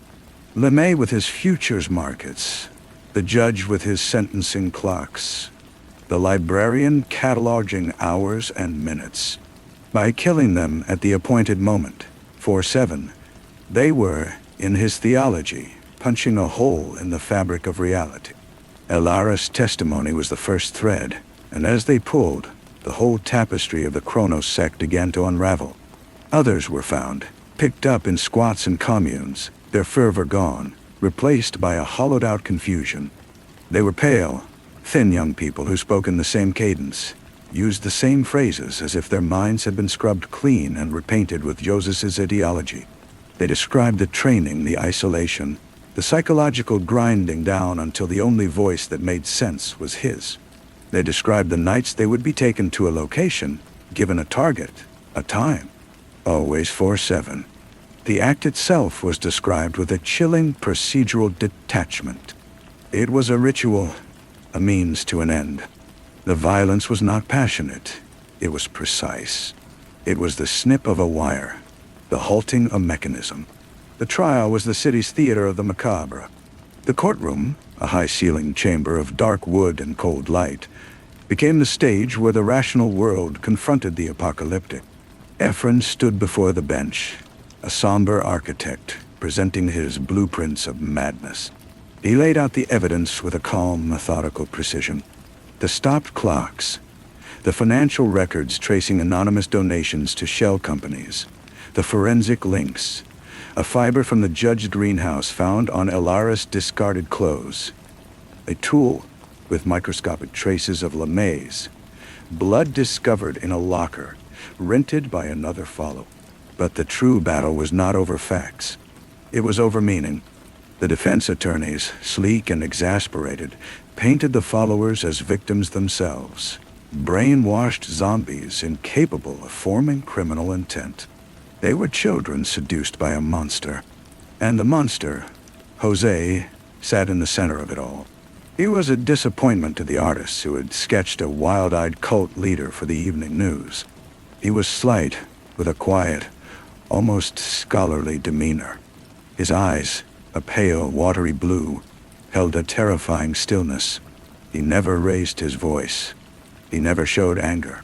When he spoke, it was with a calm, unnerving logic that seemed to bypass emotion entirely. He cross-examined witnesses, acting as his own counsel, and his questions were not accusations, but gentle corrections, as if he were a tutor guiding a slow student. He asked a forensic expert if he could prove the clock had stopped at the moment of death, or if it could have been broken in the struggle. He asked Elara if she had ever felt more alive than in the moments leading to the liberation. He spoke of temporal entropy and psychic resonance with the conviction of a physicist, stating a proven law. The public was enthralled and horrified in equal measure. He was a demon, a prophet, a symptom. He was on every screen, his calm face, a Rorschach test for the nation's anxieties. People bought t-shirts with the sex symbol. Talk show hosts debated the nature of free will. A year after the trial, a package arrived at his office. It was a plain brown paper-wrapped box with no return address. His assistant, wary of everything now, had security scan it. It was clean. Inside, nestled in unprinted black foam, was an old, beautifully crafted marine chronometer. It was heavy, brass, and glass, the kind used on ships a century ago. Its hands were perfectly still. They were frozen at 4:07. There was no note, no threat, no explanation. The investigators traced the box, the shipping store, the security footage. It showed a figure in a hoodie, face obscured, purchasing the box and postage with cash. A dead end. Efren placed the chronometer on the bookshelf in his study. It was evidence, of course, but he could not bring himself to hand it over to the evidence locker, to be catalogued and forgotten. It was a message, and he felt a cold, professional obligation to receive it. He would sit in his armchair in the evenings, a book open but unread on his lap, and his gaze would be drawn to the stilled hands. It was not a threat. He slowly came to understand. It was a statement, a confirmation. The cult was broken, its members imprisoned, its leader silenced in a concrete cell. But the idea was not. Someone, somewhere, still believed. The wheel was still spinning, and the stick was still poised. The case was closed, the verdict read, the sentences handed down. But in the quiet of his study, with the frozen chronometer watching him from the shadows, Efren knew with a chilling certainty that it was not over. It had only been paused. He began to see it everywhere. Not the symbol, not the stop clocks, but the sentiment. A popular song on the radio spoke of burning it all down to feel the heat. A best-selling novel depicted a hero who found enlightenment only after society collapsed. The chatter online was a constant hum of nihilism, a longing for an end to the complexities of modern life. Jose's philosophy, stripped of its murderous core, had seeped into the groundwater of the culture. He had not started the fire, but he had perfectly articulated the allure of the flame. Efren's life became a quiet, desperate attempt to outrun the stillness. He filled his evenings with noise, the radio, the television, the distant hum of city traffic through his double-paned windows. He avoided looking at the chronometer, but its presence was a physical weight in the room, a cold spot in the air. It was a patient, silent companion that required nothing of him but his attention. His work suffered. He found himself second-guessing simple motives, looking for a deeper, more philosophical conspiracy in crimes of petty jealousy and financial desperation. He was reassigned from a high-profile corruption case after suggesting, without evidence, that the defendant's meticulous scheduling of bribes might be a form of temporal manipulation. His superior called him into the office, her voice laced with a concern that felt like pity. "Efren," she said, "you got the bad guy. He's in a cage. The world is still turning. Let it turn." But he couldn't. The conviction that had once been his bedrock now felt like a performance. He had proven Jose's actions were illegal, but he had could not, disprove his premise. The man's calm, logical voice echoed in his dreams. "You are on a wheel." 3 months after the chronometer arrived, a second package came. This one was smaller, a flat cardboard mailer. Again, no return address. Again, untraceable. Inside was a single, unlabeled audio cassette tape. Efren had to buy a player from a vintage electronics store. The shopkeeper was a young man with brightly dyed hair who looked at the prosecutor with a mix of curiosity and amusement. Sitting in study that night, a glass of whiskey trembling slightly in his hand, Efren pressed play. There was no voice, only the sound of a ticking clock. It was a dry metronomic sound, each tick precise and identical. It went on for a full minute, a hypnotic, maddening rhythm, and then a single, soft click. The ticking stopped. The tape hissed on in perfect, unbroken silence for another minute before it ended. He played it again and again, his trained ear searching for a clue. a hidden message in the pattern of the ticks, the quality of the silence. There was nothing. It was just a clock, and then it wasn't. It was 4:07 a.m., captured on magnetic tape. He knew then that he was not being taunted. He was being educated.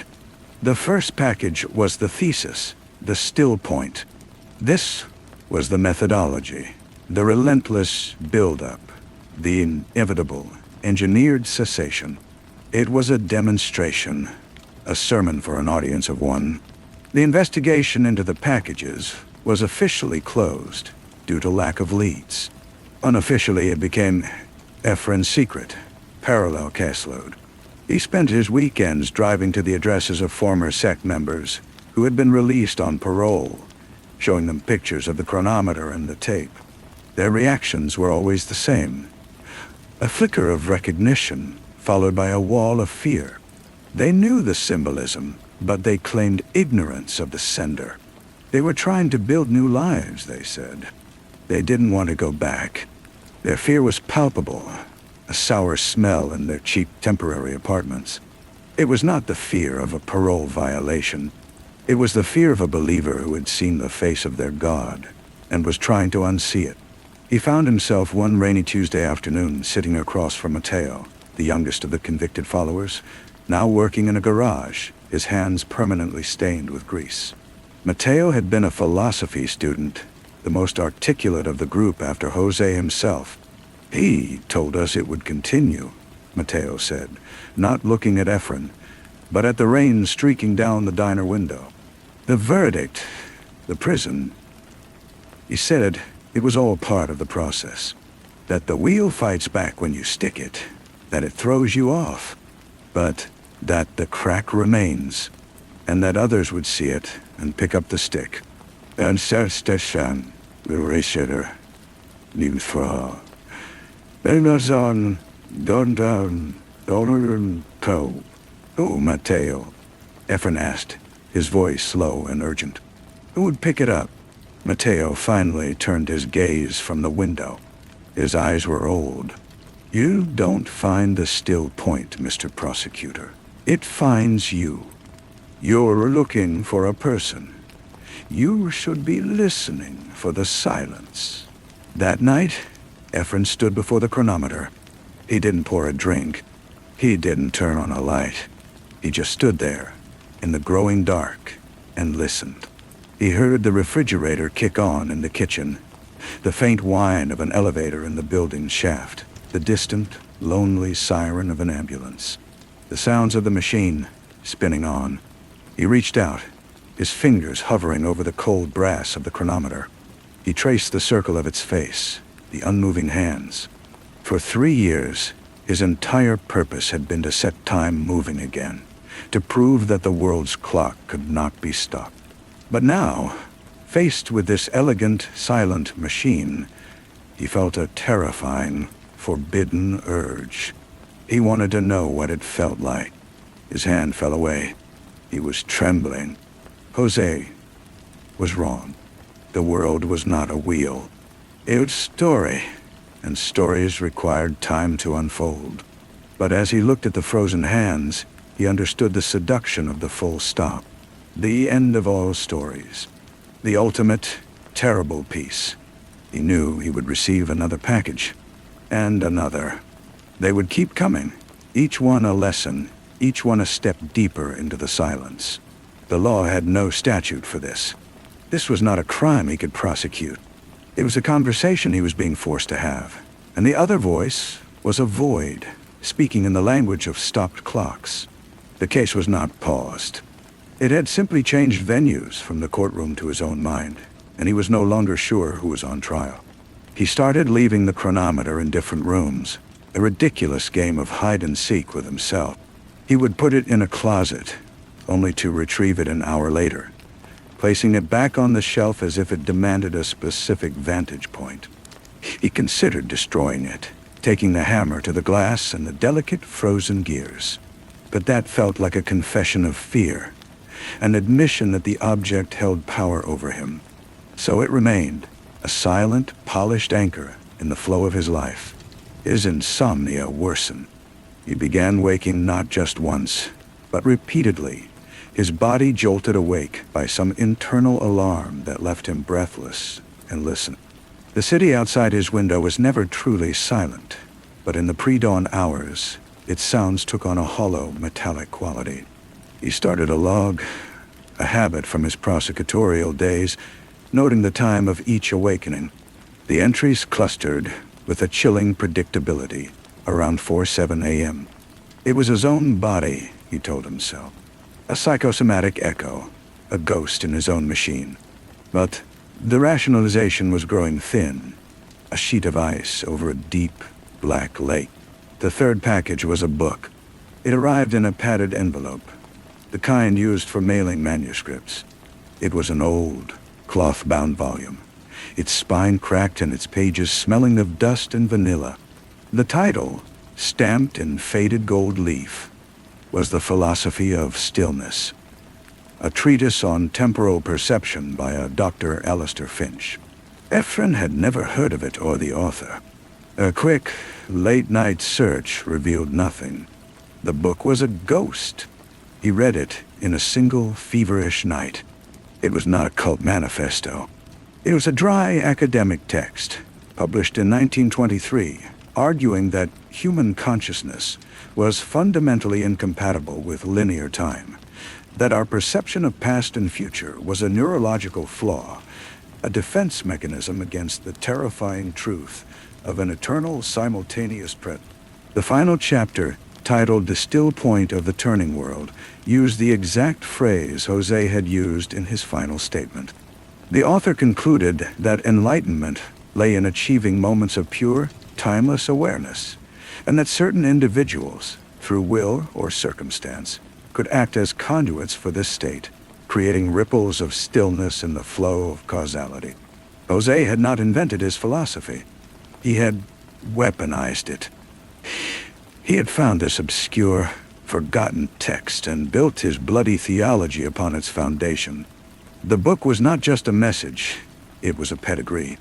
It was proof that the idea was older, and perhaps more resilient than the man. Ephraim found himself back at the garage the next day, the book heavy in his briefcase. Mateo was under a car, only his legs visible. Ephraim didn't speak. He simply placed the open book on a greasy workbench, his finger pointing to the author's name. Mateo slid out from under the chassis, his expression unreadable. He wiped his hands on a rag, not looking at the book. He said there were others before him, Mateo said quietly. He said he was just a translator, that the truth was always there, waiting in the cracks of the world. Where did he find this, Mateo? Ephraim's voice was hoarse from lack of sleep. The library, Mateo said, and a small, sad smile touched his lips.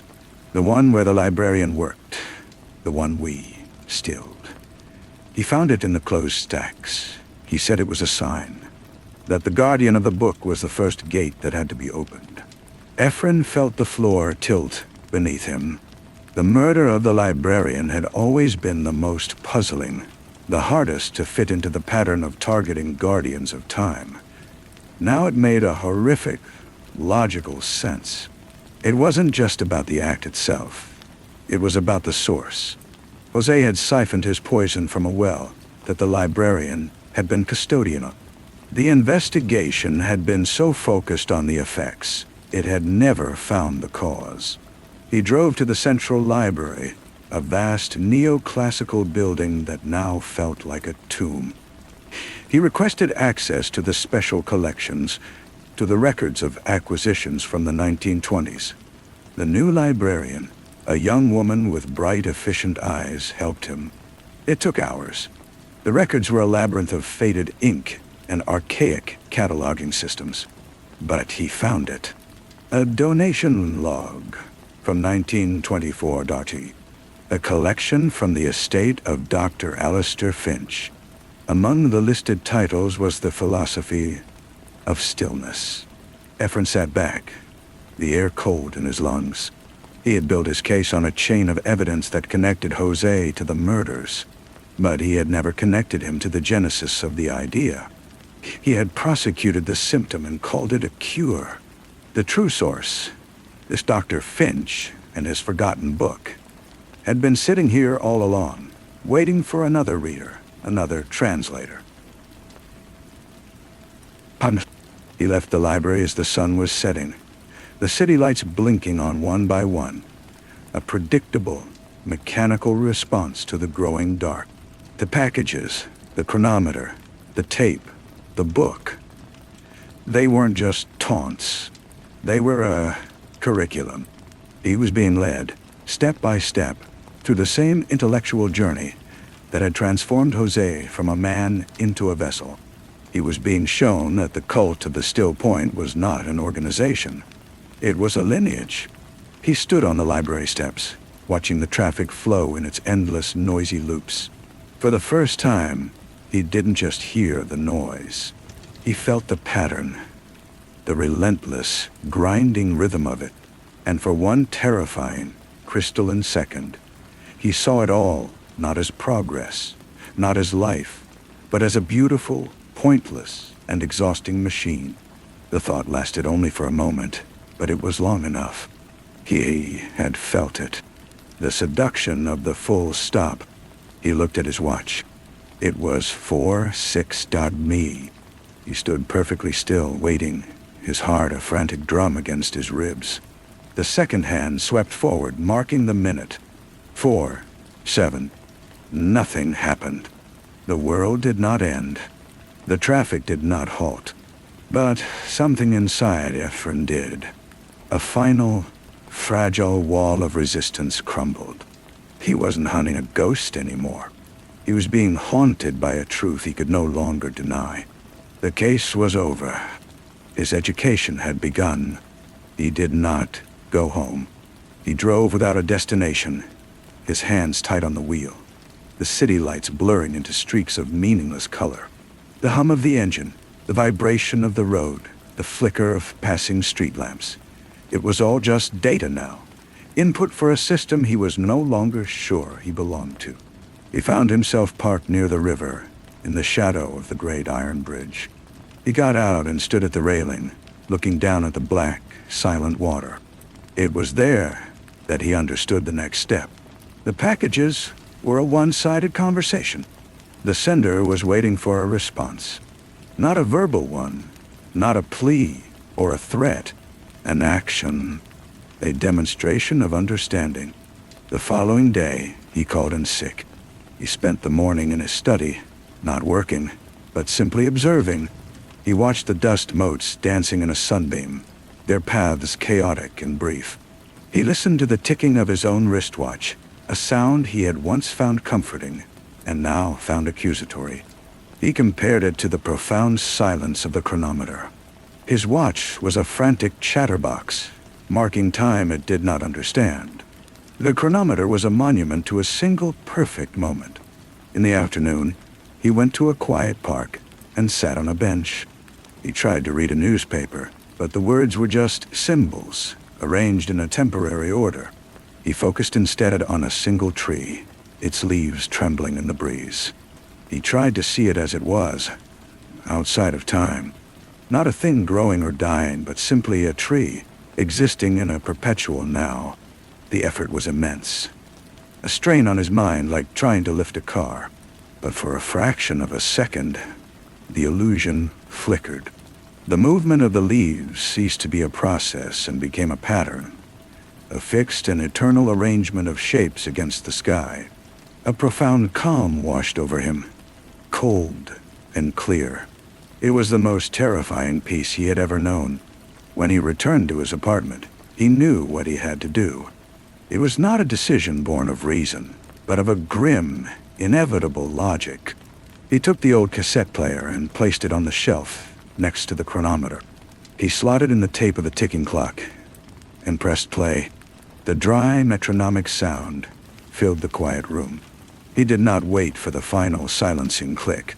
He reached out, his movement deliberate and slow, and pressed the stop button himself. The ticking ceased. The silence that followed was different from the one on the tape. It was a silence he had created. He had chosen the moment of cessation. He stood there for a long time, breathing in the quiet. He felt a strange, hollow sense of accomplishment. He had responded. He had performed the ritual. 2 days later, the phone on his desk rang. It was his private line, the number unlisted. His hand hovered over the receiver for a moment before he picked it up. He said nothing. From the other end, there was only the faint sound of breathing. Then, a soft, calm voice, one he did not recognize, spoke a single sentence. "The student has become the hourglass." The line went dead. Ephraim slowly placed the receiver back in its cradle. He felt no fear, no anger, only a cold, vast clarity. He was no longer the prosecutor. He was no longer the hunter. He was an instrument, a carefully prepared vessel. The wheel was not just cracking. It was being unmade, and he had just been handed a new tool. He looked at the chronometer, its hands forever fixed at 4:07, and for the first time, he saw not a threat, but a promise. The world was asleep, and he was now, irrevocably, awake. He did not report the call. The idea of logging it in an official file, of subjecting that clean, cold statement to the clumsy machinery of the law, felt like a sacrilege. It was a truth that existed outside of jurisdictions and evidence logs. The student has become the hourglass. The words echoed in the new silence of his mind, a silence he had helped create. His work at the prosecutor's office became a pantomime. He went through the motions, reviewing case files, attending meetings, but the passion that had once animated him was gone. It had been replaced by a detached, clinical patience. He saw the desperation in the defendant's eyes not as a call for justice, but as a symptom of their enslavement to time.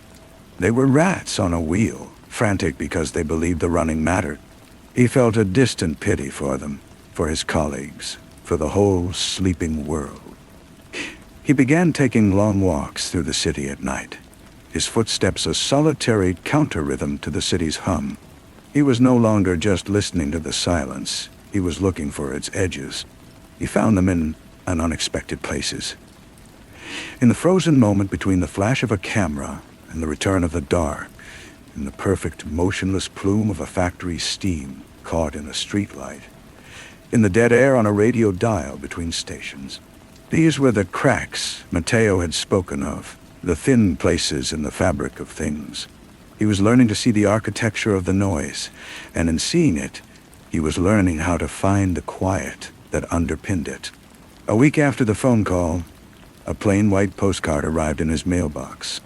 There was no stamp, no postmark. It had been hand-delivered.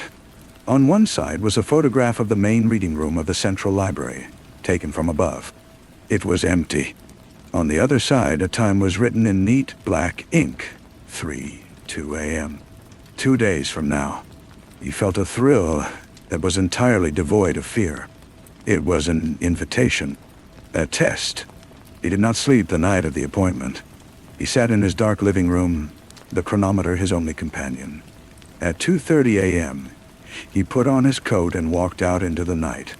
The city was at its quietest, a beast holding its breath. He walked the deserted streets, his path unwavering, a straight line toward the library.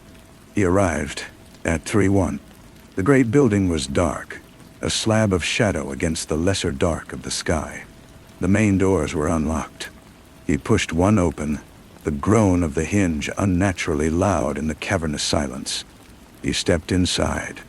The grand reading room was vast and moonlit, the long tables and empty chairs looking like artifacts from a lost civilization.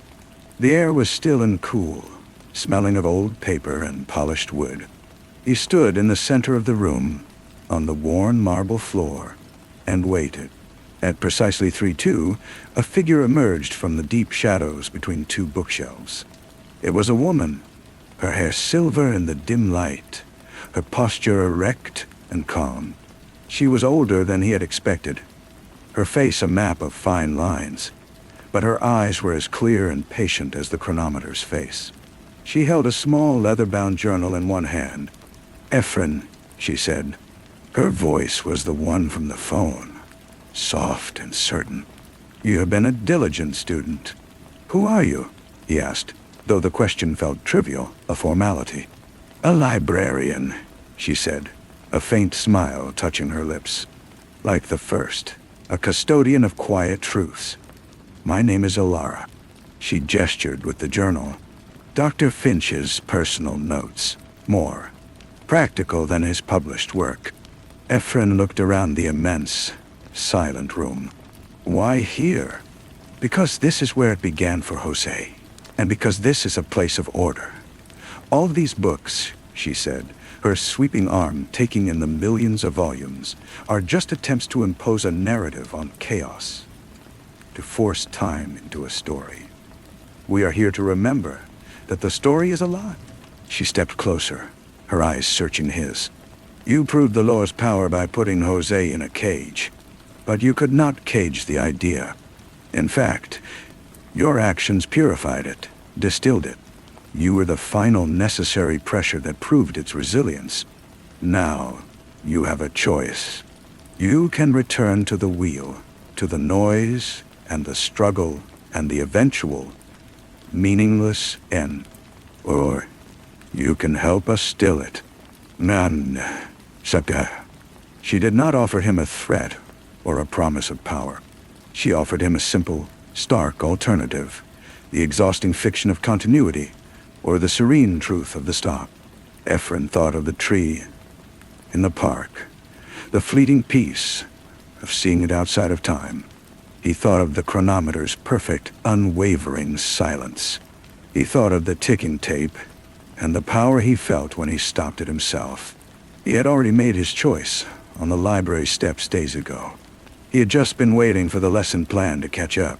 He looked at Alara, his own face as calm as hers. "What needs to be done?" She smiled, a genuine, warm expression that seemed to hold no malice, only a profound relief. "The hourglass has been turned. The sand has begun to fall. Our work is not to start something new, Ephraim. It is to carefully, patiently bring something very old to its conclusion." She handed him the journal. Its leather cover was soft and supple, worn smooth by years of handling. He did not open it. He simply held it, feeling its weight, a tangible piece of the lineage he was now joining. "The first lesson is unlearning," Alara said, her voice barely a whisper that nonetheless carried perfectly in the still air. "You must shed the prosecutor's skin. You hunted connections, causes, and effects. Now you must learn to see the disconnections, the gaps where the world is thin." She led him from the reading room, their footsteps echoing through the dark corridors. They did not speak. She would occasionally stop, holding up a hand, and he would stop with her, listening. She was pointing out the silences he had only begun to sense on his own. The perfect quiet of a closed archive door, the hollow resonance of an empty stairwell, the deep, breathless peace of a vault where rare books were kept. She was teaching him to map the library not by its contents, but by its pools of stillness. As the first hint of dawn tinged the high windows gray, she led him to a small, unmarked door near the basement. It opened onto a narrow, spiraling metal staircase that led down into cold, damp air. At the bottom was a sub-basement, a place of concrete and humming electrical panels. In a far corner behind a stack of old furniture was a second door, this one heavy and made of aged oak, banded with iron. Alara produced an old skeleton key. The lock turned with a solid, satisfying clunk. The door opened inward onto profound darkness, and the smell of stone and extreme age. "This was here long before the library," she said, lighting an old-fashioned oil lamp. The flame revealed a small circular chamber, its walls lined with empty stone shelves. In the center was a single plain pedestal, a preservation room from a different age, a place meant for keeping things safe from time itself. "This is our still point." She placed the lamp on the pedestal. The light flickered, casting dancing shadows. But the silence in the room was absolute, a physical pressure on the eardrums. "This is where you will begin your real work," she said. "The world's noise is a system, my friend. A complex, interlocking machine of schedules and deadlines and heartbeats. To still it, one does not need a bomb. One needs a key. A precisely placed silence that can jam the gears." She looked at the journal in his hands. Finch's notes detail the theory of temporal resonance, how a moment of perfect, concentrated stillness can propagate like a sound wave and disrupt the flow of time around it. Jose understood the theory, but his methods were impure. He sought to create stillness through violence, which is merely another form of noise. We are more subtle. Ephraim finally opened the journal. The pages were filled with dense, spidery handwriting, complex diagrams of waveforms and nodal points, and lists of locations, dates, and times. It was a blueprint for quiet catastrophe. "Your legal mind will be useful," Ilara continued. "You understand systems, how they function, and how they fail. You will identify the key pressure points in the city's clockwork, the central switching station for the digital network, the master clock that regulates the power grid, the transit authority's control hub. We are not here to destroy them. We are here to He looked from the journal's esoteric scrawl to Ilara's calm, certain face. The scale of it was staggering.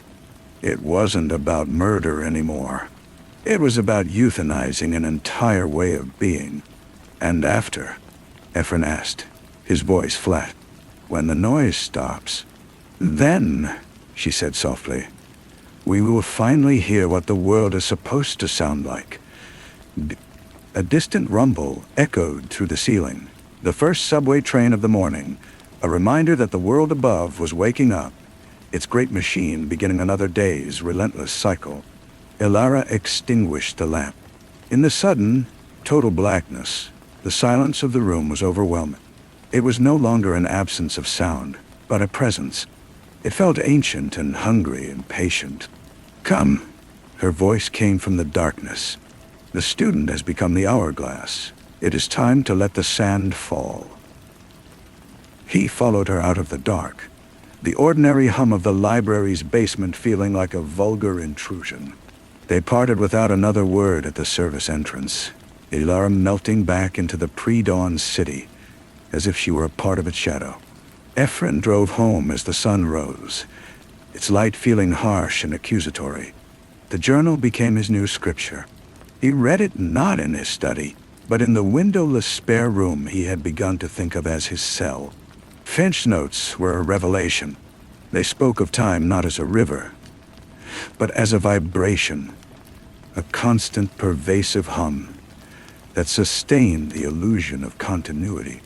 The goal was not to stop clocks, but to find the resonant frequency of silence and introduce it into the world's system, like a single pure note that could shatter a glass. His work at the office provided an unexpected advantage. With his security clearance, he could access the city's infrastructural blueprints, the flow charts for data and power. He cross-referenced these with Finch's lists of resonant nodal points. He wasn't looking for weaknesses to exploit, but for points of maximum confluence, where a single calculated interruption would have the widest, most profound echo. He identified the primary target, the network operations center for the city's new fiber optic spine. It was the city's central nervous system, a place where time was measured in nanoseconds. A disruption there wouldn't just stop data. It would send a shockwave of temporal static through every connected system.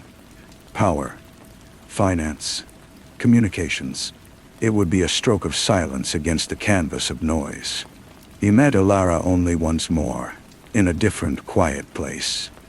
A closed botanical garden, the air thick with the scent of damp earth and dormant plants. He presented his findings not as a prosecutor would, with evidence for a conviction, but as a student presenting a thesis. She listened, her hands folded in her lap, her eyes closed. When he finished, she was silent for a long time. "You have learned quickly," she said at last. "The knock is the heart of the new noise, a fitting place for the first true still point. The date? The autumn equinox," Ephraim said. "A day of balance, a symbolic fulcrum, a faint approving nod. The tools are prepared. You will not need violence, only access and precision. A device will be delivered to you. It emits a focused sonic resonance calibrated from Finch's formulas. It will not break anything. It will simply persuade the machines to be still for a moment." Shy. 2 days before the equinox, a small unmarked box was left inside his apartment door. Inside, nestled in foam, was the object the size of a paperback book, made of a dull, non-reflective metal. It had a single recessed button. It was cold to the touch and utterly inert. On the morning of the equinox, Ephraim woke feeling a peace he had not known since childhood. He dressed in a dark suit, the uniform of the system he was about to subvert. He placed the resonator in his briefcase, next to a sheaf of meaningless legal documents. He drove to the towering glass skyscraper that housed the Naasi, his pass granting him easy access. He was Ephraim, the prosecutor, here on official business regarding a data security case. The fiction was flimsy, but it was all the noise required to let him pass. He stood in the control room, a vast, cool space bathed in the blue light of 100 monitors. Technicians spoke in hushed tones, their fingers dancing across keyboards, tending to the endless, invisible flow. He looked at the world they were sustaining, a world of frantic connection, of instant gratification, and perpetual distraction. A beautiful, pointless machine. He waited. He watched the master clock on the wall. As the second hand swept towards 11:17 a.m., the exact moment of the equinox, his hand was in his briefcase, his finger on the button. He did not feel like a destroyer. He felt like a librarian, returning a book to its proper, silent shelf. He pressed it. There was no sound, no flash of light, but the effect was immediate and absolute. Every screen in the room went black. The constant, subliminal hum of the servers vanished, replaced by a silence so deep it felt like a physical blow. The technicians' voices cut off, replaced by confused, then frightened gasp. The lights flickered and died, plunging the windowless room into a darkness that was more than an absence of light. It was an absence of time. Ephraim stood in the perfect, resonant quiet. He had done it. He had introduced the silence. He could feel it spreading out from this room, a wave of stillness rushing through the city's wires and airways. A gentle, inexorable end to the noise. In the profound dark, a hand found his. It was Elara. "Listen," she whispered, and in the silence, he heard it. Not a sound, but a feeling. A vast, slow, patient exhalation. The world, for the first time in centuries, was at rest. The wheel had stopped, and he was no longer the hourglass. He was the hand that had turned it. He did not know how long they stood there in the dark. Time, as a measurable concept, had ceased.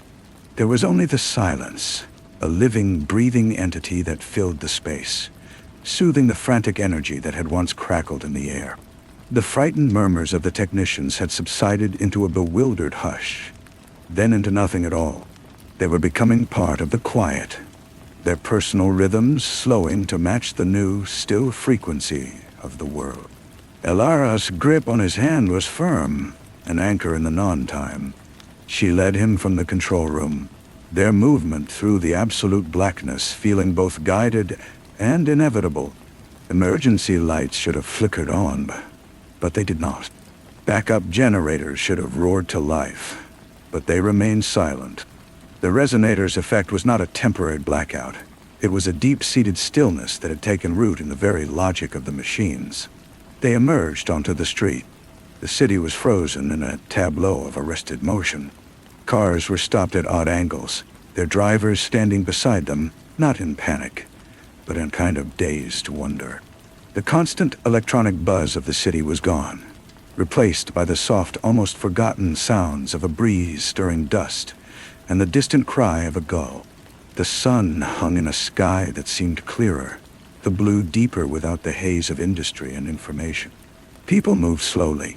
If they moved at all, their faces slack with a confusion that was slowly giving way to a profound, unasked-for peace.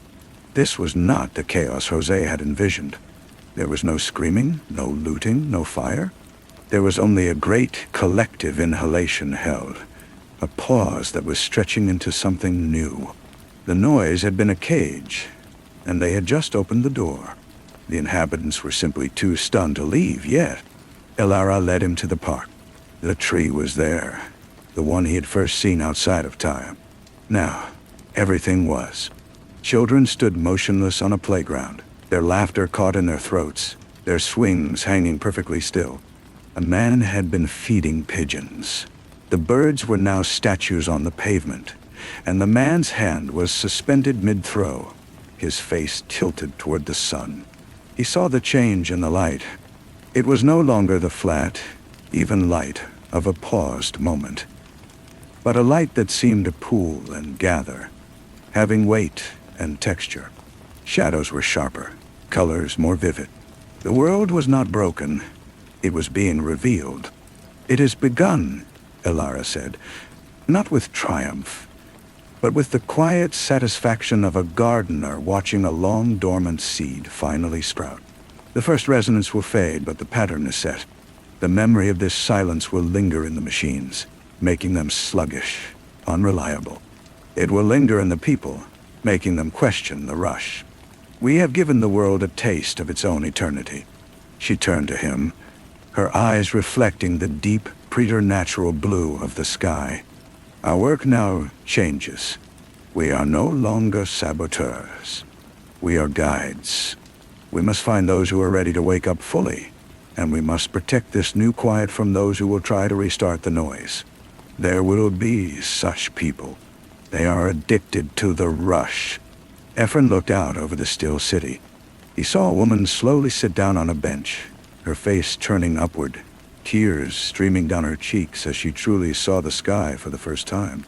He saw a businessman drop his briefcase, the contents spilling onto the grass, utterly ignored, as he simply watched the leaves on a tree. He felt the cold, hard clarity that had filled him since the phone call soften, warming into a sense of purpose so vast it was humbling. He had spent his life enforcing a set of rules he now knew were arbitrary, a desperate attempt to impose order on a system designed for chaos. Now, he was a keeper of a deeper, truer law. "Where do we begin?" he asked. Elara smiled. "We begin by listening, and by waiting. The silence has its own timetable now. We are its servants." A single leaf detached from a high branch and began to fall. It did not flutter or spin in the chaotic way of leaves in the wind. It fell with a slow, deliberate, and beautiful grace, turning in a perfect, unhurried spiral towards the earth. Ephraim watched its descent, knowing it would be a long, long time before it landed. And for the first time in his life, he had all the time in the world to watch it. The leaf was still halfway to the ground when a sound fractured the quiet. It was a raw, guttural shout from across the park. A man in a security guard's uniform was waving his arms, his face contorted with anger and fear. "Get up!" he was yelling at the dazed people. "What's wrong with you? Get up! We have to! We have to do something." Ephraim watched as the man's panic beat uselessly against the pervasive calm. It was the first attempt to restart the noise, a sputtering engine trying to turn over in a frozen world. The people on the grass merely looked at him, their expressions not of fear, but of a gentle, uncomprehending pity. Elara did not flinch. The first tremor, she said softly. His identity is tied to action, to purpose, defined by the old rhythm. Without it, he feels he is dissolving. He will either break, or he will be stilled. Ande, kaina, tian, halnash, tabdi. As if on cue, two other figures emerged from the crowd. They moved with the same deliberate, unhurried pace that everything now possessed. They were a man and a woman, dressed in ordinary clothes, but their eyes held the same deep calm as Alara's. They approached the shouting guard, not with threat, but with a placid, immovable presence. They did not speak. They simply stood near him, a living buffer of silence. The guard's shouts became more frantic, then began to falter. His energy, having no opposite force to fight against, simply drained away. His shoulders slumped. He looked from their serene faces to the impossibly slow-falling leaf, and a sob escaped him. Then he too grew quiet, sinking to his knees on the path. "They are the first of the awakened," Ilara said. They felt the shift and understood. Our network is small, but it is rooted in the stillness. It will grow. She turned from the scene, her work there done. We must go to the source, the still point. The resonance began there, and it must be nurtured there. It is the heart of this new world, and it must be protected. Their journey back to the library was a pilgrimage through a transformed city. The stillness was not uniform. It pulsed and breathed. In some blocks, people were beginning to move again, but with a new, thoughtful slowness, talking in low, wondering voices. In others, the quiet was absolute, a deep freeze of time. They passed a fire station where the crew sat on the curb, watching the sky, their truck silent in its bay. They saw a shopkeeper carefully sweeping his steps, each movement a meditation. The library doors were locked, but the lock yielded to Alara's touch, as if it were made of water. Inside, the silence was deeper and more potent than ever. The books on the shelves seemed to be sleeping, their knowledge no longer something to be seized and used, but simply to be a part of the permanent, quiet record of existence. They descended once more to the sub-basement, to the heavy oak door. As Alara fitted the key into the lock, Ephraim felt a new sensation emanating from within. It was a low, steady thrum. Not a sound, but a vibration in the air itself. A feeling of immense power held in perfect check. The door swung open. The small circular chamber was no longer dark. The stone shelves, which had been empty, now held simple, smooth stones that glowed with a soft internal light. In the center, the pedestal was gone. In its place was a pool of what looked like liquid obsidian, perfectly still and yet swirling with deep, unseen currents. This was the still point, and it was no longer just a room. It was alive. "This is the wellspring," Ilara whispered, her voice filled with reverence. "The resonance has activated it. It is drawing the silence from the city, refining it, and sending it back out, stronger. This is what we protect. This is what they will try to destroy." As she spoke, Ephraim knew with a certainty that went beyond thought that she was right. The peace outside was fragile. The old world, with its addiction to speed and sound, would not surrender quietly. It would send its agents, its priests of noise, to shatter this calm. They would come with generators and commands, with threats and violence, trying to shock the heart back into its frantic beat. He looked at the glowing stones, at the dark, serene pool, and then at Ilara. He had traded a gavel for a key. His purpose was no longer to judge the world, but to safeguard its quiet. The prosecutor was gone. The warden of the silence had arrived. Story 6. The faucet in the corner of the room dripped. It was not a frantic, desperate tapping, but a slow, measured beat. A metronome counting out the final moments of something already dead. Drip. Dotty. A small dark pearl would form at the lip of the chrome. Drip, tight. It would hang, pregnant with its own weight. A tiny world reflecting the room's single, bare bulk. Drip, die. It would fall, shattering silently against the stained porcelain below. Hugh watched it, his own breath held in the space between the drops. It was the only clean thing in the entire apartment, that drip, and its relentless, indifferent rhythm was the first clue that something here was profoundly wrong. A pattern everyone else had missed. The man on the floor was not part of the pattern. He was the interruption. Adrian, the producer, or what was left of him, lay curled on a threadbare Persian rug that was now more red than burgundy. The air was thick with the smell of it, that copper penny scent of spent life, mixed with the cloying sweetness of spoiled champagne and the faint, elegant ghost of Adrian's cologne. Hugh crouched, his knees cracking in the silence. He didn't touch the body. He just looked, his eyes taking inventory. A broken jaw, slack. 2 bullet holes, neat and dark, in the chest. A life, extinguished not with a bang, but with the quiet finality of a business transaction. Hugh was a collector, not a killer, though the line often blurred in the dim light where he worked. Deacon, the man who signed his checks, had sent him from the humid, grimy streets of Chicago to this sun-bleached city of angels to collect a debt.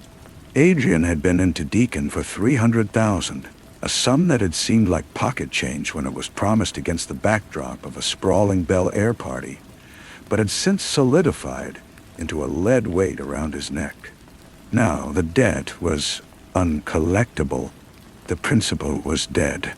This was, in the strictest terms, a professional failure. He stood, his shadow stretching long and lean across the wall. The apartment was a stage set of a life in collapse.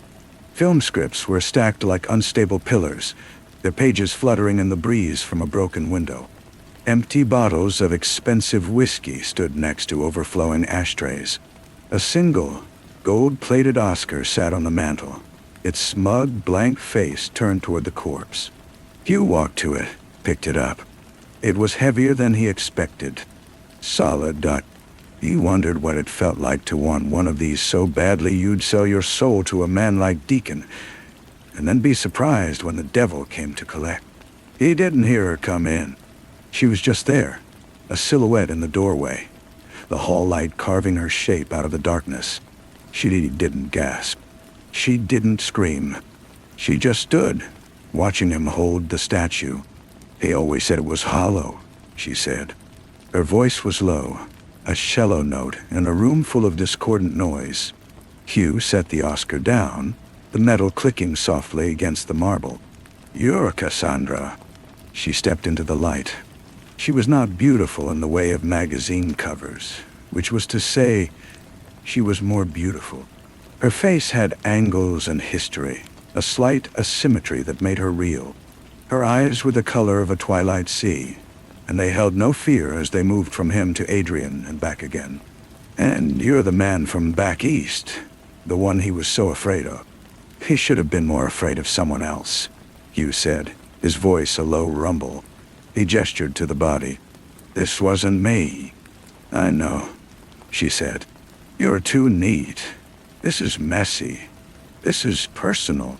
She hugged herself, a gesture that could have been read as vulnerability, but to Hugh looked more like containment, a holding in of a vast and dangerous energy. They took the ledger, the one where he kept his real accounts, not the one for the studios, the one for Deacon and for the others. Hugh felt the first real spark of the night, a flicker of interest that cut through the procedural gloom. There were others. Of course there were.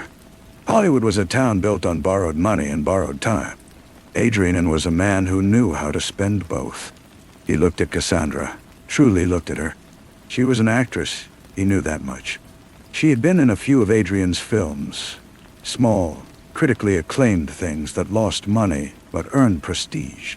She was also, according to the dossier Deacon's man had provided, Adrian's sometime lover and full-time confidant. She was a creature of this world, and she understood its fictions.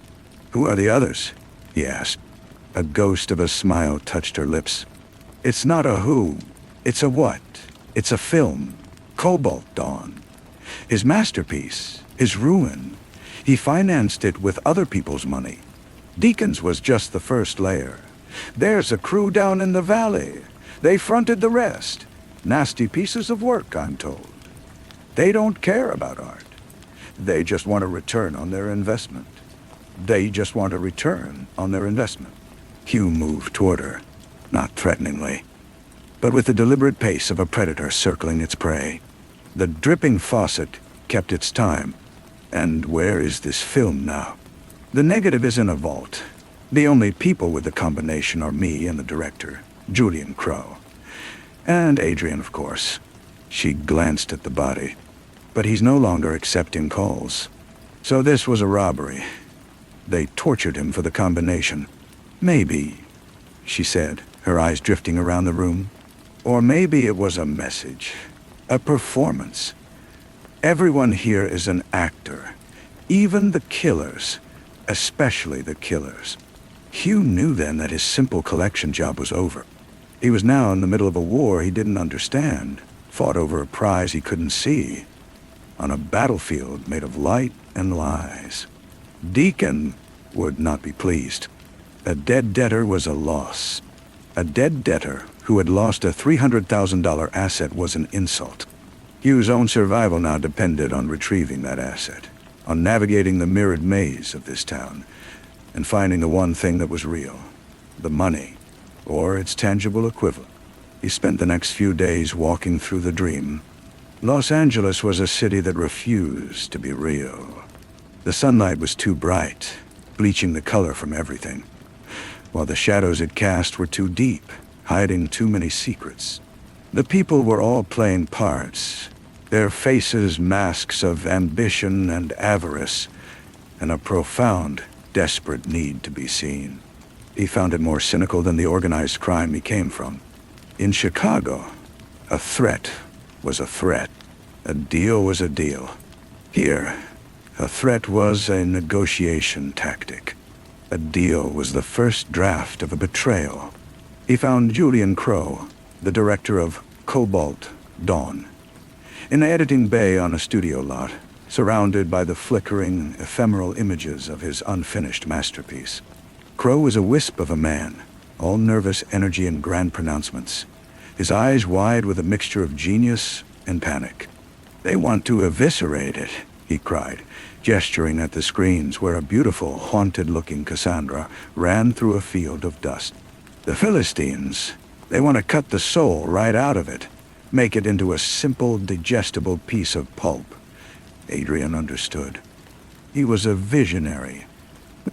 He was a man who spent money he didn't have, Hugh said, his voice flat, cutting through the director's theatrics. Now he's dead, and the people he owes want what's theirs. Crow's bravado deflated. He sank into a chair, looking small and old. The negative. They want the negative. They think they can sell it to some streaming service, recoup their investment. They don't understand. It's not a product. It's a testament. "Where is it?" Hugh asked.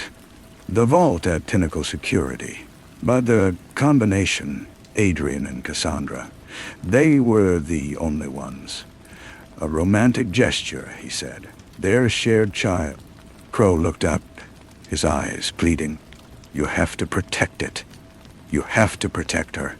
They'll come for her next. The Vipers." The name hung in the air, cheap and menacing. The Vipers, a two-bit crew from the valley, all muscle and no finesse. They were the rival gangsters in this drama, the blunt instrument. They had made the mess in Adrian's apartment. They had taken the ledger, learned about the film, and now they wanted it. It was simple, brutal, and stupid, but it was also dangerous. Hugh tracked Cassandra to a bungalow in the Hollywood Hills, a secluded place perched over the city like an eagle's nest. She was waiting for him on the porch, a glass of whiskey in her hand, the lights of Los Angeles sprawling below her like a fallen galaxy. "The Vipers," he said, leaning against the railing. "They have the ledger. They know you have the combination." She took a slow sip. "I know. They'll come for you. I know that too." He studied her profile against the city lights. She was calm, too calm. A woman facing down two sets of criminals, caught in the crossfire, should have shown a crack. But she was made of something stronger, something more resilient. She was, he realized, the best actor in the whole damn town. "Why didn't you just give them the combination?" he asked. "And lose the only leverage I have?" She turned to him, her eyes reflecting the distant glow. "Once they have the film, I'm a loose end. Just like Adrian. This way I'm still useful. To them, and to you." It was then that he saw it, the hidden pattern, as clear and relentless as the dripping faucet. Adrian's death, the missing ledger, the vulnerable actress. It was all a performance, a script, written to manipulate him, to draw him into the game. She was not a damsel in distress. She was the director. "It was you," he said, his voice barely a whisper. "You took the ledger. You sent the Vipers to Adrian. You knew they'd kill him. You knew it would bring me running, that Deacon wouldn't let a $300,000 debt just disappear. You used his death to pit me against them." She didn't deny it. She just smiled, a slow, sad, triumphant smile. "I needed a new producer," she said. Adrian was weak. He was going to fold, to sell the film to the Vipers for pennies and leave me with nothing. "I've given my life to this film, Hugh. It's the only true thing I've ever done. I couldn't let that happen. So I arranged a hostile takeover." India. The sheer, chilling audacity of it took his breath away. She had orchestrated a murder to protect a work of art. She had played the victim to enlist a gangster as her enforcer. He felt a strange, cold admiration for her, a recognition of a kindred spirit. They were both in the business of applying pressure, of bending wills. His tools were threats and violence. Hers were fiction and illusion. They were, he saw the same. "The Vipers still have the ledger," he said. "They still want the film. Then we'll have to take it back from them," she replied. "Together, you get to be the hero for your Mr. Deacon, retrieving the asset and neutralizing the competition. And I get to finish my film with a new, more reliable financial backer. You." He laughed then, a short, sharp bark that echoed in the night. She was offering him a partnership, a stake in the dream. It was insane. It was brilliant. It was the only move that made sense in a world where nothing was real. The climax happened not in a shadowy alley, but in the blinding white of a soundstage. The Vipers, led by a hulking brute named Razor, had come for the negative, cornering Cassandra there. They thought they had won. They didn't understand the set was a weapon. Hugh moved through the hanging backdrops of Parisian streets and western towns, a ghost in a world of facades. The confrontation was short, brutal, and cinematic. He used the environment, a falling sandbag, a swinging light, a roll of fake barbed wire, as effectively as he used his fists and his gun. It was not a fight. It was a scene, choreographed and executed with ruthless efficiency. When it was over, Razor and his men lay broken among the props, their reality no match for the fiction they had tried to invade. Hugh stood over them, breathing heavily. Cassandra walked out of the shadows, holding a metal film can. "The negative?" he asked. "A duplicate," she said. "The real one is safe." "Bay?" He looked at her, this woman who had rewritten her own story with blood and ink, and he knew he was lost. He was no longer just a collector. He was a producer. He was part of the dream. He delivered the ledger and the duplicate negative to Deacon's lawyer, a tidy resolution that satisfied the books. He told Deacon the Vipers were handled, the competition eliminated. He did not mention his new partnership. Some deals were best kept in the shadows. Weeks later, he sat in a private screening room. The room was dark, silent.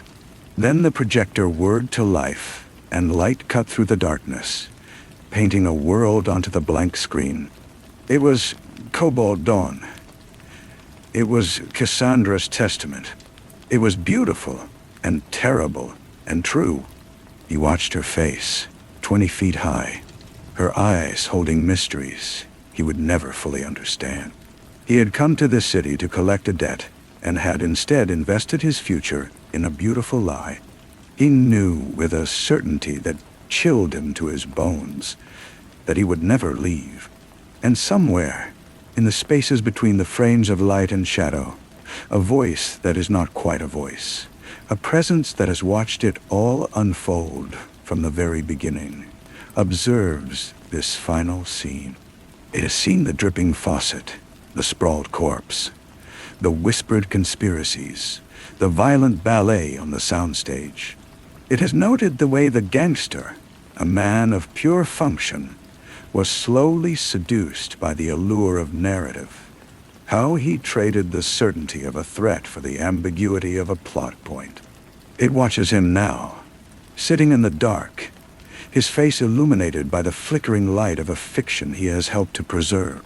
The case is closed, the mystery solved, not with a single truth, but with a more elegant, more profitable lie. The ending is not happy, but it is perfect. And the unseen narrator, having borne silent witness to every betrayal and every revelation, finally allows itself a single unspoken thought that hangs in the projected dust motes of the screening room, a thought that echoes with the quiet finality of a closing door. Congratulations. You have become one of us. The thought was not his own, but it settled in his mind with the weight of a verdict. The film ended. The screen went white, and the room was plunged into a silence that felt louder than the score. Cassandra, seated beside him, did not move. She was waiting for his critique, his judgment on the masterpiece she had murdered for. He said nothing. There were no words for the hollow victory in his chest. He had won. He had secured the asset, eliminated a rival, and positioned himself as a new power in a very old game. But the cost was a fundamental rewriting of his own code. He was no longer just Hugh, the collector from Chicago. He was Hugh, the producer, the partner, the man complicit in a beautiful, terrible lie. The lights came up, a soft, gradual glow that did nothing to dispel the darkness the film had left behind. Cassandra turned to him, her twilight sea eyes searching his face. Well, it's a powerful film, he said, the words ash in his mouth. She smiled, a real one this time, devoid of the sad triumph from the bungalow. It was a smile of pure, unadulterated relief. She had her film. She had her protector. The performance was over, and the reality it had constructed was now their lives. They left the screening room and stepped out into the Los Angeles afternoon. The sun was still too bright, the colors still too bleached. But it felt different now. It was no longer a cynical dream he was passing through. It was his territory. He owned a piece of the dream factory, and the factory, in turn, owned a piece of him. His phone buzzed, a stark, modern sound against the lingering echo of the film's orchestral swell. It was Deacon, not a lawyer, not an intermediary. Deacon himself, Hugh's blood, which had been moving slowly, thickened to ice. He answered, "Yeah?" Deacon's voice was a dry rustle, like dead leaves skittering across concrete. "The package was received. The account is settled." There was a pause. Hugh could hear the man breathing, could almost smell the stale cigar smoke and old whiskey through the line. "The Vipers," Deacon continued. A messy end. Uncharacteristically theatrical for you, Hugh. Hugh said nothing. He watched a hummingbird dart between the blossoms of a bougainvillea, a frantic, jeweled thing trapped in its own desperate rhythms. There's a rumor, Deacon said, the words dropping one by one, like the pearls of water from that faucet in Adrian's apartment. A rumor that the asset was not entirely lost, that it has simply found new management. Cassandra was watching him, her actor's instinct sensing the shift in the scene. Hugh held her gaze, his own face a mask of calm. Rumors are the currency of this town, Hugh said, his voice even. They're rarely backed by anything real. Deacon's low chuckle was the most threatening sound Hugh had ever heard. See that this one isn't. A man in your position, a man with a new partner, needs to be very careful about the stories he lets into circulation. I would hate for our next conversation to be about interest on a new debt. The line went dead. Hugh lowered the phone, the plastic casing warm in his hand. The threat was not explicit, but it was absolute. Deacon knew. He might not know the details, but he knew the shape of the betrayal. He had allowed Hugh this victory, this fiction, but the leash was still around his neck. It had just gotten longer. Trouble? Cassandra asked, her voice light, but her eyes were sharp. The same as always, Hugh replied, slipping the phone into his pocket. Just business. He offered her his arm, a gesture that felt both foreign and inevitable. She took it, her hand resting lightly in the crook of his elbow. Together they walked toward his car, two characters in a story that was far from over. The sun beat down, the city hummed, and the unseen presence that had narrated their every move watched them go, its silent commentary now tinged with a new, more immediate curiosity. The final door had not closed after all. It had merely led to a larger, more dangerous room. The game was still on, and the stakes had just been raised. He drove her back to the bungalow in a silence that was heavier than any they had shared before. The unspoken understanding of Deacon's call lay between them, a third passenger in the car. He pulled into the driveway, the engine idling, not turning it off. He stared through the windshield at the pristine, empty house. Yeah, knows, Cassandra said, not a question. He suspects, Hugh corrected. There's a difference. He'll wait. He'll watch. He'll see if this new investment of mine pays off. And will it? He finally turned to look at her. The afternoon light carved her features into something both delicate and severe. She was a gamble of monumental proportions. She was a liability, a conspirator, a murderer. She was also the most compelling thing he had ever encountered. That depends on you, he said. The film is one thing. The business is another. We need to be cleaner than clean. We need to be legitimate. Or at least, we need to look it. She nodded, a quick, efficient gesture. I have meetings next week. Studio meetings. They're interested in distribution now that the ownership issues are resolved. She didn't smile. The victory was too fragile for that. You should come. They need to see the money. They need to see you. The thought of sitting in a polished conference room, talking about marketing strategies and box office projections, was more alien to him than any back alley beating. But he nodded. I'll be there. One tear. He watched her walk to her door. A solitary figure against the sprawling backdrop of the city. She didn't look back. She didn't need to. Their fates were braided together now, a double helix of ambition and survival. He drove to his own apartment, a sterile, temporary space in a building full of people dreaming the same dream. He poured a drink, not the good whiskey he'd had at her place, but the cheap, functional kind he kept for himself. He stood by his window, looking out at the same lights she could see from her hill. But from this angle, they just looked like lights. The phone on his kitchen counter buzzed again. He ignored it. It was the world, already pressing in. Deacon's shadow, the Viper's associates, seeking revenge. The endless, hungry machinery of the industry. He had traded the straightforward violence of his old life for the psychological warfare of this new one. He had thought he was stepping into a dream, but he had only entered a more complex and layered nightmare. He finished his drink, the liquor doing nothing to warm the cold place inside him. He knew what he had to do.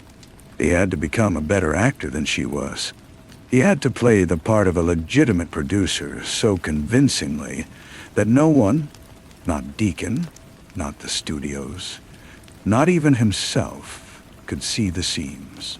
He had to learn the lines, hit his marks, and sell the performance of a lifetime. He picked up his phone. There was a text from an unknown number. Just an address downtown and a time. Tomorrow, 10 p.m. No signature. It was a thread, pulled from the messy tapestry of the Viper's demise. A loose end that needed tying off. Hugh put the phone down. He had a script to read, a role to learn, and now another scene to rehearse. The curtain had not fallen. It had just risen on the next act. The address led to a warehouse dock smelling of stale river water and diesel fuel. The man waiting for him was small, ferret-like, clutching a tablet computer to his chest like a shield. He was the Viper's accountant. The one who had kept the books. Razor was too stupid to understand. His name was Leo. They're gone. You made sure of that, Leo said, his voice a nervous tremor. I'm not here for revenge. I'm here for employment. Hugh stood, letting the silence stretch. A tactic that had always worked better than shouting. The hum of a distant freeway filled the space between them. I have the real ledger, Leo continued, tapping the tablet. The one Razor had was a decoy for the muscle. This one has everything. Deacon's operations, the shell companies for the film funding, the names of the people who really own this town. He offered a thin, desperate smile. I thought you might find it a useful tool in your new line of work, insurance. Hugh took the tablet. He scrolled through the files, a labyrinth of numbers and coded transfers. It was a map of the city's hidden arteries, all leading back to Deacon's heart. It was power, pure and simple, and it was a death sentence if he was caught with it. Why give this to me? Hugh asked, his voice low. Because you're a businessman now, Leo said, his eyes darting towards the dark water. And a businessman needs leverage. I'm just looking for a severance package, a one-way ticket somewhere far away. Hugh considered the man. This rodent fleeing a sinking ship he had helped scuttle. He was a liability, but he was also right. The ledger was more valuable than the film negative had ever been. It was the source code. He pulled an envelope of cash from his inside pocket, the one he always carried for emergencies, and handed it to Leo.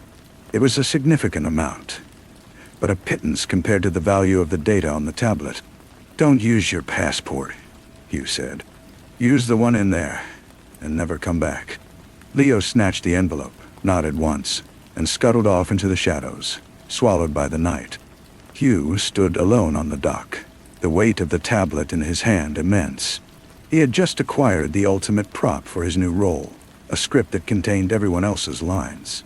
He knew then that his performance would not be about convincing the world he was a producer. It would be about convincing Deacon that he was still a loyal soldier, while secretly holding the blueprint to his fortress. The next morning, he wore his new suit to the studio meeting. It was charcoal gray, expensive, and felt like a costume.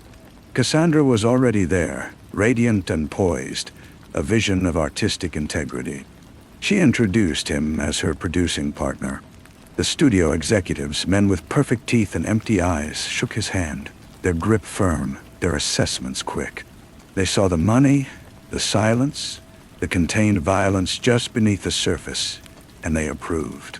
It was a language they understood. Later, in the polished silence of his car, Cassandra turned to him. You were perfect. They were frightened of you. It's good for business. Hugh didn't answer. He was thinking of the tablet, hidden in a secure box, and of Deacon's voice on the phone. He was thinking of the ledger's contents, a story far more damning than any film. He was no longer just an actor in Cassandra's production. He had become the author of his own, a thriller of deception and survival written in invisible ink. He drove on, the wheels of the car whispering against the asphalt, carrying him deeper into the plot. The first check from the studio clearinghouse felt like a foreign object in his hands. The paper was thick, the numbers impossibly large. It was payment for a story, for a dream. He deposited it into a new account, one under the name of a shell corporation he and Cassandra had established, a fictional entity to manage their very real enterprise. The money was clean, or clean enough to withstand the kind of scrutiny they were likely to face. It was a start. Their days fell into a new rhythm, a bizarre pantomime of normalcy. Mornings were for script meetings in area offices with floor-to-ceiling windows, afternoons for location scouts in the dusty hills beyond the city. He learned the language of coverage and gross points, of back-end participation and above-the-line costs. He was a quick study. It was, he found, not so different from assessing a mark or structuring a collection. It was all about leverage and risk. Cassandra was in her element, a general marshaling her forces. She was deferential to him in public, a graceful acknowledgement of his financial clout. But in private, the dynamic was more complex. They were partners, bound by a secret that was both a foundation and a fault line. They rarely spoke of Adrian, or the Vipers, or the soundstage. Those events were the prelude, the necessary violence that had brought their world into being. One evening, they were at her bungalow. The script for her next project spread across the low table between them. It was a smaller film, a character piece. "Safer. It's good," Hugh said, turning a page. "It's smart. But," she asked, sensing his reservation. "But it's not Cobalt Dawn," he said, looking up at her. "It doesn't have the same teeth." She held his gaze, and for a moment, he saw the woman from the garden, the one who had confessed to murder. Teeth are expensive, and they have a tendency to bite the hand that feeds them. "Maybe," he said. "But that's the business we're in now, the business of teeth." He reached into his briefcase, not for a script, but for the tablet. He set it on the table beside her screenplay. The screen was dark, but its presence was louder than any line of dialogue. Cassandra looked at it, then back at him, her expression unreadable. "Is that what I think it is?" "Insurance," he said, repeating Leah's word. "It's a story, too. A much darker one." He didn't open it. He didn't need to. They both understood its power. It was their shield and their potential undoing. It was the tangible proof that their new, respectable life was built on the same old corruption. They had not escaped the world of Deacon. They had merely borrowed from it, and the ledger was the promissory note. The phone rang, shattering the quiet. It was the landline, a quaint, cream-colored thing on her kitchen wall. They both looked at it. No one called that number except studios and agents during business hours. Cassandra stood and walked over, picking up the receiver. "Hello?" Hugh watched her back stiffen. She didn't speak again, just listened for a full minute, her knuckles white on the handset. Slowly, she placed it back in its cradle. She turned to face him, her skin pale. "Who was it?" he asked, though he already knew. She shook her head, a tiny, frantic motion. "No one. A wrong number." She walked back to the couch, but she didn't sit. She stood before him, wrapping her arms around herself. He just breathed. For a whole minute, he just breathed. The room, which had felt like a sanctuary, was suddenly just a set again, the walls as thin as paper. Deacon wasn't waiting. He was reminding. He was the master of the house, and he was letting them know the rent was due. Hugh looked from Cassandra's frightened face to the tablet on the table. Their insurance policy had just felt dangerously flimsy. The story was far from over, and the next scene was already beginning. whether they were ready for it or not. He stood up, the movement abrupt, and picked up the tablet. The glass screen felt like skin. "We can't stay here tonight. Where would we go?" Cassandra's voice was a whisper. "He is not a man you can run from. He's a condition."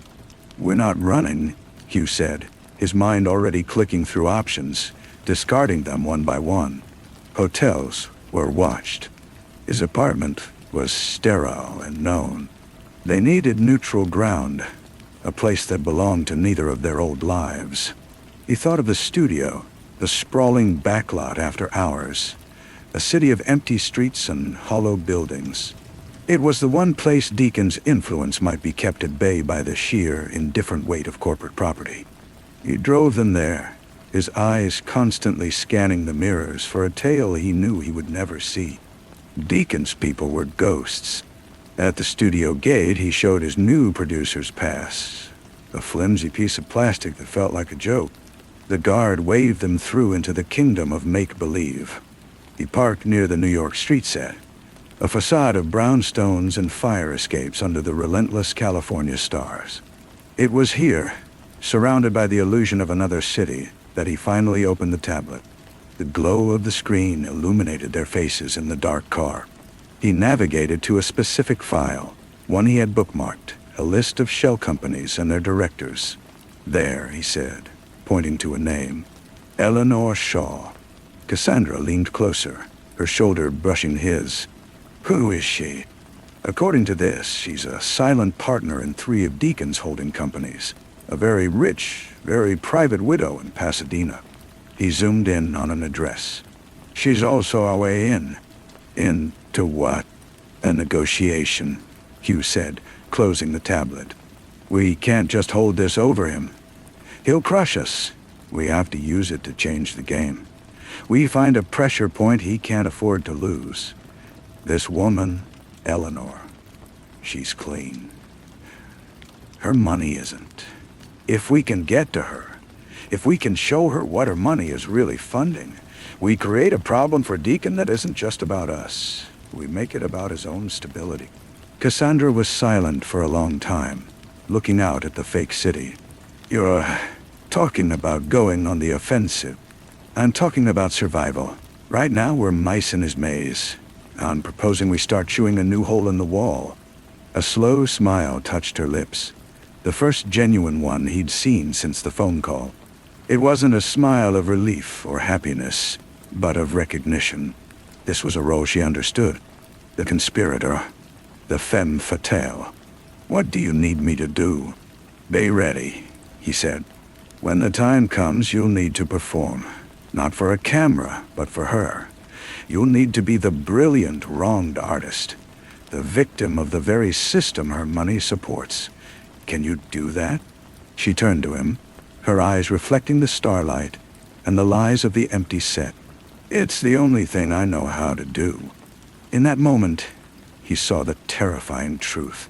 Her entire life had been a rehearsal for this.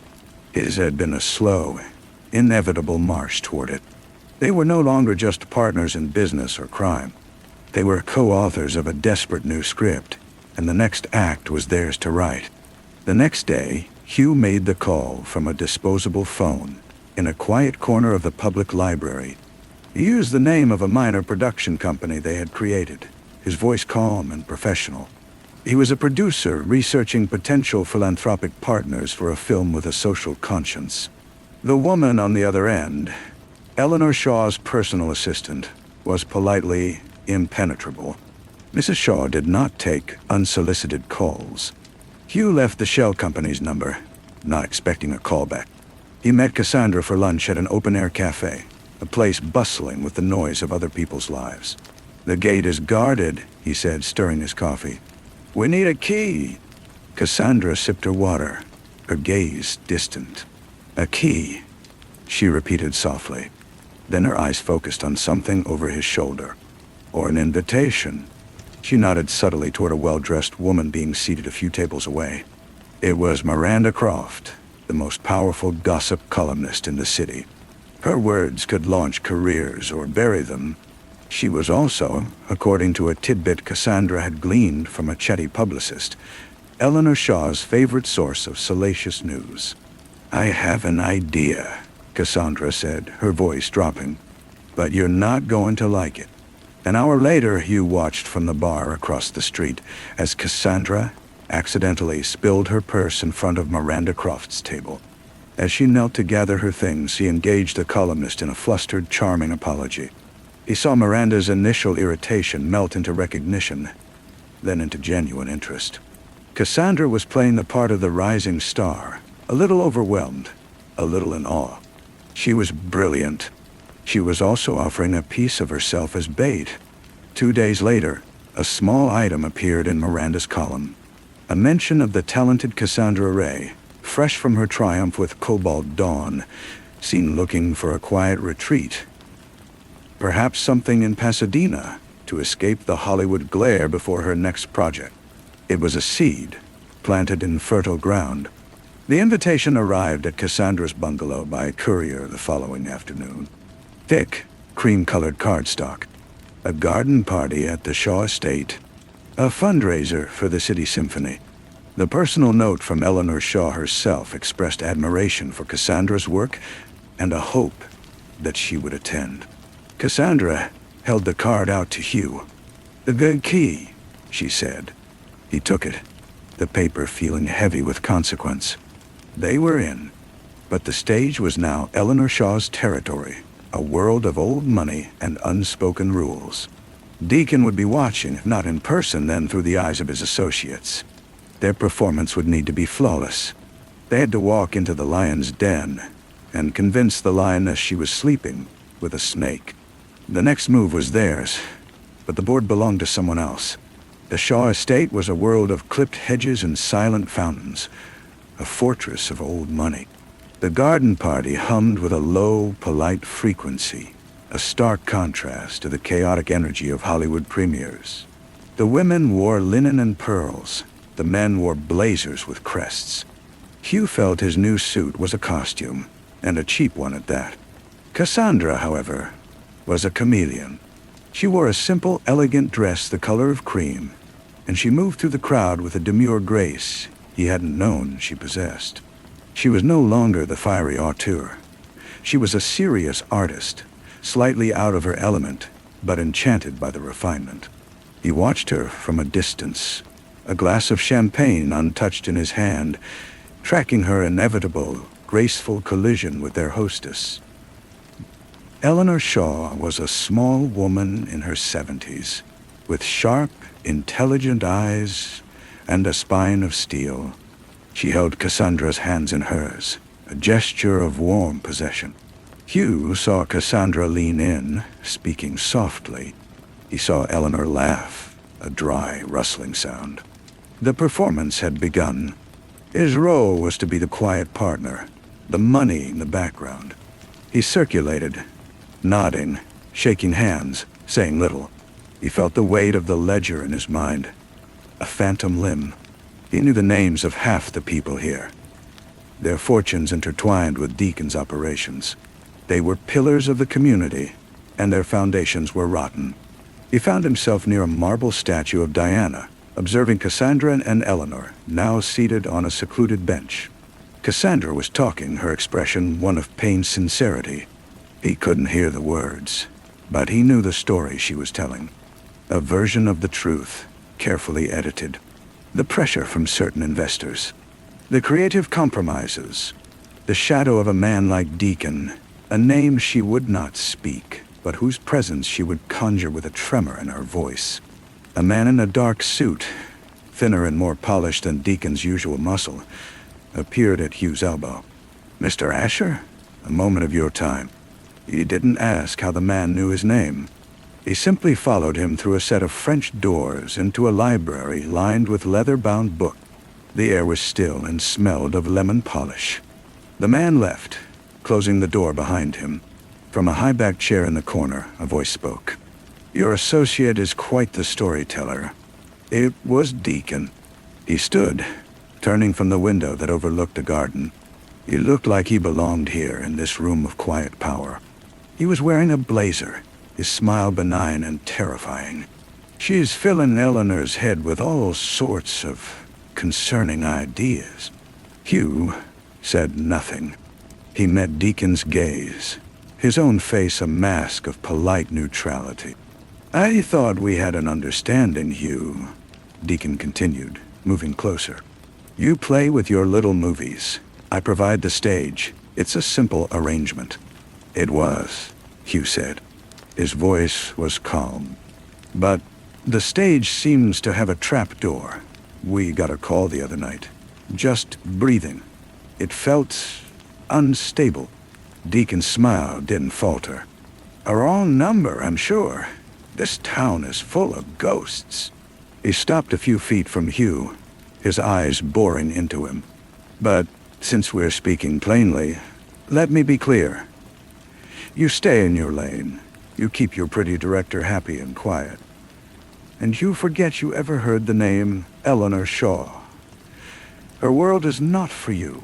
It's certainly not for that girl out there." Hugh could feel the threat in the air, thick as smoke. This was the test. To flinch was to die. He reached into his inside pocket, not for a weapon but for his phone. He pulled up a single image, a scanned page from the ledger. He didn't hand it to Deacon. He just turned the screen so the older man could see it. It was a record of a multi-million-dollar transfer from one of Eleanor's charitable trusts to a shell company called Orion Holdings, Deacon's company. "Her world seems to be quite involved with yours," Hugh said, his voice still quiet. "I wonder what she would think of that. I wonder what the symphony board would think." Deacon's face went very still.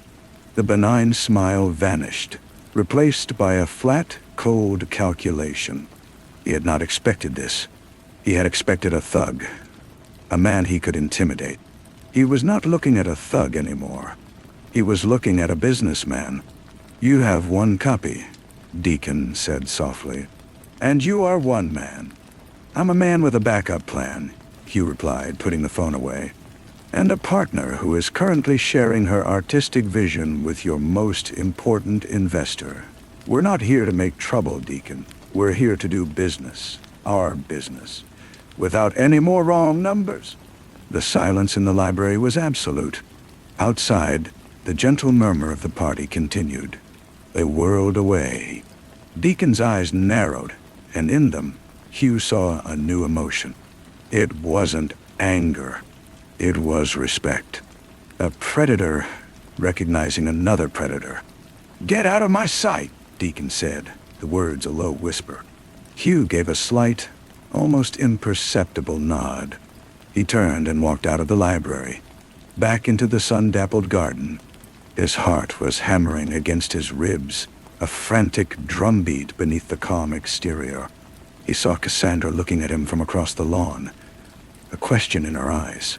He gave her the faintest of nods. The performance was over. The message had been delivered. The balance of power had just shifted, not with a bang, but with a single silent image on a phone screen. The game had changed. He found her by the champagne fountain, her posture still perfectly composed, but her eyes wide with unspoken questions. He took a glass from a passing tray and handed it to her, his fingers brushing hers. A tiny, deliberate contact. A signal. "We should be going," he said, his voice carrying just enough to be overheard by those nearby. "Early call time tomorrow." Cassandra played her part, offering a regretful smile to the small circle around her. The director's life. No rest for the wicked. She made a point of seeking out Eleanor Shaw, pressing the older woman's hands warmly between her own. "Thank you for a lovely afternoon. Your garden is an inspiration." Eleanor's sharp eyes flickered from Cassandra to Hugh and back again. "We must continue our conversation soon, my dear. There is so much more to discuss." It was a promise or a threat. Hugh couldn't tell which. They walked to the car in a silence that felt louder than any argument. Only when the gates of the estate were behind them and the car was winding down the manicured streets, did Cassandra let out a long, shaky breath. "What happened?" she asked, her gaze fixed on the road ahead. "He was there," Hugh said. "In the library." She turned to look at him, her face pale. And we had a chat. I showed him a page from the book. He didn't like it." "Is that all?" Her voice was tight with a tension she had held in check for hours. "No," Hugh admitted, his hands tightening on the wheel. "He told me to get out of his sight. It wasn't a dismissal. It was an acknowledgement. We're not pests to be swatted anymore. We're a problem to be managed." "So what does that mean for us?" "It means the breathing on the phone stops. For now. It means he'll look for another way. A cleaner way. Something that looks like an accident or a business failure." He glanced at her. "Your performance with Eleanor was perfect. We've planted the seed. Now we have to make sure it grows before Deacon finds a way to salt the earth." That night, back at the sterile safety of a rented corporate apartment had secured under another shell company, they didn't sleep. They sat at a small table, the tablet between them, its glow a cold campfire in the dark. "We need to go through it again," Hugh said. "Every transaction, every name. We missed Eleanor Shaw the first dozen times. Who else is there? Who else is clean on the outside but dirty where it counts?" It was grueling, mind-numbing work. Cross-referencing society pages with offshore accounts, charitable donations with weapons shipments. They were no longer just looking for blackmail material. They were building a map of Deacon's world, a web of influence and corruption so vast it seemed to touch everything. As the first gray light of dawn touched the windows, Cassandra leaned back, rubbing her eyes. "It's endless. It has to have a weak point," Hugh insisted, his own vision blurring. "Every system does. Maybe the weak point isn't a person," she said quietly. She pointed to a string of transactions, all flowing through a bank in Luxembourg. "Maybe it's a place, a single point of failure. If we can find the bank, the real one that holds the master key to all these shells." Hugh looked at her, a slow realization dawning. She was right. They had been thinking like criminals, targeting people. But to truly break the machine, they had to think like engineers. They had to find the power source and pull the plug. "We can't do that from here," he said. "We'd need to be on the ground. We'd need help." "The kind of help Leo was," she stated, not asked. "The kind of help that doesn't exist in your average phone book," he replied. He closed the tablet. The answer wasn't in the data anymore. It was in the world. They had escalated their war with Deacon from a shadow conflict to a cold war. The next step would be to go hot. And for that, they needed an army he wasn't sure he could find. The ledger was their shield, but it wasn't a sword. To win, they would have to forge one. The name came to him 3 days later, surfacing from the murky depths of his past, like a body from a lake. It was a name he had tried to forget, belonging to a man who operated in the spaces between nations and laws. His name was Silas, and he was a ghost who specialized in making other ghosts visible. He had been a legend in certain circles, a fixer for when things went truly, irreparably wrong.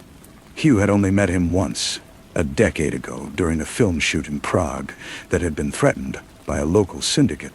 Silas had made the problem disappear, so had the budget line item for his fee. Finding him was the first challenge. It took the remainder of their cash and a few favors called in from the very edges of his old life, from people who preferred not to be remembered. The trail led not to a person, but to a system. A dead-drop email server, a P.O. box in Zurich, a series of encrypted messages that felt like shouting into a void. Then, a response. A single line. A cafe in Macau. The Parisian. 2 days. They had no choice. It was the only thread they had. The flight was a blur of anxiety and cheap airline coffee. Cassandra slept fitfully beside him, her head against the window. her face looking younger and more vulnerable in sleep. He felt the weight of her trust, a heavier burden than Deacon's entire empire. The Parisian was an air-conditioned fantasy of cobblestone-patterned flooring and fake gas lamps, tucked inside a casino that was a monument to excess.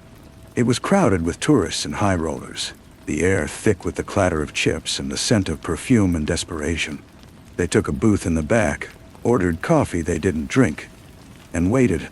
He arrived not as a shadow, but as a part of the scenery. A man in his late 50s, with the tired eyes of a university professor and the expensive but understated suit of a private banker. He slid into the booth opposite them, his movements economical and silent. "Mr. Asher," Silas said. His voice was a calm, neutral baritone. "You've grown into your troubles." His gaze shifted to Cassandra. "Miss Ray, I enjoyed your last film. The third act was a bit sentimental for my tastes, but the composition was striking." Cassandra, to her credit, simply nodded, her actress's mask firmly in place. "We need to get into a bank," Hugh said, dispensing with pleasantries. "A specific one, in Luxembourg." Silas stirred a packet of raw sugar into the espresso he had ordered without asking. "Everyone wants to get into a bank. Few wish to do it from the front door. You are talking about a physical intrusion." We're talking about accessing a server," Hugh corrected. "The one that holds the master records for a network of shell companies. We have the names. We need the proof that ties them all together. Proof that would be persuasive to certain parties," Cassandra added. Silas took a slow sip of his coffee. "The institution you are referring to is the Banque Privée de Luxembourg. Their digital security is, as you would expect, formidable. Their physical security is a polite fiction for the clients. The real protection is in a sub-basement, behind a door that requires 2 keys and a code that changes every 4 hours. It is not a place one walks into." "But it can be done," Hugh pressed. "Anything can be done," Silas replied, setting his cup down with a precise click. "The question is one of cost and consequence. The man you are opposing, Mr. Deacon, has friends in that bank. He likely has friends in the government that regulates it. To attempt this is to light a fuse on your entire life. There will be no going back." "We passed that point in a library in Pasadena," Hugh said. Silas studied him for a long moment, then gave a slow, almost imperceptible nod. "Very well. The cost will be $2 million. Half now, half upon delivery of the data. You will also need a team. I can provide the personnel. A social engineer, a systems specialist, and a driver. You will be the principal. You know the data. You will have to identify it on site." Hugh felt the number like a physical blow. It was everything they had left, everything he had secretly moved and hidden. "We can get you the money." "I know you can," Silas said. He slid a plain white card across the table. On it was a single string of numbers. A bank routing number. "The first million clears by tomorrow. You will receive further instructions. Do not be late." He stood, nodded once more to each of them, and melted back into the crowd of the casino, becoming just another anonymous face in the pursuit of fortune. Cassandra let out a breath she seemed to have been holding for minutes. "He's going to get us killed." "No," Hugh said, pocketing the card. Its edges felt sharp against his fingers. "He's our only chance to stay alive. We're not just forging a sword anymore. We're building a bomb, and we're going to place it right at the heart of Deacon's world. Error.